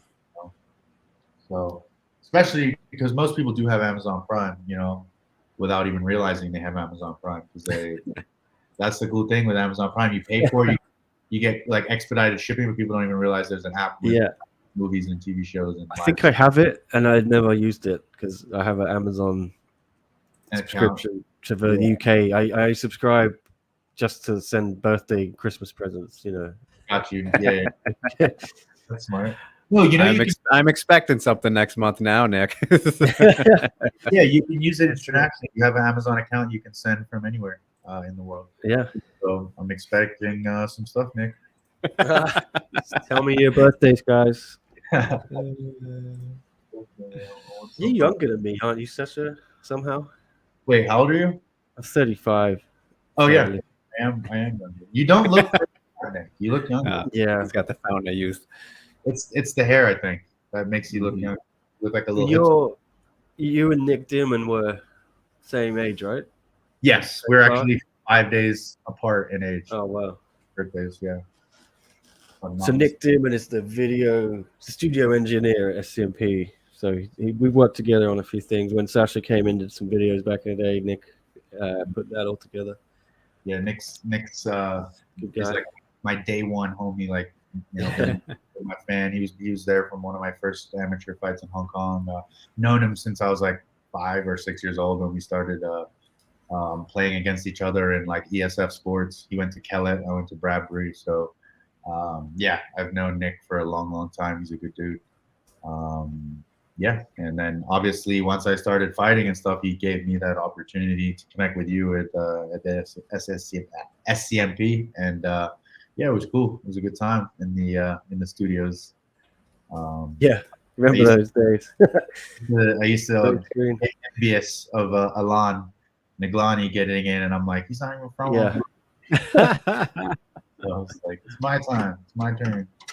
Yeah, it's not often we can actually get someone in physically, you know, so it's good whenever there's a chance. Yeah, It's just not many fighters here. no, for sure. Yeah, And hopefully the when heyday of one having money and sending people just to go do media in another country, it is, you know, long gone. But yeah, I mean, now everything, because of technology, everything can be done remote. Oh, mainly because of COVID, everything can be just done as we're doing right now. Yep. You know, which isn't a bad thing, but of course, being in person is always going to be, I think, more advantageous. Oh yeah, totally. It's crazy. That was like such a game changer. Like before the pandemic, I was doing the like phone call style where I just hold it up to the microphone. I was like, we should probably update ourselves with the times here. For sure. No, Friggin'. just with everything, evolution, man. It evolves, it gets better, and soon we're gonna be able to have holograms in the same place. We're gonna be, Right. like interacting with each other, but as holograms in like VR. You know, Oh yeah. that's, That might already even be a thing with when they did the Facebook Vision or whatever that was a couple months ago. yeah, with the glasses now. Yeah. Camera. I mean, that's kind of cool. It's kind of cool. Trippy. Like learning and being able to, like, okay, you go to another country, you can see signs in your language, and then also know about what you're looking at, and then being able to fix things. I think that's pretty cool. Right. It should help, you know, educate people a little bit easier, I guess. But Yeah. I'm not about making things easier. We need hard, tough things to accomplish. Right. Because if everything's just too easy, then nothing's gonna get done, I feel like. Exactly. You know, so in a way it's good, but in a way it's also bad. Nick, you're getting called out here. I don't know if you've noticed. Nick is the Brett Okamoto of one, a one mouthpiece, says Nick is- Gene. Right. Nick is the dude with the neck beard and glasses. Oh man. He also asked the most softball questions to touch. He didn't ask the stuff he just talked about. Yeah, Gene, if you ever understood how to interview anyone, which you don't, I'm sure, you have to actually not come in with the most outrageously hardball questions because they'll Heaters out the probably gate. leave and never speak to you again. Exactly. Yeah. Am I going to ask Chatri all that stuff? Sometimes I have asked him hard questions, and you probably saw a few I asked on that stream, which no one has asked him really before. But look, man, you can dislike it if you want. I know I'm not exactly who's the guy who broke Watergate or whatever. But look, I don't pretend to be this investigative reporter. I'm essentially a content creator when I cover one. You can enjoy it, you can hate it. You're still watching it, so I'm happy, Gene. And That's true. have a nice day. Might put you in timeout again just for a laugh. Yeah, you guys have to know that especially journalists in the MMA game, if you haven't seen within the UFC, they have to toe a line. If you start asking questions that the bosses don't want to hear, then you're not going to be there very long. So Nick's doing everything strategically in the right way, that he is that guy that one go to and know that they can get the kind of content that they want. That's the most important thing. 100%. I know people who've been banned from UFC, from one. Mm-hmm. If you ask the wrong questions. Yeah, this is something we've talked about several occasions, Nick. But there's a way to ask any question. It's just a matter of how you ask it, how you present it. Don't be a dick. Like very, you know, what's the word I'm looking for? Just about the approach, all that stuff. You can't just go in. You gotta be PC. You gotta have that PC approach, because you never know whose feelings are gonna get hurt. The question itself might not initially feel like it's something that could bother him, but look, Gene and Jamar have outed themselves as some kind of bots acting as each other. So you're coming out. I think they're gonna Bam too. Everybody's. both. Oh my! It's all the same person. Bam as well. Imagine this dude's just got like 8 laptops open. He's just running in between. Yeah, right. Or like multiple incognito tabs. I don't even know. Several phones. I've seen like a commercial, I think, of this dude who's like loves being a troll, and he has like his iPad, he has his phone, he's like going through. He's like, I love it. I'm like, man. I gotta find that meme. I'm sure you've seen it, but like, what was it some bicycle? This guy, who was that one you had on your streams all the time, Sherry? Oh, Joseph. Someone, because he got really upset that I called him out on the show, and then he sent me a bunch of tweets crying like, "I'm gonna ruin your show. Oh yeah, get you banned on YouTube." Yeah, that's probably him. Chill the hell out, man. Yeah, it's all the same person as far as I'm concerned. Yeah. 27 versus 21. We got the real main event. We got Danielle Kelly versus Jessica. We know why we're all here. Oh, here it is, you guys. Yeah, I'm gonna put this in the private chat for you. I found an actual picture evidence of our guy here. Yeah, for sure. That's like, Nick? What do they call those? They call them like social media farms. The farmers. Yeah, that's crazy. Well, we knew Kent was sitting there with his 5 laptops. Yeah. Yo, this whole time that I've been doing this show with you guys, I had no idea that I could see the comments, and all I had to do was just press the tab comments. It's just been on the private chat. How do I not see what everyone's saying? I'm like, fuck. That's hilarious. Now I feel a part of it. Hell yeah. Yeah, there you go, man. Why is Danielle Kelly so beautiful? She should be the main event. I mean, if it worked that way, then she wouldn't be a fighter, would she? The double main events, Bam and Friday fight there's 2 broadcasts essentially. The latter half of it is on Channel 7 in Thailand on TV, and the first half of it is on YouTube. But I think YouTube elsewhere other than Thailand all get the second half anyway. It's pretty convoluted, yeah. But it's sort of like a prelim main event, consider it that way, and then I wish they'd just put it all together. Yeah, it's very confusing. Yeah, I'm enjoying these comments. They're kind of funny actually. Yeah. The Whole one new world. where buddy's like, I cringe so hard when Chatri says full stop. Like, bro, you're too old for that. Stop. Like, why? Why can't he say full stop? Is that like a young person's terminology? Like, I don't know. Not something I say. That's funny. But I really like this Pan Purdue guy. He's like in love with Danielle Kelly. And he's like, Danielle Yeah. is what all women fighters should aspire to be like. Smart. But what if they're born ugly, Pan? What are they supposed to do? Yeah. You know, how can they aspire? You know, you're just born that way. Come on, dude. It's not easy for us No. to look this good as well. Yeah. Thank her parents. You know, I guess the Pan, if you somebody to thank her parents. Oh, liking the shirt she's got on. Kill Crew, she's looking swagged out, you know. Kill She's Crew marching motivated. with a purpose. Wait, through that's the isn't hall that of champions. isn't Kill Crew like a brand that's pushing on like Facebook? You guys seen? Is that the brand? I'm not sure what it is. Mm-mm. It is. Let's see. Let's do a quick search. I like the shirt though. You know when you like go on Facebook and then they like throw those ads in your face, like, oh yeah, get this, get that. I think Kill Crew is one of those brands. They offer like shorts and T-shirts for cheap. Yeah. Let's And it's see. probably a Chinese brand trying to steal your data. You know. Yeah, some kind of apparel. It's the first thing that pops up when you search it. Yeah, they got Muay Thai shirts. Oh, that's clever. They're Muay Thai shorts with cow print. Muay Thai. Smart. All right. All right.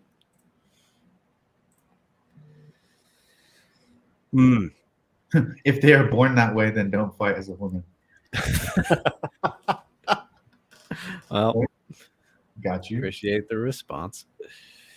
Yes, as Chuck alludes to, the Hall of Champions is not a permanent fixture in the Singapore Indoor great point. Stadium. It's But not at like least the there is enough of a hallway for them to have it. Unlike in Lumpini, it's funny because they have to sort of stack it outside the building, and you won't see it if you're watching on the broadcast. But if the camera turned around, it's literally like a parking lot behind. And then that's yeah. Danielle Kelly looks super nervous. Title fight. Get redemption. Danielle Kelly is a good-looking woman, says Bam, pointing out the obvious. Yes, a lot of simps here. It's not a fight, Pat. It's not a fight. It's jiu-jitsu match. A match, sorry. Mikey likes to call it a fight, but yeah, of course he does. yeah. They're all of it. I'm sure they all do. But come on. It ain't a fight. Unless there's physical contact hitting you in your face. That's a fight. That's it. Combat jiu-jitsu. Let's do it. WMMA scene has got a good verdict right there. Danielle's nervous because she hasn't faced a full-time grappler in a while, just MMA fighters, and she lost to this girl too. Oh, yeah. Fair point. Gets a punch. She's younger. What was the last fight before this? Mura. Zombie. I'm pretty sure it was. No, I mean tonight. Am I up to date with my little Oh. Shaman. yeah, Jing Jing. Silver Fox. Black Hole.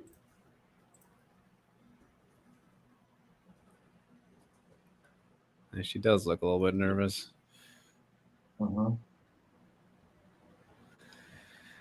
Or ultra focused. Who knows? Only she does. Someone, damn, Kelly might lose. It's just from our couch analysis. Yeah. Carla Esparza is trash. No offense, but I always got to say that. But oh, he's gotta. All righty. Like MMA fighters have honestly no shot against BJJ fighters in BJJ. Like I'm being honest. Yeah. Really different sport, and you just see, you see it. I don't think we've seen many MMA fighters who've been able to pull it off. Even guys like Gary Tonin, who has obviously made his name in pure jiu-jitsu grappling, and then had to put a lot of focus and time into MMA. So now when he's coming back, I don't know how long ago it was, but he didn't look very good, you know, like compared to what he usually is like. It's hard when you got to like focus your resources on different things instead of just the one, you know? Yeah. But yeah, jiu-jitsu is no joke, man. Like, especially these men and women who do it full time, like they're absolute monsters. Like, I would get demolished by the highest level in jiu-jitsu if I even tried to play it. It's not my world, you know? So, you know, that's why you don't see basketball players playing soccer and vice versa. It's, you know, but it's always the thing, you know, if you go into someone else's specialty, I mean, what do you expect? Absolutely. So we got Khan in a standing guard here. Slipping off a bit as Kelly tries to figure something out. Not much you can really do. Pressed against the cage too, but Thank bad God angle, Jake but is commentating this because I have no idea what to say. oh, I got you. I mean, I've never seen a jiu-jitsu match like this personally. This is a new one. I knew she was going to drop for the leg there. He's like getting like graded against the fence, which is a pretty cool strategy, actually. Yeah. But we're already 2 minutes down, and yeah, not a lot is down now. Oh boy, Khan trying to wrap around that leg. Her knee's out. There's nothing you can really do here. Yeah, just trying to pull her in. Got a good hold on the foot, maybe, but just kind of weird position here. Just hugging it and slipping out. Yeah, Danielle is free. And a little half here. Yeah, it's interesting. It's very hard to play jiu-jitsu when you're up against the cage, even if you're on top or on bottom. Yeah, definitely interesting strategy, I guess. But I don't know. He's got this written all over it. Khan trying to grab the legs again. Danielle giving up her back, but still on top. Oh, spinning out, trying. Yep, back to half butterfly.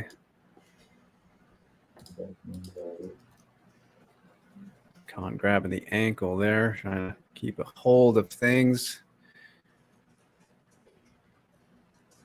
Bit of a stalemate. Just a bit.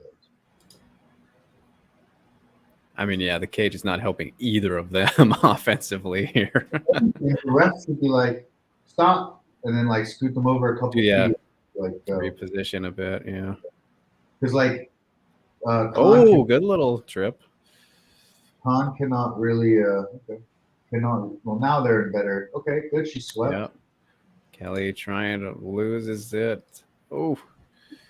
Uh-oh, and Khan takes the back. Good scramble. Oh, good. Oh, nice. Now Danielle's in trouble here. Oh, dang. That was clean. Yeah, very nicely done.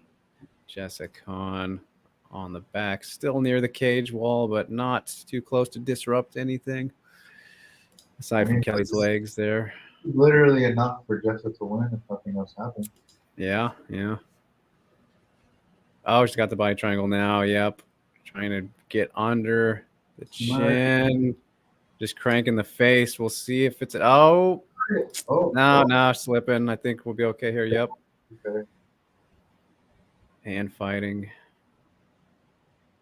But this is just terrible for Danielle Kelly as we're coming at the halfway point. Khan repositioning a bit. Still in control firmly. She's trying so hard to spin out. Kelly just almost there. There she goes. Gets into guard. Oh, wow. Nice. That's good. Man, that was just like slow. And she's getting picked up again. Similar spot to the first minute of the fight now. The match, excuse me. Khan holding people are watching it right now and they're like, oh my God, this fight is incredible. Like, this is This is, like they would turn it on right now and they'd be like, what is going on right now? Why is that? I know from this position. Is this jiu-jitsu? Do they play against the cage? Like, Yeah. it's interesting. But she does keep attacking that leg. I mean, hey, Khan is. Oh, Danielle going for a leg lock. Oh, knee bar. Just twisting that ankle, but Oh, just kind of not too. Yeah, going for a, Just kind of foot lock, but doesn't really have a little too entangled here. She's got both legs between. Mhm. She's just trying to crank. I mean, she's got to do some form of offense, so this is probably better than nothing. It's the first I mean, time. she's pretzeling her. This is tying the legs in the. First time that Daniel's actually attacked something. So Yeah, she needed to. But Justice definitely had more of the Better attacks positions. Yeah. And I did not anticipate this. I thought Danielle Kelly was supposed to run through this chick, and I had no idea who Jessa was. But I remember your preview. You're like, oh yeah, Danielle's gonna beat this woman. yeah, easy. Yeah, they always make easy mismatches for jiu-jitsu. Yeah. I mean, they do it for Mikey. They do it for the Rutolos. Yeah. When they do it for Danielle, that's your girl, right? Yeah, I didn't know much about Jessica Khan, but yeah, I just saw she had beaten Danielle before. So it looks like she might be. Danielle looked a little shaky in her last couple of matches, not fights. So get back to their feet now, and immediately Khan wraps up in that standing guard. Standing full guard kind of position. Yeah, no, this is not Interesting. Not fun. Interesting strategy, I think, from Khan.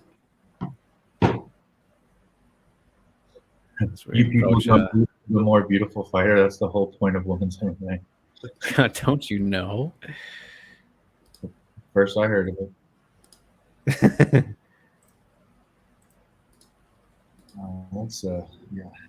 Complete stalemate here as Khan dropping again. Totally accordioned here now. Look at her. She's got her knees into her own throat. This is, yeah, okay. We got to break up from the ref here. Fair. Warning for Jessica Khan. Start attacking, she is told, as Kelly puts the pressure right back on. Underhook.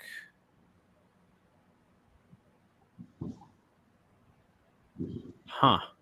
This turned into a Greco-Roman match. Oh, a little trip there.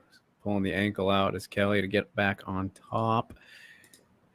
In kind of, I don't know what you'd call this position. She attacks for the ankle again, not so much. Oh, that's a good position right there. Are the judges for the grappling matches the same judges for all the other fights? Are you guys seen this entrance, by the way? I mean, that is jiu-jitsu, basically. I just got to show you Danielle's entrance. Maurice the Bevy was in the middle of it. Oh, yeah. Did you see this? Was he? No. Let me run it back. Oh, yeah. He was in the shot?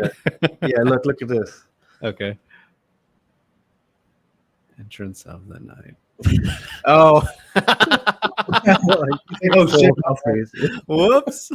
That's hilarious. Dude. God damn it, Maurice. One job. Oh my God, that's so funny. You're in the shot. So funny as Kelly gets put on her back here in the final seconds.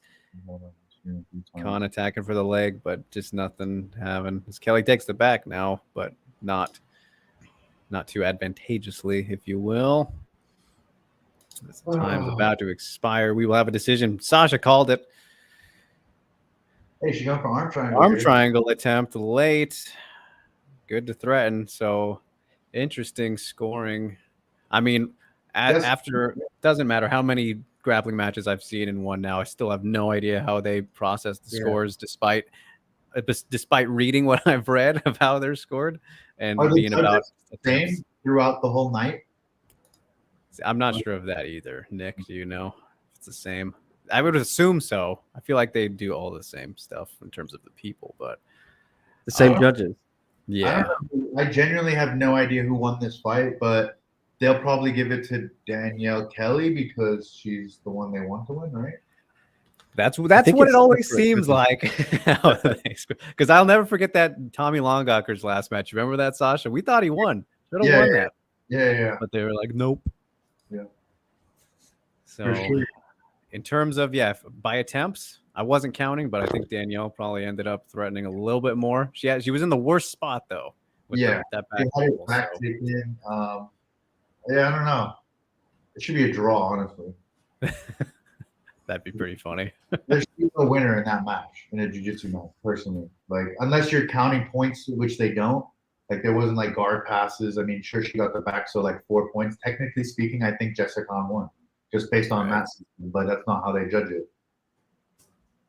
This is totally going to Kelly. Yep. Crying. Danielle. Oh wow. Okay. So that was a fake cry. You see that? You know, Danielle, she's got a crazy story, man. Like, she's been I know. through a lot. I know. Yeah. Like, she just was about to cry, and then she like faked it, and now she's like smiling. Very sure. I think both of her parents died, right? She's crying. Okay. Yeah, and she's just having a mixed ball of emotions. Yeah. But man, what an anticlimactic match that was. Were there? I didn't hear that. USA chance. That was Pan's main event, and Kelly did it. Well, I mean, Pan are so happy right now. yeah. The simps in the chat, very happy. Yeah, they're gonna be so happy for her. I hope there's not a bonus or something. If they give her 50K, Yeah. I'll be I'm like, flying to Singapore if they do. I'm gonna protest outside Wait. one's office. there's no way.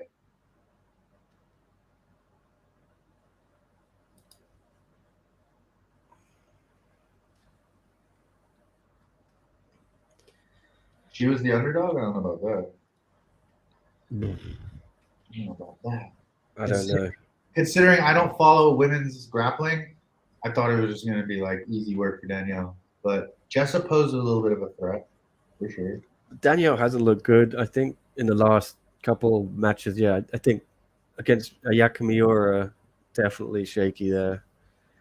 I think she had a really good. Well, the debut wasn't great either, right? I think who was it? May Yamaguchi. She grappled. Yes, in her debut. Then she subbed someone quite quickly, I think.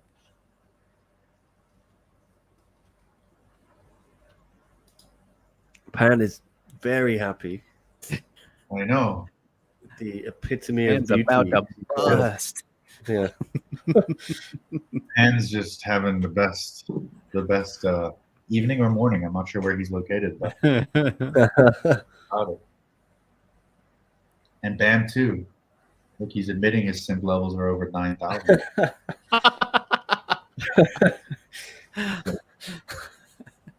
I'm guessing Bam's the kind of guy that would, spend lots of money on OnlyFans monthly.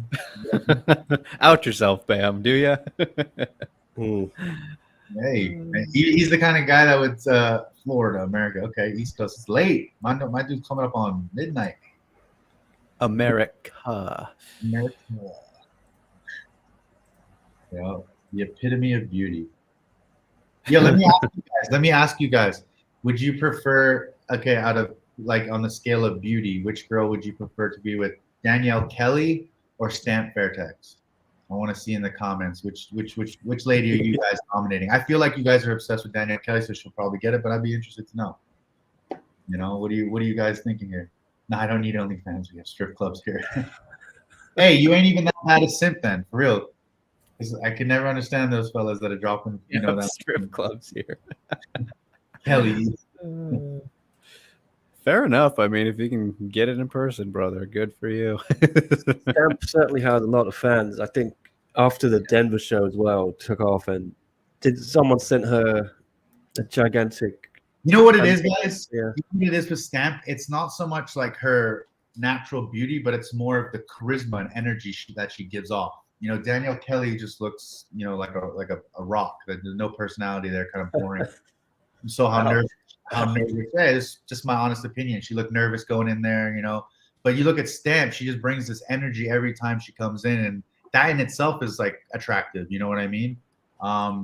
So I'm not sure how you guys see that. You probably just, you know, see a little pretty face and want her to strangle your head or something with her legs, and that's why you're all this. I think Stamp's badass, man. There's something about Stamp that I just think, Yeah. she got that something about her that not a lot of women, you know, have. Yeah, Stamp is a very nice person as well. I'm sure you know Drake. You've interviewed her many times. And she genuinely, like, she's not a fake. There's nothing fake about that. The way she acts on screen, that is her, 100%. Yeah, she showed a lot of courage and beauty in the cage today. Like writing poems and shit right now, for real. She's not hot, but she makes up for it with intangibles. I agree with that. For sure. She has unique characteristics that women cannot compare to. So that's what makes me hang around with Stamp or Kelly. It's all really about the time. Different days. I feel different ways. No loyalty in these streets. Jeez. Simping ain't easy. Simping ain't easy. So far, guys, out of all the fights, whose performance do you think was the best? Ooh, good question before the co-main event. I like it. Let's look back here. Best performance. Oh, I might have to go Ten Pow. That was some brilliant stuff. I mean, adapted kind of midway through the fight and then just probably finish of the night too. I mean, that combo was just chef's kiss. What do you think, Nick? Yeah, Asa, we'll give him some love. I think if he can learn how to radiate some charisma and personality to go with his skills, you know, he's potentially a star. He doesn't seem very interested in promoting himself but that's part of the game, isn't it, Sasha? You know, you've got to be media savvy, right? That's hard. I mean, it's definitely it's a good thing to have. You know, if you can talk in front of the camera, they love to see it because then they'll give you more opportunities to be in front of it. It's an important facet, you know. If you're a superstar and no matter if you're the best fighter on the planet and you don't necessarily speak English or you're not very marketable, then it's a very hard chance that you actually break out to be that star or the best fighter on the planet. So it's a part of it, man. Social media is important. Being able to talk in front of the camera is important. And then, of course, performing in the cage or the ring is super important. But yeah. I mean, you can be not the best fighter, but if you can talk, you can make way more money and get more fights. Absolutely. And have more interest. You know? Yeah, if you can be controversial, if you can create, you know, drama and you know, any kind of controversy that people are talking about, then promoters and matchmakers are already interested.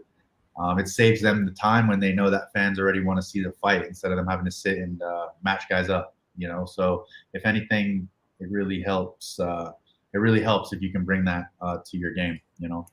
Yeah, it's perhaps unfair for me to single out Asa for this because a lot of people have this problem in combat sports, but I'm just saying in the context, I think Asa could be a star for one. Brutal KO, great performance tonight.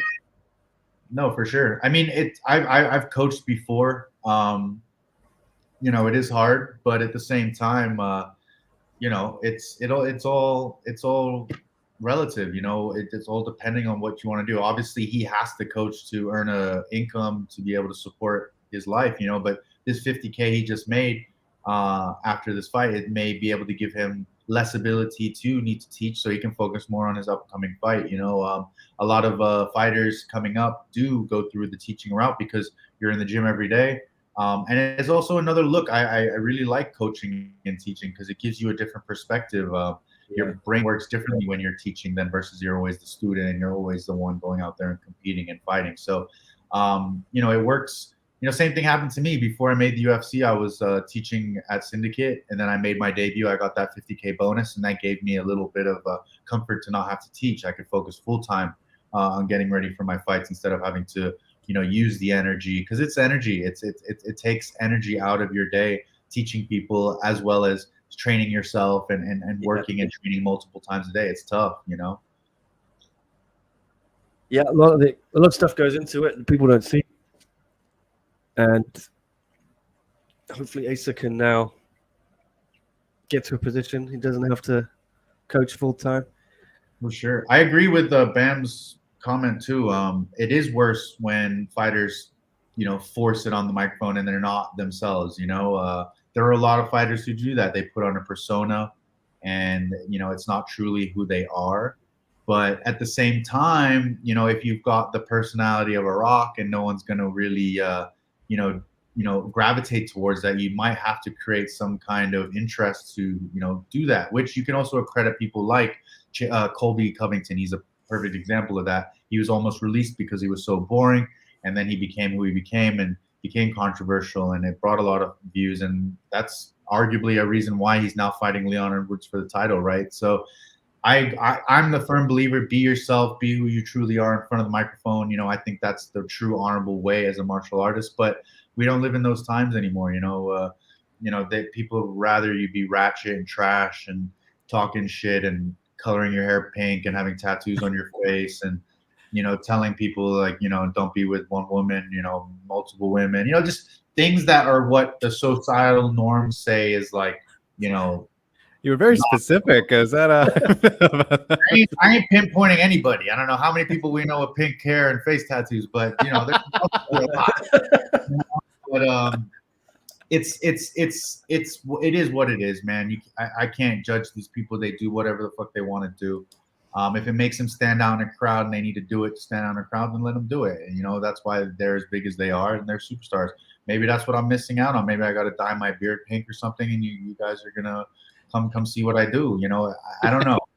But at the end of the day, I'm myself. I try to be myself, and if you like it, you like it. If you don't, I don't give a fuck, So at the end of the day, at the end of the day, all that matters is just being happy. And if Sean is truly happy the way he is, then good for him. That's all that I would ever want anyone, to be, is happy. There's no need to be a fake person. Like Colby, for one thing, it sucks because like everybody hates you. You don't want to be the villain. Yeah.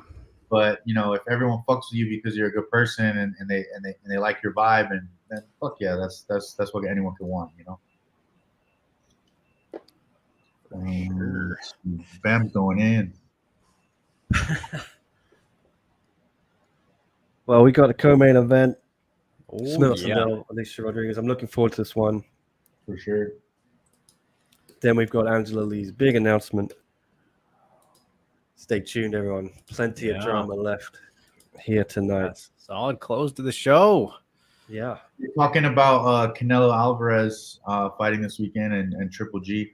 I'm gonna be at the fight tomorrow at the Canelo and Charlo. But in regards to this comparison of Triple G and Canelo, look, man, Canelo is Mexican. He already has the biggest draw that you can draw. Triple G is from Kazakhstan, right? So it's just completely different and completely opposite in terms of the money and in terms of the viewerships. That's how you got to look at it. The amount of money that Canelo brings to a fight is no comparison. Triple G is amazing, but again, traditional boxer doesn't talk, quiet, doesn't have the English, but again, doesn't have the country that has that kind of money and viewership that Mexico does and the United States. So that's where the difference is there. You know what I'm saying? Like, they're always going to market the guy that's bringing more eyes, always. Conor McGregor, that's why he does whatever the fuck he wants, right? Because he just brings so much money to the table. So if you're that guy, you can literally do whatever the fuck you want because you're putting so much money in the pockets, you're putting so many eyes on the show, advertisements, sponsors, all those things are related all because of Canelo. I have a friend that's working the medical side of the Canelo-Charlo fight, and Canelo made it mandatory that everyone has to wear a mask and be COVID tested. And like, is that even a thing? That's like, that doesn't even really happen anymore, but Canelo requested it, and whatever Canelo requests, Canelo gets. You know, so you think if Charlo said that, they would do it? Absolutely not. Yeah. So you guys got to realize that's all that matters. You know, when you're at the top, it's all about numbers and how much you bring and how many eyes and how many views and how many likes. So as long as you're that guy, you're always going to be that guy. So that's where you're at, man. So yeah. Why isn't Kelly the face of one? Because nobody cares about jiu-jitsu. Oh my God. 4th round TKO for Sundell, says Pan. Oh yeah, get your picks in, everybody. Wildcats here. Here comes Rodriguez. Young phenom, right? I mean, they both No are. Maurice Bevy with his coffees in the way. God, that was so great. Yeah. Maurice was lucky that it was Danielle and not Alicia. Alicia may have just elbowed him, you know. Do you since find this Alicia Rodriguez good looking? I think she's a pretty good looking girl. She looks like she could be like the younger sister of Claudia Gadelia. Right? A little bit. I think she's prettier than Danielle Kelly. I'm going to say that. What? Sasha is in love. What? Yeah, I got Alicia over Danielle Kelly. What y'all Sims think now? You never attack the simps, Sasha. You're about to find out. How is she a MILF? She's 24 years old. Does she have children? Yeah. She has a 2-year-old son. Oh, and so she's shit. missing his birthday for this fight. So she's very emotional in the interview with John on Wednesday.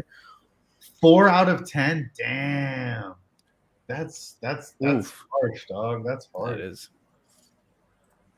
4 out of 10? Nah. But And she's gonna have a rocking bod too for someone that had a baby. That's impressive. Sasha's going in here, all right? I'm only complimenting her. What are you talking about? Yeah. It's midnight somewhere. The rated R version. With CTE now. That's fucked up. Oh. That's fucked up. Oh shit! One posted a clip of her kicking pads with a baby in her. I hear that's good. That always like makes me cringe a little bit. Like not like. No, I mean, just I don't know. It seems like it scares me, you know. Yeah, I see those CrossFit girls doing it, like throwing kettlebells, and I'm like, all it takes is one shot, and you're Oh like, God, yeah, super dangerous. yeah. But what do we know? Right, we're not women. Yeah, exactly. They Not can yet. do. Not Not yet, anyways. If we want to You be, never know. bully. Nowadays, fuck, never know. But no, I think this should be a good fight. Oh yeah. Oh wow! Look at this. Righteous brother is in Portland. I got my Portland brother. Okay. Same area. Right on, 907 West Coast. Let's go. Yep. PST. Yep. For I sure. honestly love this time zone. Like, I Oh, think it's the best. It's the the best best. for viewing everything. Can't beat it. I believe in conspiracies and beautiful women. What a combo. Sound like a great conversation right there. Is that Alex Jones? See him get choked out? Yeah. That shit was hilarious.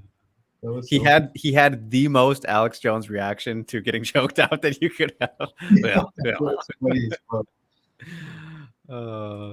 Have any of you been choked unconscious before?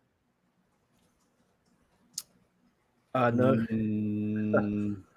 No. If I have, it was once, but I don't think so. You don't remember because you Yeah, because knocked it out happened. so No. bad. You were just kids, like you never did that like pass out game with your homies. Never did that. I've choked people out before, but I haven't had it happen to me. Yeah. It was funny to see that. The question, do I think Smilla is hot? I think she's pretty, but I don't think she's hot, if that makes sense. Distinction. Yeah. Not my cup of tea personally, but yeah, no, I think actually I take back what I said. I don't think she's pretty. I just think she's like pretty average in my opinion. But she has some developing to do. She's only 18, right? She's so big. It's crazy how big So she is. it's evolving. 5'8", yeah. And she fought. This weight class is 115 pounds, right? 25. Or 125. Still, that's like she's as tall as what, Holly Holm? Yeah. Pretty much. Holly's 5'8", I think. That's pretty wild. Oh, 5'8" is tall for a girl, especially a female fighter. Yeah. Yeah, Holly's 5'8".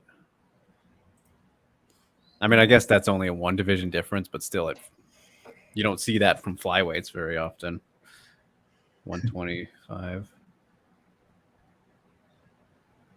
Rodriguez is moving up from 115, so she's the 115 champ. Rodriguez.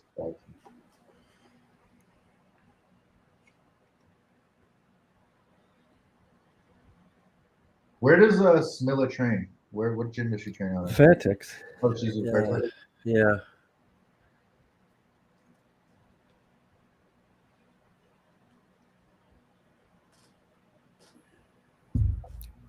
I just got a message that Asa fought that last round with a broken arm.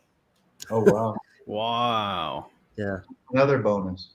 Yeah, exactly. Pay the medical bills. If it was his right arm that was broken, that'd be even crazier because he finished with that right hand. I think it was the left arm. Hit it with the Rich Franklin special on Chuck Liddell. Yeah, left arm. That's from our guy Tristan, the corner man. You may have seen him in the ring. Nick, have you held a championship belt, a one championship belt? Yes, they're so heavy. Are they? Yeah. Ridiculous. Yeah. Even the fighters backstage, They're like, they can't hold it. And then I asked them to hold it. They're like, oh, please, no. Please don't make me do that. Yeah. yeah, I like the colorway for her fight kit. That's kind of cool. Multicolors. I'm gonna say this. Yokow and Fairtex, in my opinion, put out like the best colorway, like fight gear and uniforms. My one buddy, Johnny Parsons, he's like always rocking the Yokow fits, and they're really cool. It's not really like something that I would do, but I do like it. I think it's really pretty cool. They need to more brands. I think need to do that, like push for these like colorways and different styles, because look how many people are watching these fights. You know what I mean? Like, people can rock that shit. Yeah, she's tall.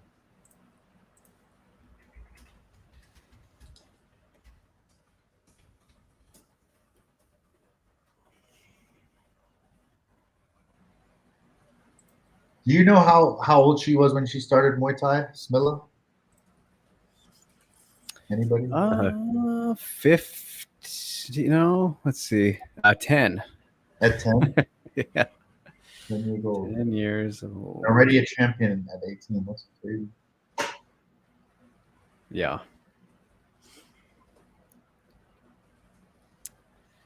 Solid start to your career. That's for sure. Nick, does Dom Lau still live in Hong Kong? Yeah, he lives in Bok Fu Lam now. Okay. Chatting to him. This is a solid comparison. Smila's the semi-shield, yeah. I mean, similar comparative build. I agree. She's so big. 32-6. It's a good record.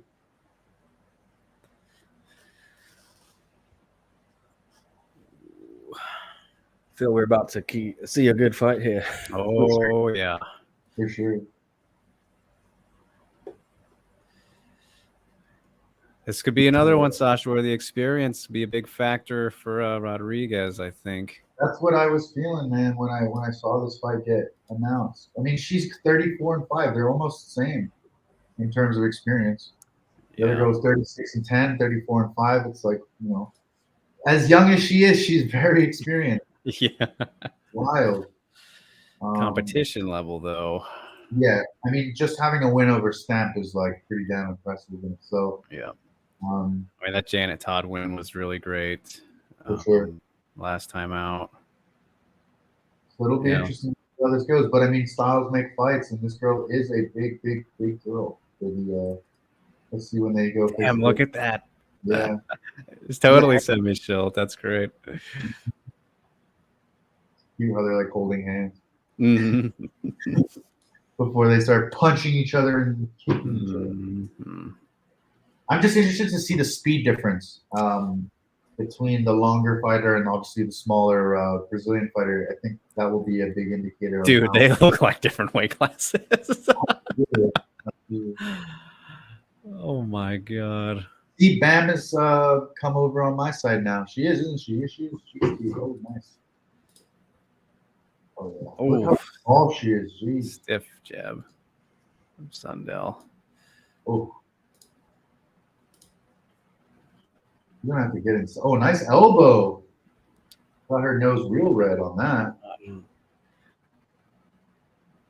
Yeah, Sundell. Like Smillis is throwing a hell of volume at the moment. Ooh.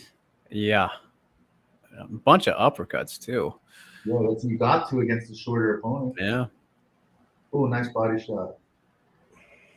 Clinch here. Ooh, trading elbows in the clinch. Ooh.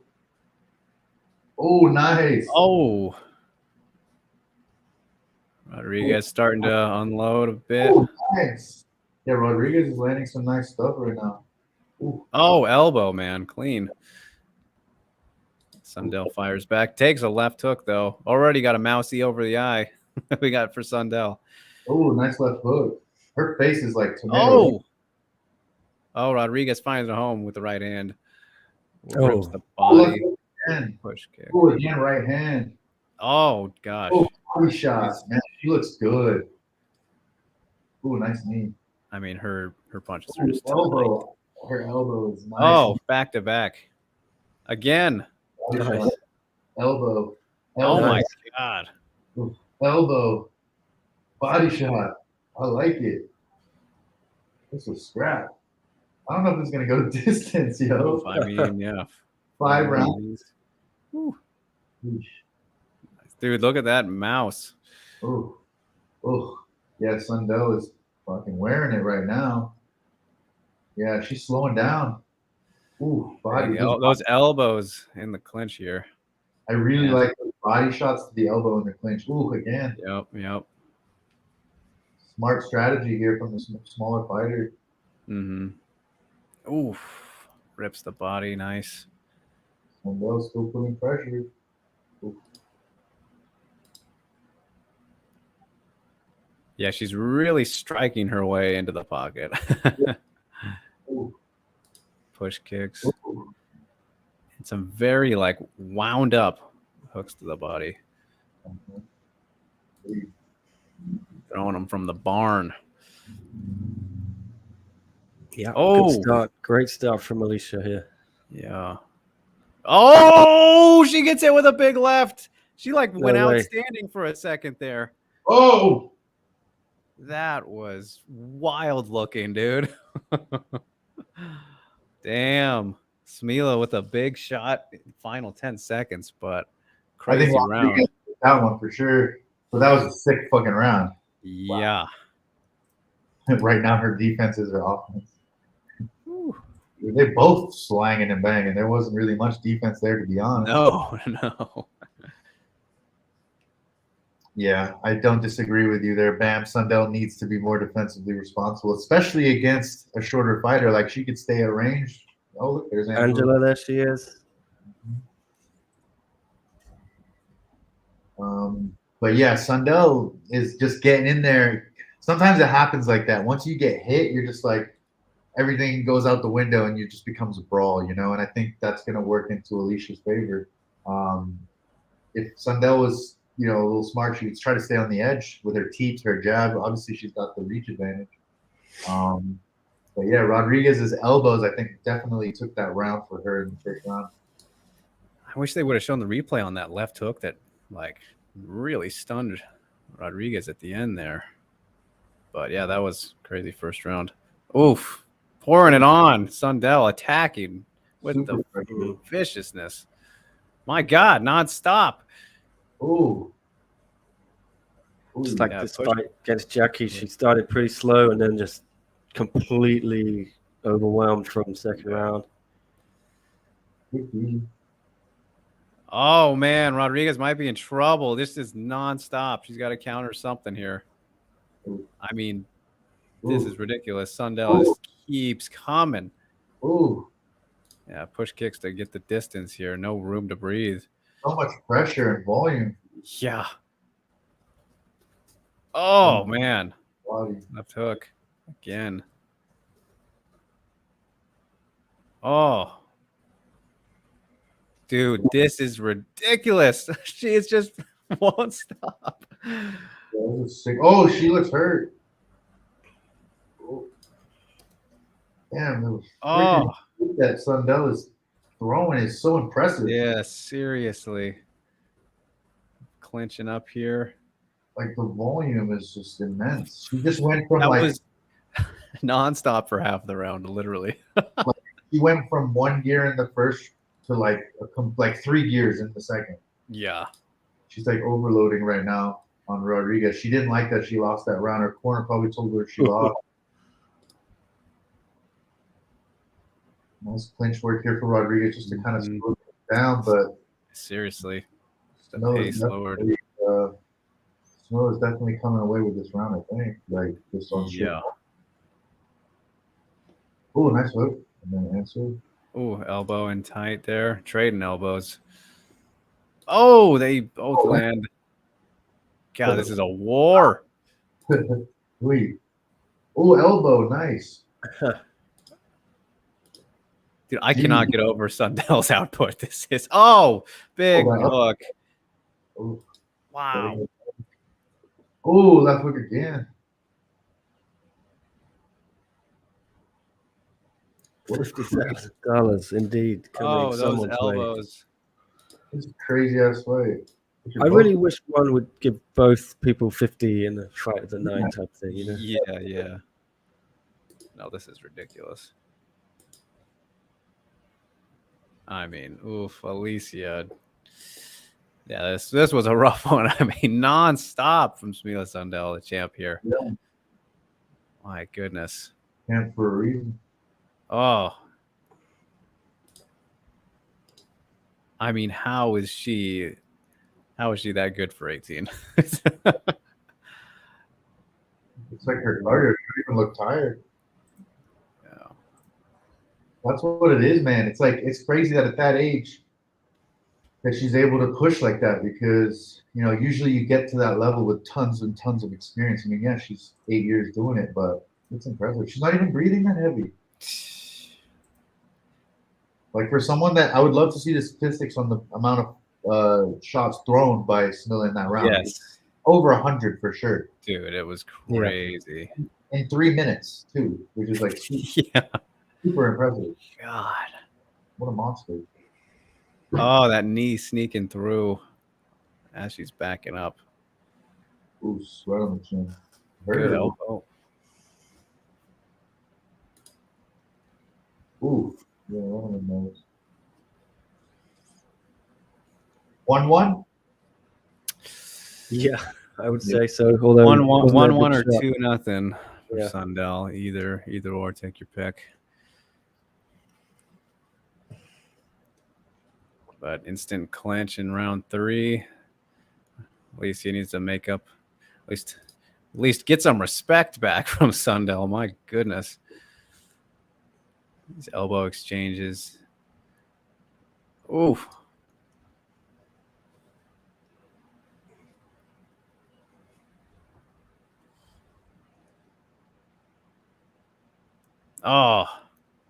Oh, Sundell. Teeing off. They're all hard shots. What a war. Dude, she just doesn't stop. Ooh. It is so impressive. I'm super impressed. I'm a huge fan of Sundell now. Fuck. I mean, yeah, this is insane. I was talking about it on my podcast, but this was obviously the last 3 fights, women fights, but these girls, especially in the co-main and main event, are just no joke. Like they're very, very high level athletes. 100%. But to be honest with you, I've seen a couple of Smila's fights, but this is the first time that I really did a little bit more research into her, and I was excited to see what we're gonna get. But man, This chick's very, very impressive. She might Only 18, right? she might be champion for a very long time. Yes, sir. Yeah. Like she's just a monster, bro. The way that she can continue to throw the knees in the clinch like so fast. And it's like this whole round has been a clinch fight, which is dope. I love the clinch. Yeah. Ooh, elbow, take it back. Circling. Yeah. And she's just been dominant. She's been like, there's not been an avenue where Alicia has been strong in the clinch. Like, yeah, she's hit her with 5 knees in a row and an elbow. Like, Alicia's tough, like tough as nails. But man, Condell is a machine. getting worn on. Oh my goodness. And look at her bouncing around like, bro, she's not even tired one bit. You're gonna finish her. You're gonna finish her, I think. There's too many rounds left. Oh yeah, this might be the beginning of the end. Big knee. Yeah. Oh yeah. Wow. Oh yeah.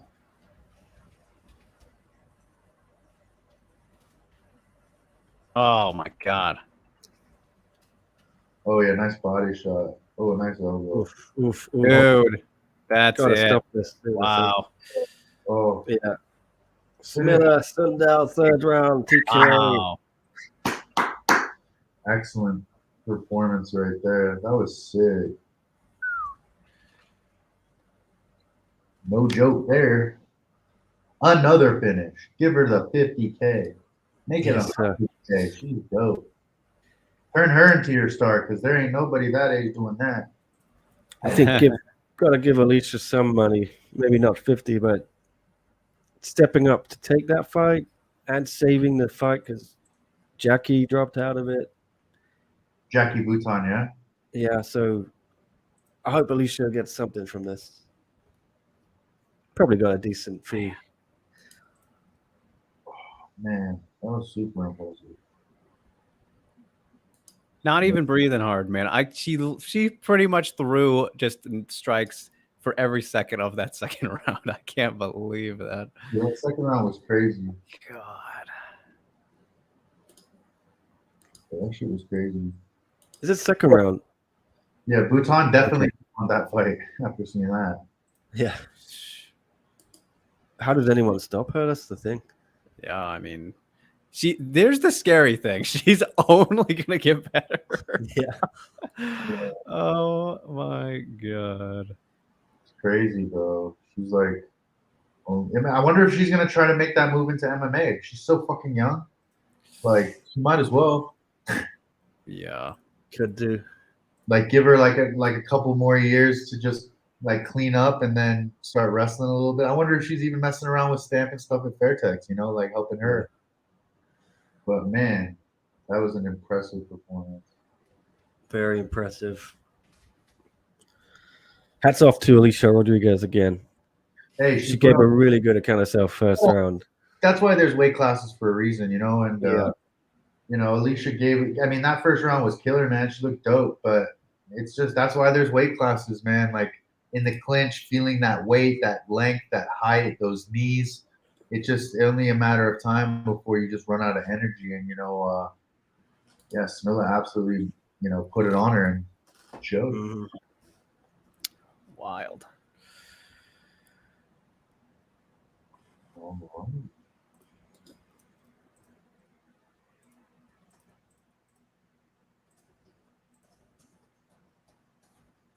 Second round, right? That was the third. Third round. Yeah. Man.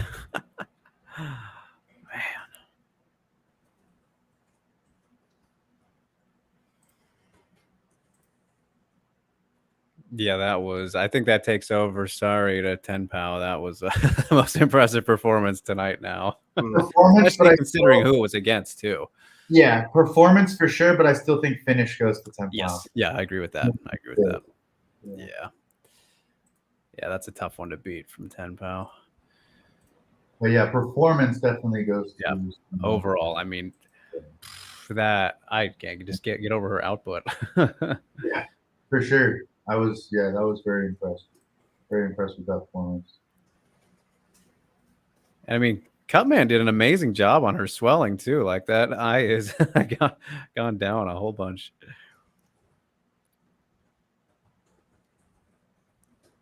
I mean, man, she's got some star potential. You know, you think about someone that young and as crazy good as she is, like they should invest. You should really invest in this one. Yeah, for sure. Bonus. She's like 50K. I'm like, she's like, what? Like, I don't even know what to do with that. God, imagine having 50K at 18. That'd be nice. Those would have been the days. I know what it's like. I was lucky. Playing sport, you know. I got lucky.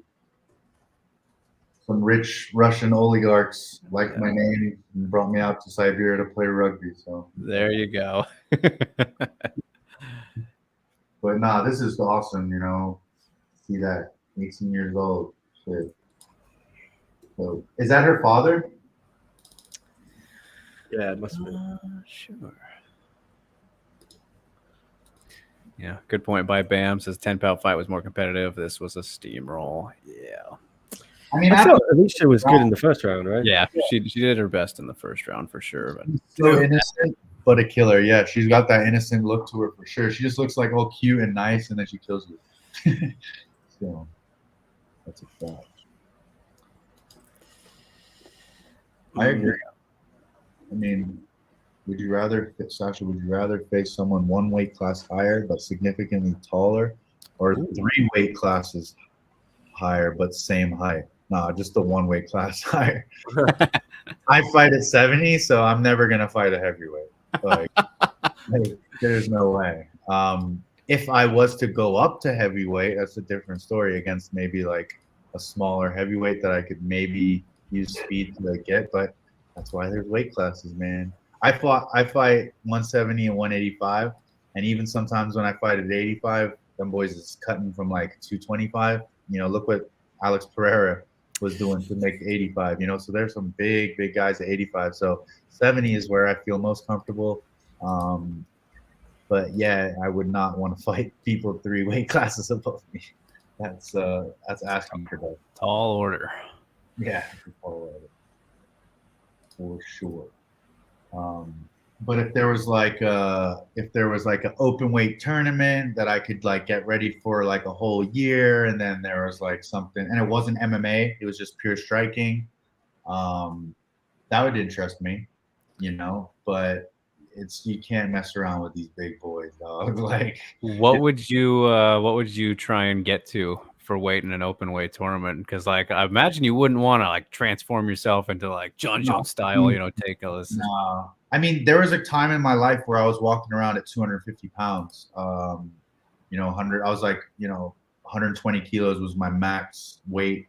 But you know, after I converted from college football into back into MMA, I went from 250 to like 220, 215, like within a couple months. So I would say, like, when I'm out of camp and I'm like not training full time, I'm probably walking around at like 200, 205. So if I would go to open weight, I'd probably like go 220, 215, and then just try to keep my speed and power for that size. That would be my only advantage, would be being elusive and trying to hit and move against these bigger, slower guys. Because I've moved around with heavyweights, and like, no offense, they're fucking slow. Don't get me wrong, you'll come across some heavyweights that are super fast, and they're usually the highest level. But for the most part, the majority of heavyweights are pretty damn slow. So Junior, you got Justin Tafa, and then you've got his brother Junior. Junior's the more experienced glory kickboxer. I sparred with him. He throws hands like 170 pounds. So that's a very dangerous man for that size. But then I've sparred someone, say like an old Frank Mir, and it's like slow motion. You know what I mean? Right. It all depends on the matchup. It all depends on the size of the opponent, and there's so many factors. But you'd have to be offering me some big money to go down that alley. Otherwise, I ain't trying to get my shit cracked by some big ass fools, you know. Because they're Boys, dangerous. I'm gonna just jump out quickly to do the Angela stuff, Yep. but you hold it down. See you in a sec. I'll come back for the main event. Fair enough. You can a head kick a heavier guy and still hurt them if they're the same height. Head kicking a taller dude is tough to get that power. For sure, but fighting a taller guy, the goal isn't to try to head kick them in the head. You know, usually when you fight the taller person, you get inside. You want to work the body, you work the low kicks. You know, trying to throw hooks over the top if you can. But yeah, it's a tough go. But if you can get inside and be faster or be more your footwork, you know, footwork is everything in fighting. If you're in a position to hit and not be hit, you know, that's super important as well. But yeah, that's why there's weight classes. Mm-hmm. For good reason. Indeed. So, as we are awaiting now the announcement from Angela Lee, which all this is making me assume more that it's definitely going to be like. I mean, she's not going to come in and make this whole thing and be like, I'm not coming back. Yeah. It'd be such a buzz Killington moment. Everyone's like, oh. Like, okay. Respect. No, everyone's going to be like, oh my God, like, she's amazing. You know, and that's the whole point of it. Yeah. You know, because what she is doing is amazing. What she's had to go through is insane, you know. So, Yeah. Yeah, low kick and body and overhands. Yep, for sure. Well, I personally, when I fight a taller person, I like to calf kick a lot too. I like to low kick and calf kick, just to slow down their movement. If I see like that they have good movement, you know, I'll attack that, and then try to go inside, make them come to me, and then meet them in the middle. You know, usually let them step into your pocket where you can land your shots, and yeah, switch dancing is great too. If, you know, that's something I work as well personally. I've always been I like to fight out of both stances. So if you can add that to your game, it's definitely something that will help. It's like adding more angles and tools to your arsenal than just staying in one fixed position. Because when people start to get used to you, they start to see the same rhythms, the same beats. But then all of a sudden you switch to southpaw, throw a different rhythm, a different beat, and everything gets a little bit more complicated to read. That's how I see it when I fight. I like to make it hard to give any kind of tell. You know, just with anything you do, or you play poker, right? You don't give any tells when you have like a sick card or a sick hand start. Same thing when you fight. You know, you want to be able to keep your opponent guessing, having trouble to find you, track you, and then of course be in a position to land. I come from a karate TKD background. Yeah, my background's karate. That's what I started in. So a lot of point fighting, and everything was specific to footwork and movement being where you can be to land, and then obviously not get hit. So that base was cool to have. It's really like developed my style, and then working with, you know, Muay Thai, kickboxing, pure boxing, and then later on in life getting into MMA, you know, Jiu-Jitsu, wrestling. That came in my late teens, 19, 20, but all before that, I was just purely on striking. So yeah, we got the champ making her walk. Yep, emotions flowing for the unstoppable one. See what we got here. I think it's good that they're doing this before the main event, because it would take away big time to do this afterward. For sure. So, yeah, I don't think many people would tune in, you know? Yeah, that's also true. Yeah. So, Bam predicting retirement. Oh, yeah? This is death retirement. Oh, Mitch, the belt down on the ground. Oh, let's listen in. Yeah. Dim the lights a bit. That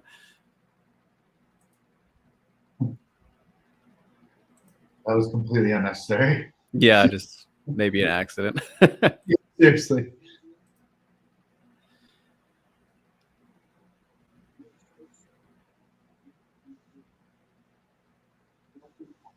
Mitch welcoming her back to Singapore, apologizing. Not for Singapore, but for the stuff that she's gone through. Clarify that.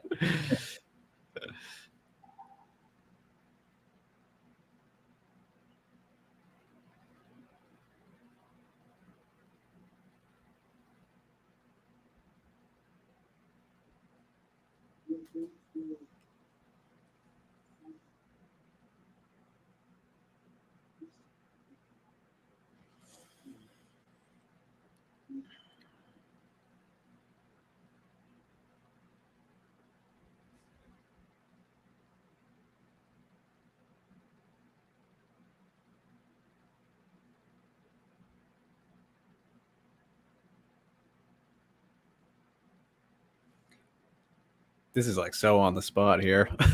Man. For real.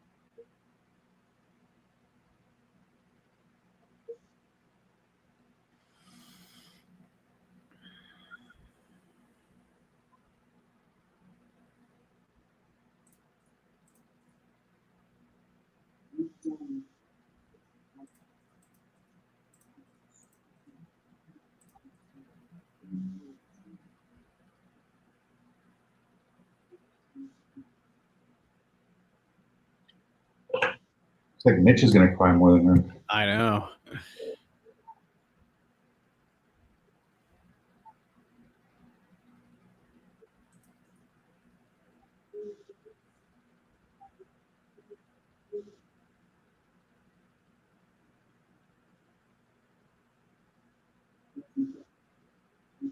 Okay, so are you gonna fight? That's all they want.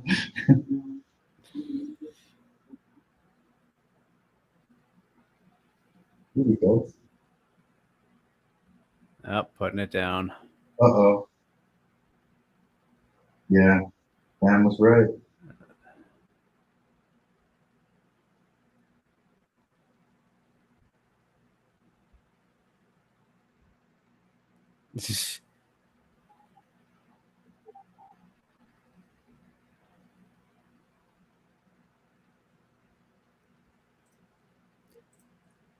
They boo right away when she announces the retirement. Yeah.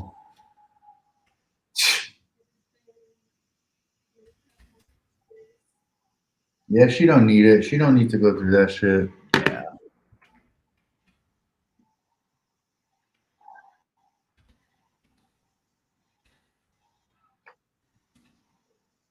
Do you think Chaudhry knew already? Oh yeah. Yeah.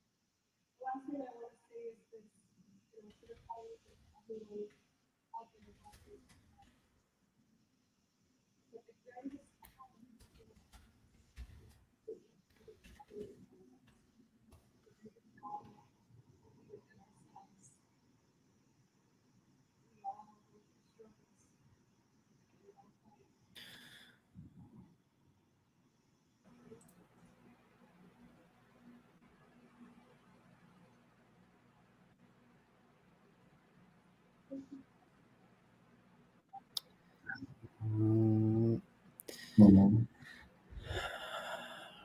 Slightly anticlimactic, but understandable.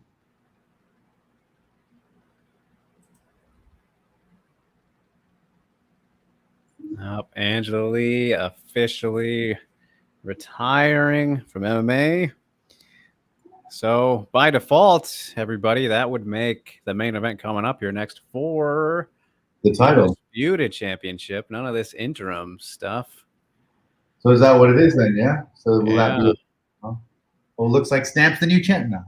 Oh my. I got Stamp. But very passionate, of course, important speech, message, all that stuff from Angela Lee.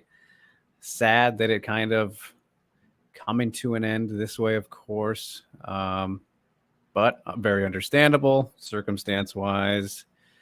Can only wish her the best going forward, as well as the whole family.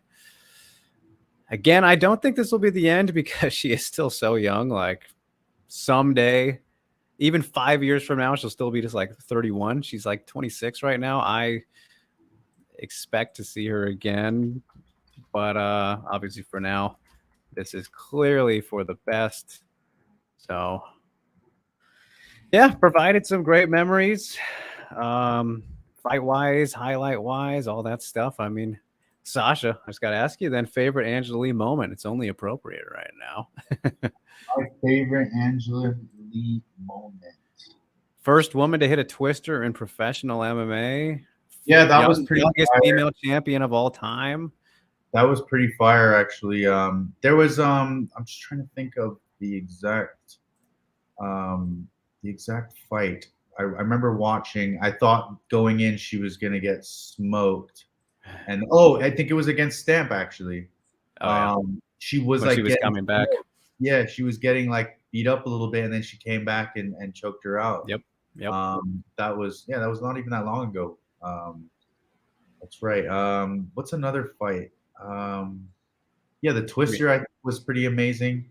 For female MMA, you don't really see that often. She had a pretty decent career, but like you said, I still feel like she definitely has a chance to, in a couple of years, maybe she'll get back in there. Yeah. I think obviously just gotta sort things out, see if she still wants to whenever. But yeah, I mean the Jingnan trilogy for me, just some of the greatest fights you'll ever see. All three of them were fantastic. Take your pick, what you think is the best. Those stand out to me. Of course, the Twisters, even the Yamaguchi first fights. I mean, crazy run. I mean, she accomplished a lot in a short period of time. Like I said, youngest female champion in major MMA history in terms of promotions and that kind of stuff. Yeah, onward we go. Onward we go. So here now to the main event. What are you thinking for this? Who you got?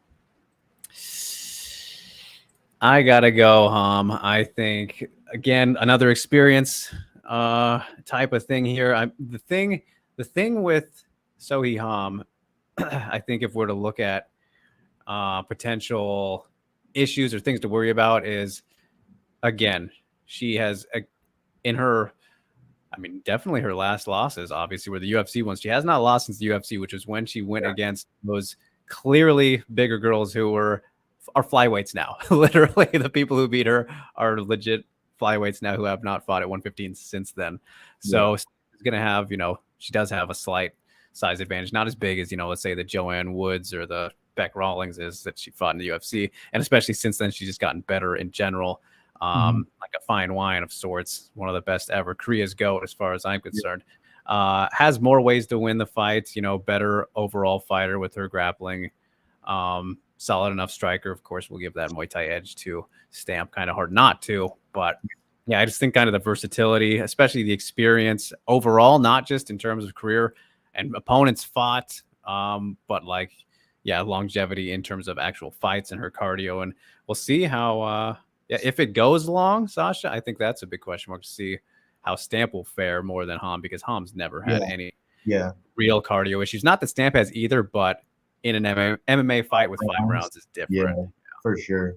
Yeah, I think they're like pretty much the exact same height and reach, same size. Obviously, Stamp is the younger fighter, less experience, but definitely, in my opinion, has the striking advantage. But like you said, Ham does have more avenues to win the fight. But let's see, I've been impressed with Stamp's evolution in MMA. I find her, I find that when she fights, she is very successful with her takedown defense, which I feel like is pretty much, this is going to be the way for Seo Hee-ham to win, is if she can get her down and control her on the mat. But the longer the fight, I think the longer the fight stays purely standing, it's going to be obviously an advantage for Stamp. So yeah, it will be interesting. I think, yes, the Korean needs to mix it in, grab the leg, go for strikes, make it like a bit of a brawl, make it unpredictable. If she tries to be, technical and go point for point with Stamp, Stamp will have her way, I'm pretty sure.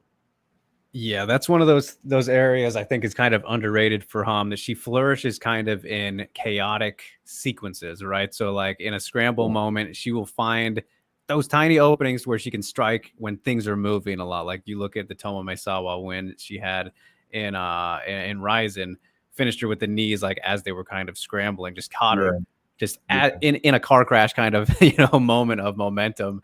She's really good at finding those exchange moments in impromptu areas, if you will. So I think that will be a big part if she does mix in the grappling like you said there, and can provide a bit of chaos in tight and close, rather than trying to do clinch work against the Muay Thai specialist. Not the wisest, but if she can make her think, really make Stamp think a lot.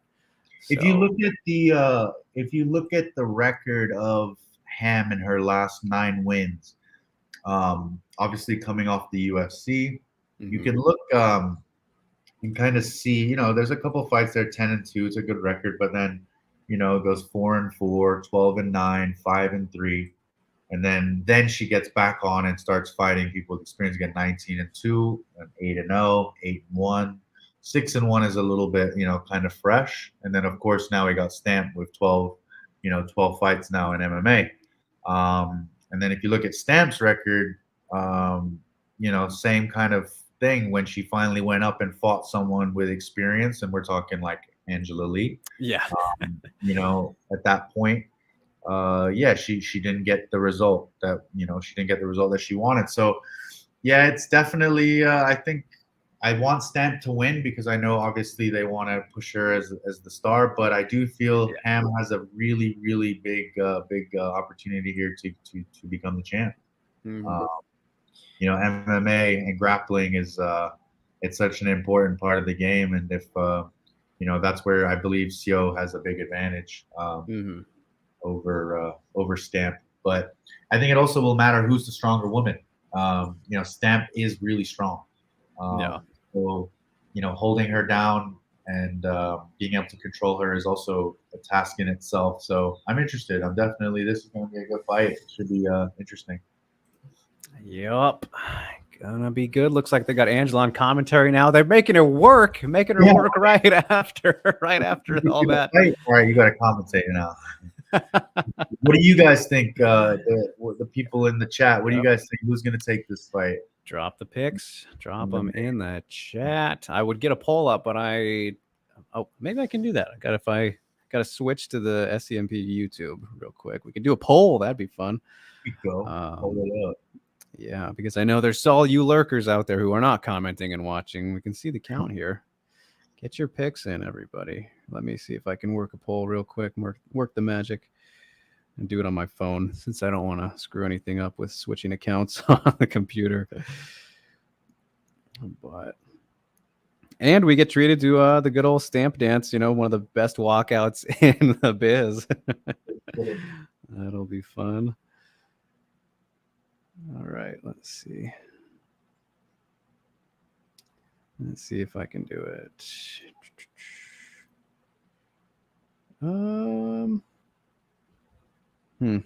Maybe can't do it on my phone. All right, no poll. Just interact, comment. That's better anyways. All right, we got the tail of the tape. 25 versus 36, 5-2 for both. 61-inch reach for Stamp, but we got the 2 inches for Ham. So yeah, they're pretty. You know what? I think that height's got to be off, because on the stare downs yesterday, unless Stamp had like lifts on or her shoes on and Ham didn't, she was definitely taller. So they always be having those with like Messed up heights. They always be like, yeah, the same height, and then the other person's like looks clearly 3 inches taller. You're like, Wait a minute, yeah. I guess we'll see when they touch gloves in the middle here. But yesterday, you know who's like one of those mysteries with height? Tyson Fury and Alex Pereira. Yeah, I showed you that. That's right. So it's like those kind of trip me out. I'm like, so what are their heights? You know? Yeah, because Fury is not 6'9", judging by that. Because definitely not. Because Pereira's definitely not that tall. So yeah. If Pereira was 6'9", that would probably be the only thing you hear about like them advertising is he is 6'9". Yeah. They love to advertise tall ass people. I feel like. Oh, legit. Yeah. It's true. Like I feel like that's all he got promoted on was just being 7 foot tall. Completely. He would just get folded by everyone. Like yeah. He was one of those guys who had some super fun fights and like could put some wins together, but never could win the ones that mattered. You know, like he couldn't really break like the top 10. You know. Yeah, just never ever figured out how to use his length advantages. I would hear like Joe Rogan all the time be like, man, if he could work his jab, like he would be unstoppable and then get knocked the fuck out. Yeah. I mean, I do remember like the only time he like figured it out for the Big Nog fight, if I remember correctly. I'm going to look at his record right now, but that was the one. I don't know if you remember that one where like he was jabbing him up and just he totally beat him by his distance. It's like, he's figured it out, and then the next fight, like, gets bolted. You're like, what the hell happened, dude? I think the one knockout that really stands out to me, I think, is Ty. I think Ty knocked him out in Australia or something. Yeah, that was his last fight. Yeah, last fight ever. Yeah. But he's actually in media now. He does media. Yeah, he's doing a great job. I mean, for the Dutch media and stuff. And I think he might be doing the PFL Paris show, actually. Well, PFL Europe, that's going to be a really nice card. They got a lot of good fights on there. That's gone under the radar as well. Totally. We don't even have a stream for it out here for us. I know. That's how under the radar it's going. I'm so surprised by the PFL to do that because I thought they were trying to push Cedric Doumbé, and like no one knows who he is. So it's from what I heard, they did not mean to do that. Apparently, it was some fuck up back behind the stage, you know, behind the scenes they messed up rights or something like that is what John Morgan reported, so shout out to him. But yeah, you can't do that. You can't do that as a top promotion. Bad move, yeah, for sure. I don't, because Doumbé, Lazy King, Ditcheva, yeah, a lot going on there. But all right, let's look at these picks actually for the people who did throw in some comments. Great benefactors got Hom, SR stamped by Elbow. Very specific prediction. We like it. Bam says damn stamp got them T-Rex arms a little bit. Height is off. Yeah, I agree. It definitely seems like it is. Russell Muhammad says I'm going for stamp by left hook or super elbow. All right, we got 2 elbow predictions. Whoa. Very bold from you guys. Bam with an out of the box question for you, Sasha says, would you rather fight Alex Pereira or Cyril Gane? Would you rather fight? Neither. Yeah, no thanks. Neither. Fuck that. Yeah, neither. That's my answer. You want to see Sasha turn into a panic wrestler? There you go. Goodness. Oh, I don't know. That is a good question. If I had to fight, I guess it would be Pereira, I guess, because he just weighs kind of less, but they're still fucking, that would be terrible, man. Right. Wouldn't be a fun time. No. So here comes Stamp with the baseball jersey on. Yeah. It's youth. Can't tell specifically what it is. I know she was wearing something earlier, but I don't know what this youth thing is, what that means. It's Vortex brand, no? Oh, that would make sense.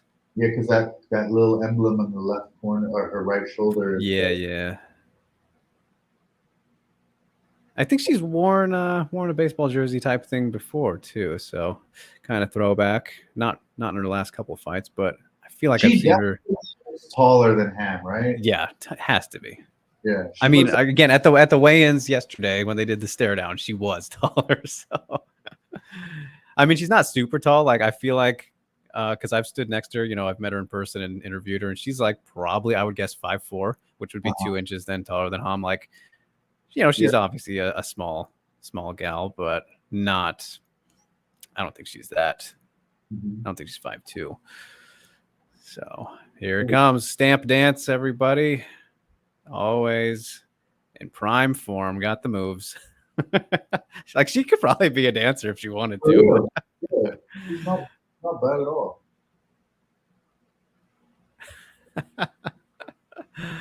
Always a show.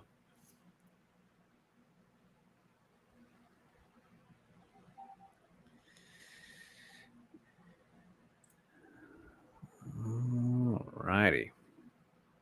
Oh, she's working now. Where are the simps? Just lining them up. Line them up. Bam asking, is Singapore the place that's really strict on drugs? Yes, incredibly. You cannot do a darn thing over there. I mean, that's a lot of Asian countries, though. I mean, like Japan is very strict on marijuana. China, yeah. Singapore, though, doesn't really allow too much of anything. You don't they? Yeah, they'll put you in prison for at least a decade. But I think that's also Japan. Yeah, just a lot of Asian countries aren't too open to. The only place you can smoke weed now is Thailand in Asia, yeah? Legally, I think so. Yeah. In terms of doing it legally, right? Yeah, they're gonna come after you. God, that would be so much scarier. I would just never even gamble. You know, Bro, I lived in Thailand, bro. I was picking up weed, you know, once a week or twice a week, and I never enjoyed it. It was a scary process. You know, driving on a moped with weed on me, and then if I was to get pulled over, game over. You know. Yeah, exactly. So I was lucky, but I had some friends who experienced, you know, getting caught with some weed, and they had to do some time. But they did decriminalize it. They sell it now legally. It's in dispensaries over there. But when I was living there in 2017, it was still illegal. So not only was I smoking garbage weed, but putting myself riskier, for some shit. But yeah, I haven't been back to Thailand since they've legalized it, but I am excited to go to Thailand now that it is legal. You know? There you go. Sure. The stamp getting into the cage. Yep. Let's see if Nick makes it back in time. Yeah, what's he up to writing about Angela, I guess? Yeah, he just put out the article. So if you missed it, I'm sure he's got the quotes in there. You can check out Angela's announcement. Officially retired. If you're just joining us right now, drop a like, share, subscribe, all that good stuff. SCMP and myself and Sasha, as we got my handle up, but his is just his name as well. So you type that in anywhere else. Me. Yeah, pretty unique one. I don't think you'll find many Sasha Platnikovs, but Angela officially retiring for the time being. A vacant title fight now, undisputed. None of this interim garbage. Yeah. As we get the announcements being made. Olivier, he's probably my favorite ref in the world. Yeah, there he is, just in time. What's up, guys? Hey, Nick. Angela retires. Yep. You were both wrong. Nick, you got to tell us, though. I asked Sasha, we both discussed our favorite Angela moments. What's yours? What comes to mind first when you think back on her career? I know, right? Tough one. Well, I liked the way she usually bounced back right from the adversity. When there were losses, she'd come back and win, and she'd fight that battle within herself. You know, I'm talking the Jihan rematch and the stamp fight after giving a baby, being away for so long. I mean, so honestly, her retiring is a little sad because I was hoping, she might try, like we were talking about earlier, to come back one more time and show that resilience. But look, we cannot blame her for doing it, right? It's entirely understandable, and we have to just give her I support whatever decision she makes. And yeah, I don't know, just the Twister, another great memory. 5 title defenses, I think. Never lost the belt after winning it. She did it all in one championship. I don't think there was anything else really she could do. Hall of Fame, if one ever makes one. It's the next generation now, I think, is going to take over. And like we were saying earlier, I don't think Angela would have stayed around too long anyway. Maybe just 2 or 3 more years. I think she'll have another child soon, maybe expand the family, coaching. She got her own charity now, Fight Story. So this chapter of Angela Lee is closed. The new chapter starts right here, right now. Stamp Fairtex and Ham Sohee. Main event. I'm pumped. Who you got? Let's do this. I'm going to go with Stamp. Yeah. If Ham wins, she's got to make it a little dirty, I think. Yeah, kind of what we were saying. Physically looks bigger and stronger. They were actually surprisingly it was like half an inch maybe for a Stamp. It wasn't as tall as we expected, but yeah, they're closer than it. Look at like the torso, the waist. Like I just feel like Stamp's a little bigger. But we'll see. We're about to find open stance as well. It's hard. It's hard for Ham to start wrestling in the open stance. She's got to really cover that distance, and that's where probably Stamp can really hurt her coming in. Uppercuts and knees. What she did to Elise Anderson was, those things are savage. Yeah. Absolutely. And for Sohee Ham, only been finished by strikes once in her career. Submission only twice, so 3 total losses by finish. Doesn't happen very often. And the one stoppage loss that she had was from the corner in her Hamasaki rematch. So no shame in that one. Hard to put away and just beat in general. Sohee Ham, obviously. So feeling out process here within the first minute and a half. As they trade kicks. Man, looks like Ham got a tattoo on the arm. That's new. Always scoping out the ink. Can't help it. Simp. Yep, simping for the ink. Ooh, head kick almost getting through there for a Stamp. Excuse me. Team Mad. Team Mad. OG representing.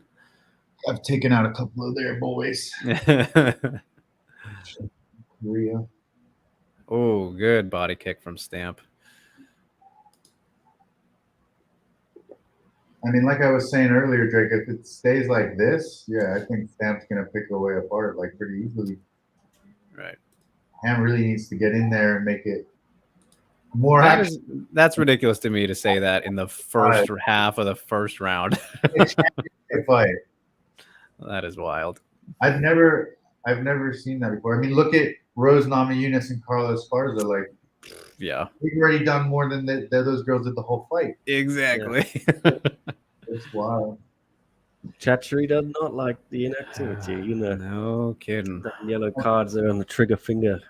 Yeah, he just wants to see people getting hit. Oh, good left hand from Ham. Oh, nice left hand, yeah. That's the best strike she's landed in the round. Yep.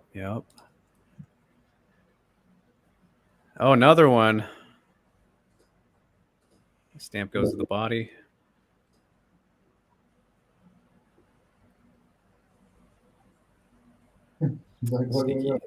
Inside low kick from Hamderley. Another one.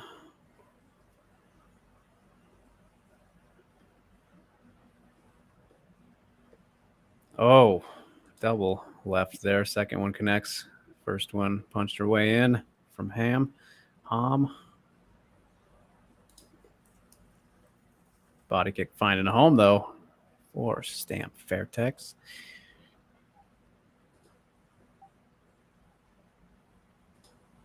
I think she might try and work that and then throw it up top when there's an opening. So let's look out for that. I love the personally. I love the body kick and the punch. Like you don't really commit to the body kick. As Yeah. you can set up that punch. Right. I think Stamp does that quite well. Oh, that left hand starting to find a home for. I'm really, really surprised by Olivier Cox really pushing. I know. It's kind of insane. Yeah. Like Yeah, that's like game plan changing. Because Ham's had a couple of tentative fights, right? Oh, okay. Yeah. I mean, I can imagine Chatri talking to the referees before, just being like, "Look, I don't want to see any like stagnant. I want to see them going, push it." You know. I want to see everyone be Smila Sundell. Yeah. Be like Smilla. Be like Smilla, girls. Like. But I'll tell you one thing, guys. Like, and I'm sure you guys have noticed, whenever fighters fight in open stance, it is harder for them to engage versus when it's the traditional, stances when they're facing you. I don't know what it is, but when it's even in my experience of being in the open stance, your distance to land shots is much harder than when you're standing in the traditional stances. You know what I mean? So when they are at far ranges like that, it's like it always seems like it's one strike versus like being able to come in and throw combinations. Like Sundell and Alicia, Sundell was orthodox and so was Alicia, so they were really, kind of able to just butt heads that whole time. But these girls are fighting like open stance, so there's distance that needs to be covered, and no one like. Stamp is not a distance cover with her feet. She's a Muay Thai fighter. And what's her name? Ham needs to really, if she wants to put that ability to wrestle, she has to come forward and close the distance. And neither of those girls are doing that. So that's why it's looking like an inactive fight. But in reality, they're throwing what they can throw at that distance. Right. What do you guys think? Who took that first round? Or who's winning right now? I lean Ham there. Those left hands were good. I mean, the body kicks, those were the best weapons for each of them, I think. But slight edge to Ham. I would say close though, very close. As quick start here, kind of first 20 seconds. I wish Stamp would throw more hands. Yeah, a lot of kicks early here.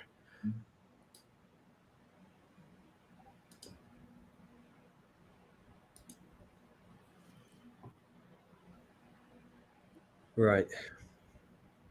I have no idea who's winning, actually. It's very tough to call Ham fights, honestly, in one. The Atsuki one was quite clear, but yeah, Denise fights were just, it's not much going on, It's difficult. Yeah, the rematch was clear in the first fight, but yeah. I mean, it was clear. I'm not saying the decision wasn't clear, but like when you're watching it, I always find it tough to just really, I'm not a judge, I don't know. Yeah, and the criterion one is hard to kind of always pinpoint, but right. It's just difficult to know what Cost is pissing what Ham's off, doing man. well. Do you know what I mean? Yeah. Yeah, this is getting kind of sensitive.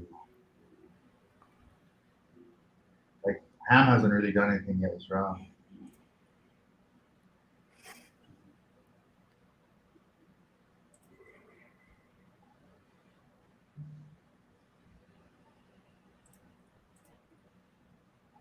Oh, it's crazy how much faster Stamp's kicks are than her hands. Yeah. It's really impressive, but it's crazy. Like imagine her. Oh, there you go. Just whiffs on an elbow in the first clinch exchange here. Man, if that elbow landed, yeah, that would have been trouble. Yeah.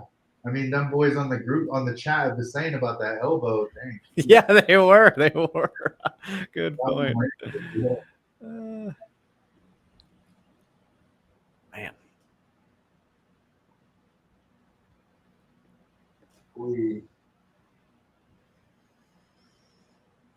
Stamp finding a bit more success with the punches there. Yeah. I definitely think. Ooh, nice. I definitely think Stamp, done a little better this round. Mm-hmm.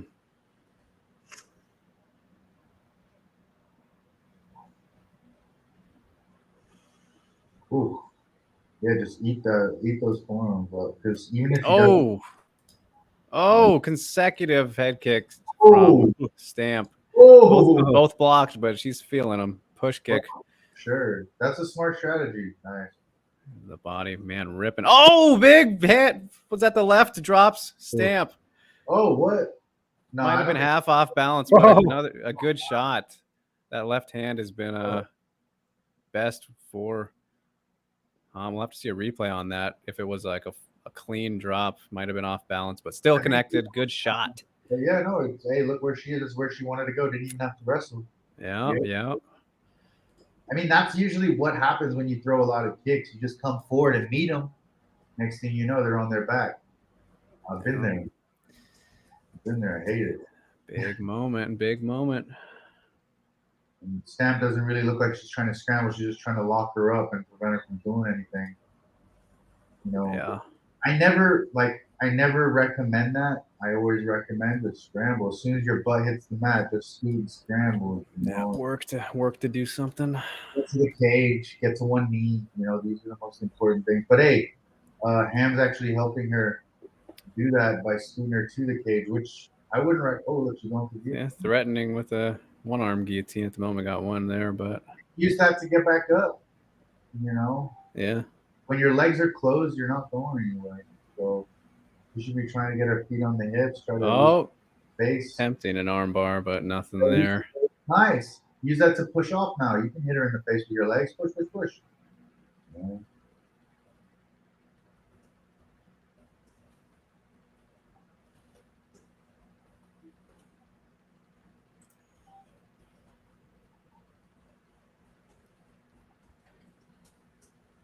I don't know, because of the knockdown order. Were we going ham with this? Now I'm back in the lead. You would have to. Yeah. You would have to. It was the biggest moment. Sam was like getting a good little groove going with her kicks. And then, better armbar attempt here late. Oh shit. Oh, Ham potentially saved by the bell. That was tricky position. That was deep. That was all right. Action picking up here. Okay. As we get ready for the middle frame. Let's see a replay on that knockdown right here, maybe. It's got to be right here. Okay, or not. Come on, you got to show that. Terrible. The most significant part of that round. Dude. Come on, guys. Who's working in the booth? Wow. That's shocking. Yeah, that's absurd. We're going to show her attempting a guillotine. What? That's ridiculous. That was really bad. That was really bad. Nick, let them know. What? Oh, thankfully, I found a tweet here showing it. What did it look like? Waiting for it. Come on.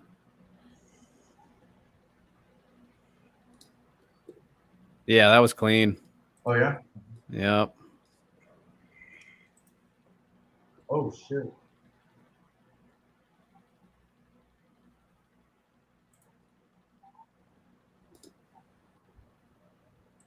Yeah, that was a big shot. Oh.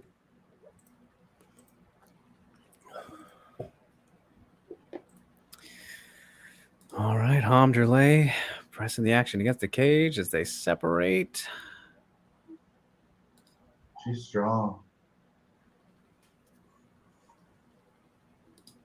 Yeah, this one where things get interesting. Putting a lot of pressure because she doesn't want to get kicked like that again. Yeah, I know. Stamp was rattling him off before that knockdown.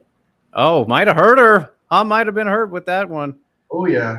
She dropped her. Stamp did it. Oh, my God. The body shots. Again. Oh. Wow. As quick as that. Oh, my. Good golly. Wow. Hey, she's wicked to the body, man. She did it to Elise, too. Savage.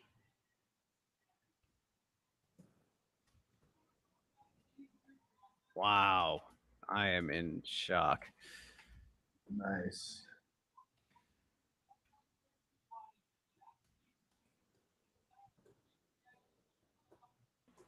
Wow. That was nice.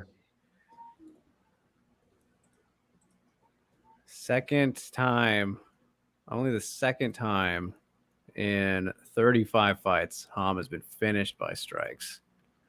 And that was a cleaner one in the corner stoppage. So, I mean, you could count that as the first official time.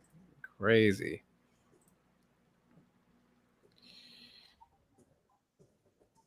Damn. Oh, that punch. Oh yeah. Oh, and then again, boom, boom. He- Dude, heat seeker. body shot. Yeah, she just went relentless on it. That was dope. Man. Good job, Stan.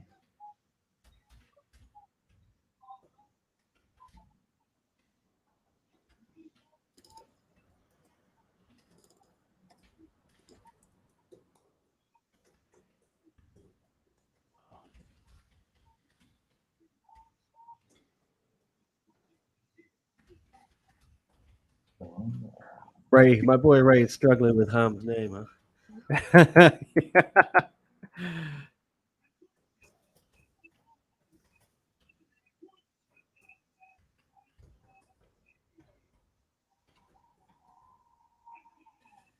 The way Chalktree looks when he's holding it is so funny. I know. He's like, this is so heavy, my biceps are killing me.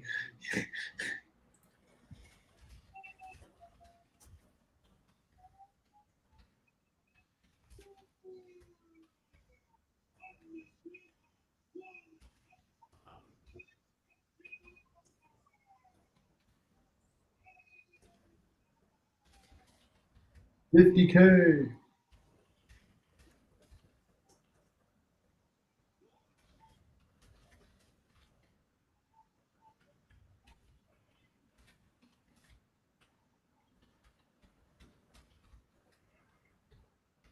Man.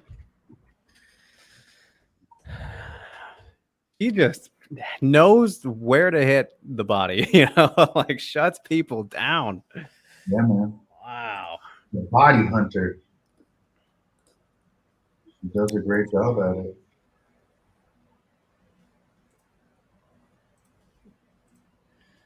I love like the comical amount of confetti that they drop after these kinds of wins. Look at that corner. Yeah, the cleanup must be an absolute disaster. Oh, surely. Clean up every single one of those things. Jesus.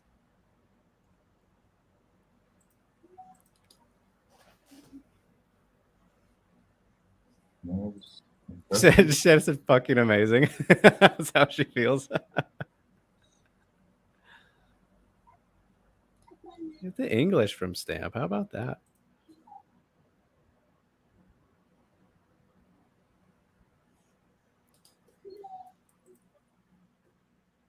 yeah, you did it.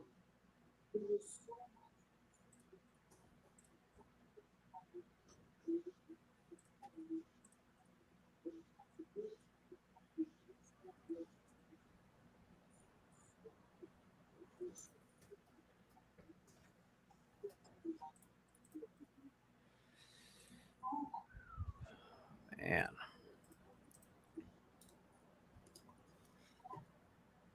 Oh my. Crazy.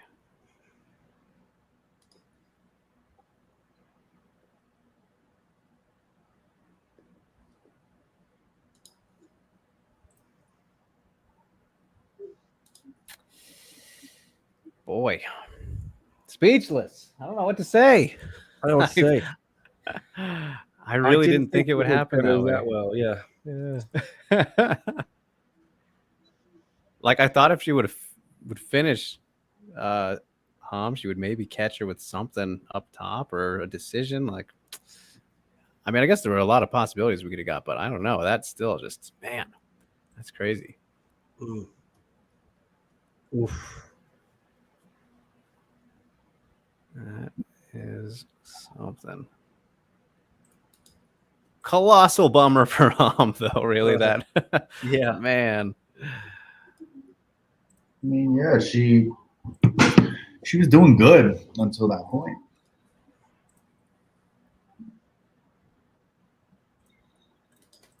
Yeah. She was doing very well. Yeah. Dropped her, right? Second round, was it? Yep. Mm-hmm. And then Yeah, I Ham think had she was the winning. that step nearly had an armbar at the end of that round, was it? Yeah, brief threat. Fun Brief threat fight. of it. It was a bit cagey, obviously, first round, and I don't blame them. Yeah, chess match. I Livened up. mean, Livened up nicely. yeah, that was good.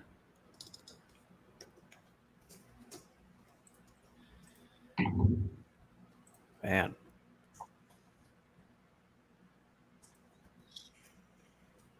But yeah, that was a solid card. We had, what is it? All finishes but one. Incredible. Yeah, it's a good one. Love to see it. A bonus coming, I think. Of course. I mean, gotta. Yeah. Yep. I love the way how he presents it, but also like it's some surprise. For sure. They make it funny.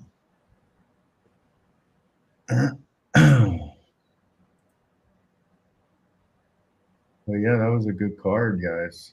As usual, you know, we brought the finishes. You're welcome, guys. As we do. As we do, standard behavior. It's standard.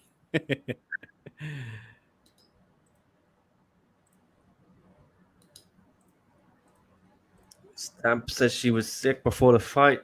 Wasn't 100%. Damn. Maybe that's why she missed or nearly missed weight. Doesn't help. Mm-hmm. For sure.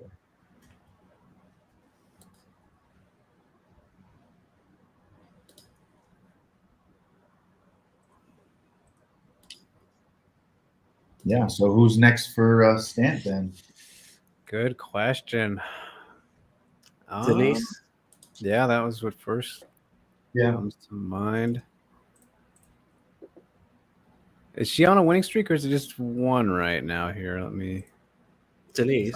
Zamboanga. Yeah, she got put two together, the Haitian and then Mezabarba. Which don't necessarily agree with that Haitian one, but it's whatever. Yeah. So yeah, I mean, yeah.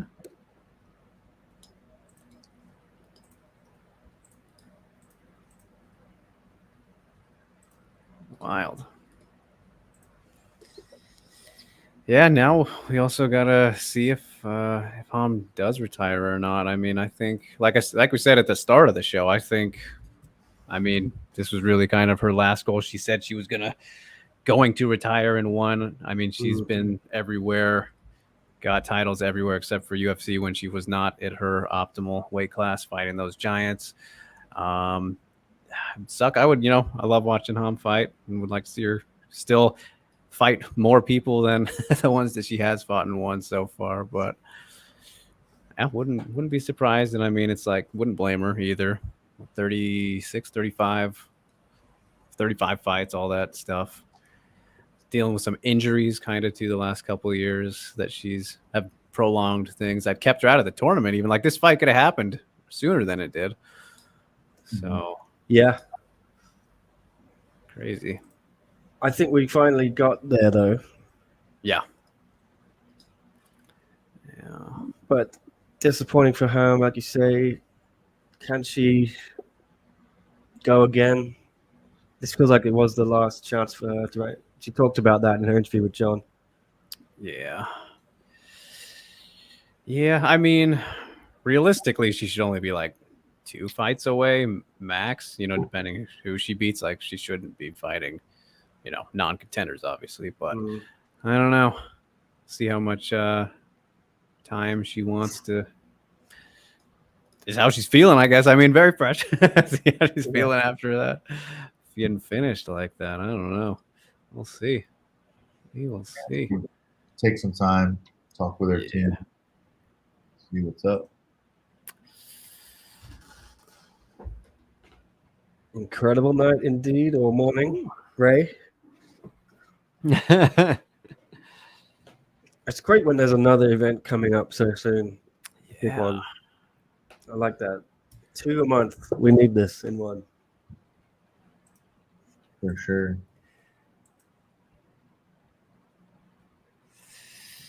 Fight of the night. Do they give money to both? No. They just say it. It's like, this was a good one. Like, yeah, we know that. Thanks, guys. Oh, Bam saying Stamp versus Semi Sundell. That size difference would be similar to that other one Stamp was in. The True. Supergirl. I don't know about that one. Well, that was Sundell a is good another show. We could do our own personal fight of the night, performance bonuses kind of things if you want, guys. Let's do it. Yeah. We already know who we thought, finish of the night was, so that's obviously bonus worthy. I thought fight of the night was Sundell and Rodriguez, personally. Let's see. Let's see. Yeah. I've forgotten everything that happened already. So I think a lot of them were very one-sided. Yeah. Probably you're right, Svilla and Alicia. Though that was quite clear. Yeah.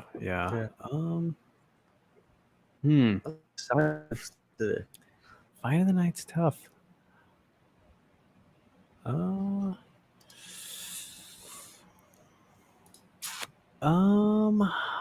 don't know. I might do fight of the night. I mean, Ten Pow and Rambo did kind of have, that shift in things. Rambo kind of started off the first half really good and was winning. Like, it was competitive, but then Ten Pow obviously came back and got that I'm gonna stellar stick the highlight reel results combo on the screen. Set this up here. It might help everyone. Okay. So yes, Actually, fight of the night was Danielle Kelly and Jessica Khan. There you go. yeah, I think aside from that, I loved all of it pretty much. The whole card was great, and I'm not knocking the grappling. It's just not my thing. No, and but I think a lot of fans feel away. So it makes up for it. But like you said, there were Jiu-Jitsu fans tuning in, and this was like crack for them, and they were fiending on it, and it was an incredible match. But yeah, I don't know. Man, I would tell you, you'll be surprised, you guys. Like, I know it's the big names, but at MMA Mania, when we cover like Craig Jones, Gordon Ryan, like, those big guys, jiu-jitsu guys, those stories do numbers, man. I'm telling you, Really? there is a pretty big following. I mean, Gordon Ryan, no, because Gordon Ryan is like the Michael Jordan of grappling, and then you have like B Team, which are like, the controversy between like Nicky Ryan and Gordon Ryan. There's like a whole underlying like story, and then they just like both hate each other and talk shit. Still, it's like wild that it's still like that big. I think like I'm talking like top story stuff, like 30,000, 30,000 big time on views. jiu-jitsu stuff. Yeah. I never get any clicks from any grappling. So, you're not talking about the right guys. Not talking about the right guys. Anytime I try and write an interesting grappling story, my editor makes me shelve it because it's libelous. They're all calling that guy a steroid cheat, whatever. Oh yeah. Gordon Ryan. They all take steroids, so it really makes no difference. Yeah. And he like has practically admitted it without straight up saying it. He's like, it's not illegal. No, he says he just prays to Jesus and eats his vegetables. Yep. But yeah, so crazy card though. Fight of the night. Yeah, kind of take your pick there. In terms of performance, let's do performance finish. I mean, performance of the night, I think still Sundell for sure. For me, finish specifically, I don't know. I mean, the just the fact that Stamp did that to Ham of all people, I think that puts it's 50-50. Impressive, yeah. Definitely impressive to finish Ham, who like doesn't get finished or really lose that much. So for sure in that regard. And it was body shot, man. You can't. It's hard to finish someone to the body. So yeah, she definitely deserves kudos for that. Mm-hmm. I mean, like I said, yeah, even just the Asa Ten Pow, like that finish was like movie style, like it was sick. Yeah. Yeah, it's always good when you can't decide though. So that just shows you the action we had here. You're just spoiled with so many. Yep. know. Power What did we pickle. decide? Surprised. Yeah. Fight of the night was Alicia Smerlin. Okay. If you can give out multiple performance bonuses, guys, who's getting them? Probably all the people who did get them. Go with the actual ones. Sundell and yeah, Menchikov. I think he deserves one. That was pretty great. How many do they usually give? Is there like an average number, or does no? He just goes crazy with them. Yeah. So there were 10 fights, 9 finishes. Is that right? Yeah. Well, 8 fights, right? 9 fights, 1 match, and 8. That's what it really is, right?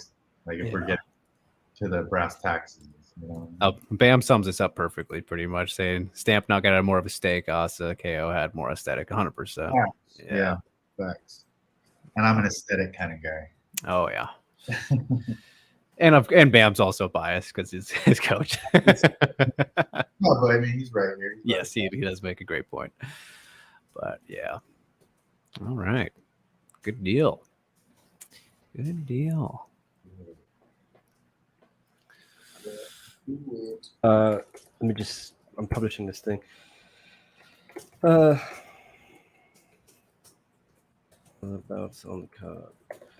Here's how dramatic. Okay, published, done. I can talk now. All right. So, yeah, I think. Let me scroll up on this. Stamp. Yeah, in my figurative. She got a bonus. Yeah, deserved one. Smiller bonus, deserved it. Danielle didn't get a bonus. I probably wouldn't give her one.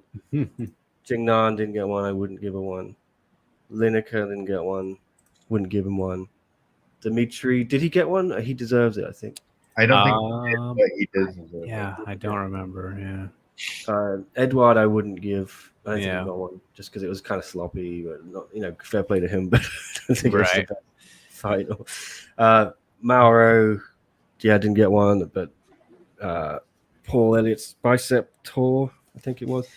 Asa got one, deserved it fully for that. Bevy deserved one. Maybe. Yeah, on the border, I guess. It's just one of those nights where I think they got everything right for bonuses.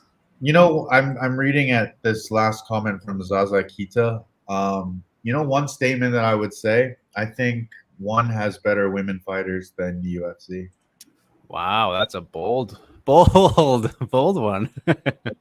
I think they're more technical. I think they're more savage. I just feel like there are so many UFC women fighters that are really trash, and I'm saying that with honesty, I really do. I say how you really feel.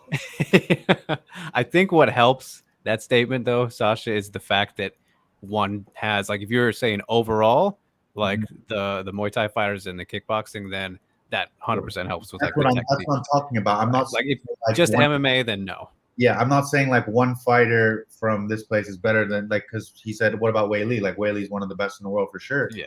But I'm just saying there in the UFC, there's like 5 or 6 females across all weight classes that are like amazing, and then the rest is like not. So one championship across the board where you're mixing in MMA, kickboxing, Muay Thai, I feel like they've got so many high level technical girls. Even our girl representing Hong Kong, she's super technical, man. And she puts girls away. Like you don't see a lot of these girls using technique and like really high level striking to put their opponents out in the UFC, in my opinion. I don't see it. Even at the highest level, like it's the finishes are not on the same level that you see in one. maybe okay, experience level, so forth, so far. But if you're having girls that have over 40 fights, it's already surpassing the 10 or the 11 or 12 MMA fights that these girls have. You know, like I can see the experience based on the technique that these girls are showing. Smilla is unbelievable in my opinion. I think she'd run through a lot of UFC caliber fighters just right now based on her striking. Just striking, of course. I have no idea about her on the MMA side, but it's impressive. It's impressive for sure to see it, and I think it's exciting for one going forward. Smilla is crazy. My They goodness. get clipped up there, Sasha. Some bold claims. Yeah. Hey, let it go, man. Trying to be confident. I'll do it. I kind of agree, and I think some of the strikers, not necessarily the MMA fighters and female MMA fighters, but some of the Muay Thai fighters and kickboxers are incredible. And Stamp really surprised me there. She keeps getting better and better. She's still really young, I think 25. And she's got a ground game now. It's not like, oh, she's improving on the ground. She's a legit threat there. Yeah. She almost caught him. And she's incredible striking. 2 body shot KOs back to back. Dangerous woman. A lot of people in the chat, the trolls, were saying, Stamp would get destroyed by everyone in UFC. You can't really have these conversations anymore, I think. So without exposing yourself as a bit of a casual, I think you cannot so blithely dismiss striking level among one's females anymore. No. That's my 50 cents, whatever, 2 cents. I know MMA, it's a completely different world when you have grappling and stuff, but just I'll give you another example. Estela Nunes, right? She fought and won. Very high level technical striker, goes over to MMA, goes over to UFC and gets pretty much whitewashed, right? She doesn't do very well. But technically speaking, when you see the way she strikes, the way she fights, very beautiful, very beautiful technique, very beautiful style in the technique that she shows. But some of these other girls, like I'll give you an example. I know she's not in the UFC anymore, but Jessica I would get so revolted watching her fight. And that's nothing against her personally. It's literally like you found some woman like on the street and we're like, It shows like the worst example. but that's what I see a lot in women's MMA, especially in the UFC. I don't see these high level technicians like I do in one. Like these girls are not training the same way that they do in Thailand or in Japan or in Asia or in Europe that I see like over here in the States. They grapple a lot. They're super focused on their grappling, which of course is important, but I'm just talking from what I'm seeing with my eyes as a viewer, as a spectator. Like I would much rather see like 2 technical beasts going head to head trying to finish each other than someone who's like lower on the technical side but just tough. A lot of these girls are just super tough, and they can get in there and scrap and put it on people. But the reality is when you watch it, you want to see like sick execution. Like Smilla was just, her execution was amazing. Like, that's what you want to see at the highest level. I thought she fought better than some guys, on the lower level of some guys, just on the amount of technique and the amount of volume she was able to throw. It's super impressive, I think that's a really good point. Yeah, by Sasha. That level there was higher than a lot of the MMA I see in UFC on the women's side. Yeah, and you cannot if the techniques there. If Smilla was to commit to trying, if one day she tries to commit to MMA and like sharpen, like just only takedown defense, she would destroy a whole lot of people. Yeah, because she's so tall too. Like they're hard to take down. Like when you're shorter, like someone that's 5'2" taking down someone that's 5'8", it's really hard when you've got such long legs. And all she has to do is have a little bit of defense off her back. And plus, she already has a clinch game. Like her clinch is probably so strong anyway. So, these girls. That's why Stamp is doing well. She had a good base with her clinch, with her ability to hurt people at range. So why can't Smilla? I would love to see behind the scenes footage of those 2 going at it at Fairtex. Yeah. I'm sure they put on some serious rounds. And Smilla just has. She's like the Semi Shield. When Semi Shield was in his prime, no one could touch him. You know what I mean? And like that kind of has that kind of vibe with Smilla, is like she kind of seems untouchable at the moment. Like that was crazy. Like for me, after that first round, I was like, okay, we got to fight. And then she was like, all right, well, let's fight. Let's I'll show you. Yeah, let's see if I can. she basically said, "Let's go swim deep. Let's go swim in the deep end and see if you can keep up." Yeah, And no joke. you know, and yeah, Danielle Taylor, that's another one. For sure. But yeah, it was a good night. I mean, you know, I wouldn't say that I put my hand up and get excited for, you know, predominantly women cards, but this one was an exciting one. You know, I got to see It was some really good. yeah. It's amazing. I love this card. It's Yeah, such a shame I wasn't there. This is probably the best show they've put on since. Oh, well, I say that all the time. You know, Denver was great.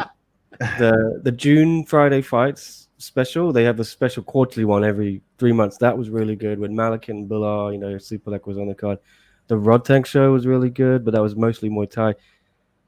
Superlek. This was great. Really good. Nice mix of everything.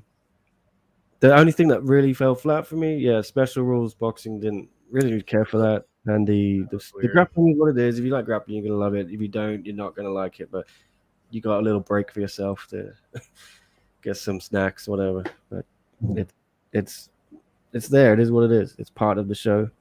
For sure. What am I doing here? I gotta close this blog. Okay. So, anything else, gents, or are you gonna get out of here? I know it's quite late in your part of the world. Yeah, I'm starving. Yeah, that's what I'm about to do. Get some food. Yeah, so it's gone 6 hours long, so I'm gonna eat as well. I haven't had breakfast, but yeah, thanks to everyone who watched in the chat and kept it, you know, civil as well. Didn't troll or make racist comments. Yeah, we had some fun. You had some fun, yeah. I enjoyed the comment time now that I discovered them. It was good. Yeah.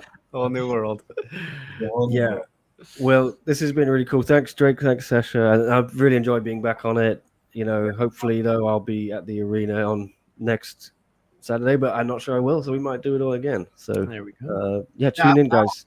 I'm down. I like it. It's fun getting out and chatting with you boys, watching the fights. So tune in. You know, the guys watching. Make sure you guys are jumping on the cards, keeping the comments crispy. You know, and it was good banter all day. I'd have to say. I had a good 6 hours. Yeah, it was good. We'll be back, I'm sure, before that with some sort of podcast as well. John and I, who knows? It's busy week, busy time. 3 huge events for one, back to back. Rod Tank, Superlek, Stamp Ham, and now I think it's Tan Lee Raymondov. They've lost the Super Bonzo one-shot fight, but still should be a good card. 2 belts on the line. Daniel Williams challenging. John DeBella also got to one shot. They found Joe Natterwood for him to style on, and some other cool stuff on that show. We'll be here again, guys. Tune in. Keep it all on SCMP Martial Arts for all the reaction. John is at the stadium now speaking to Chatri, Angelo, I think, Stamp, everyone. Smiller, John Lineker he spoke to as well. Do not go anywhere. Check our socials as well. Give us a follow, give us a like, and a subscribe. All that good stuff. Otherwise, we see you next time. Again, thanks, Drake. Thanks, Sasha. Peace.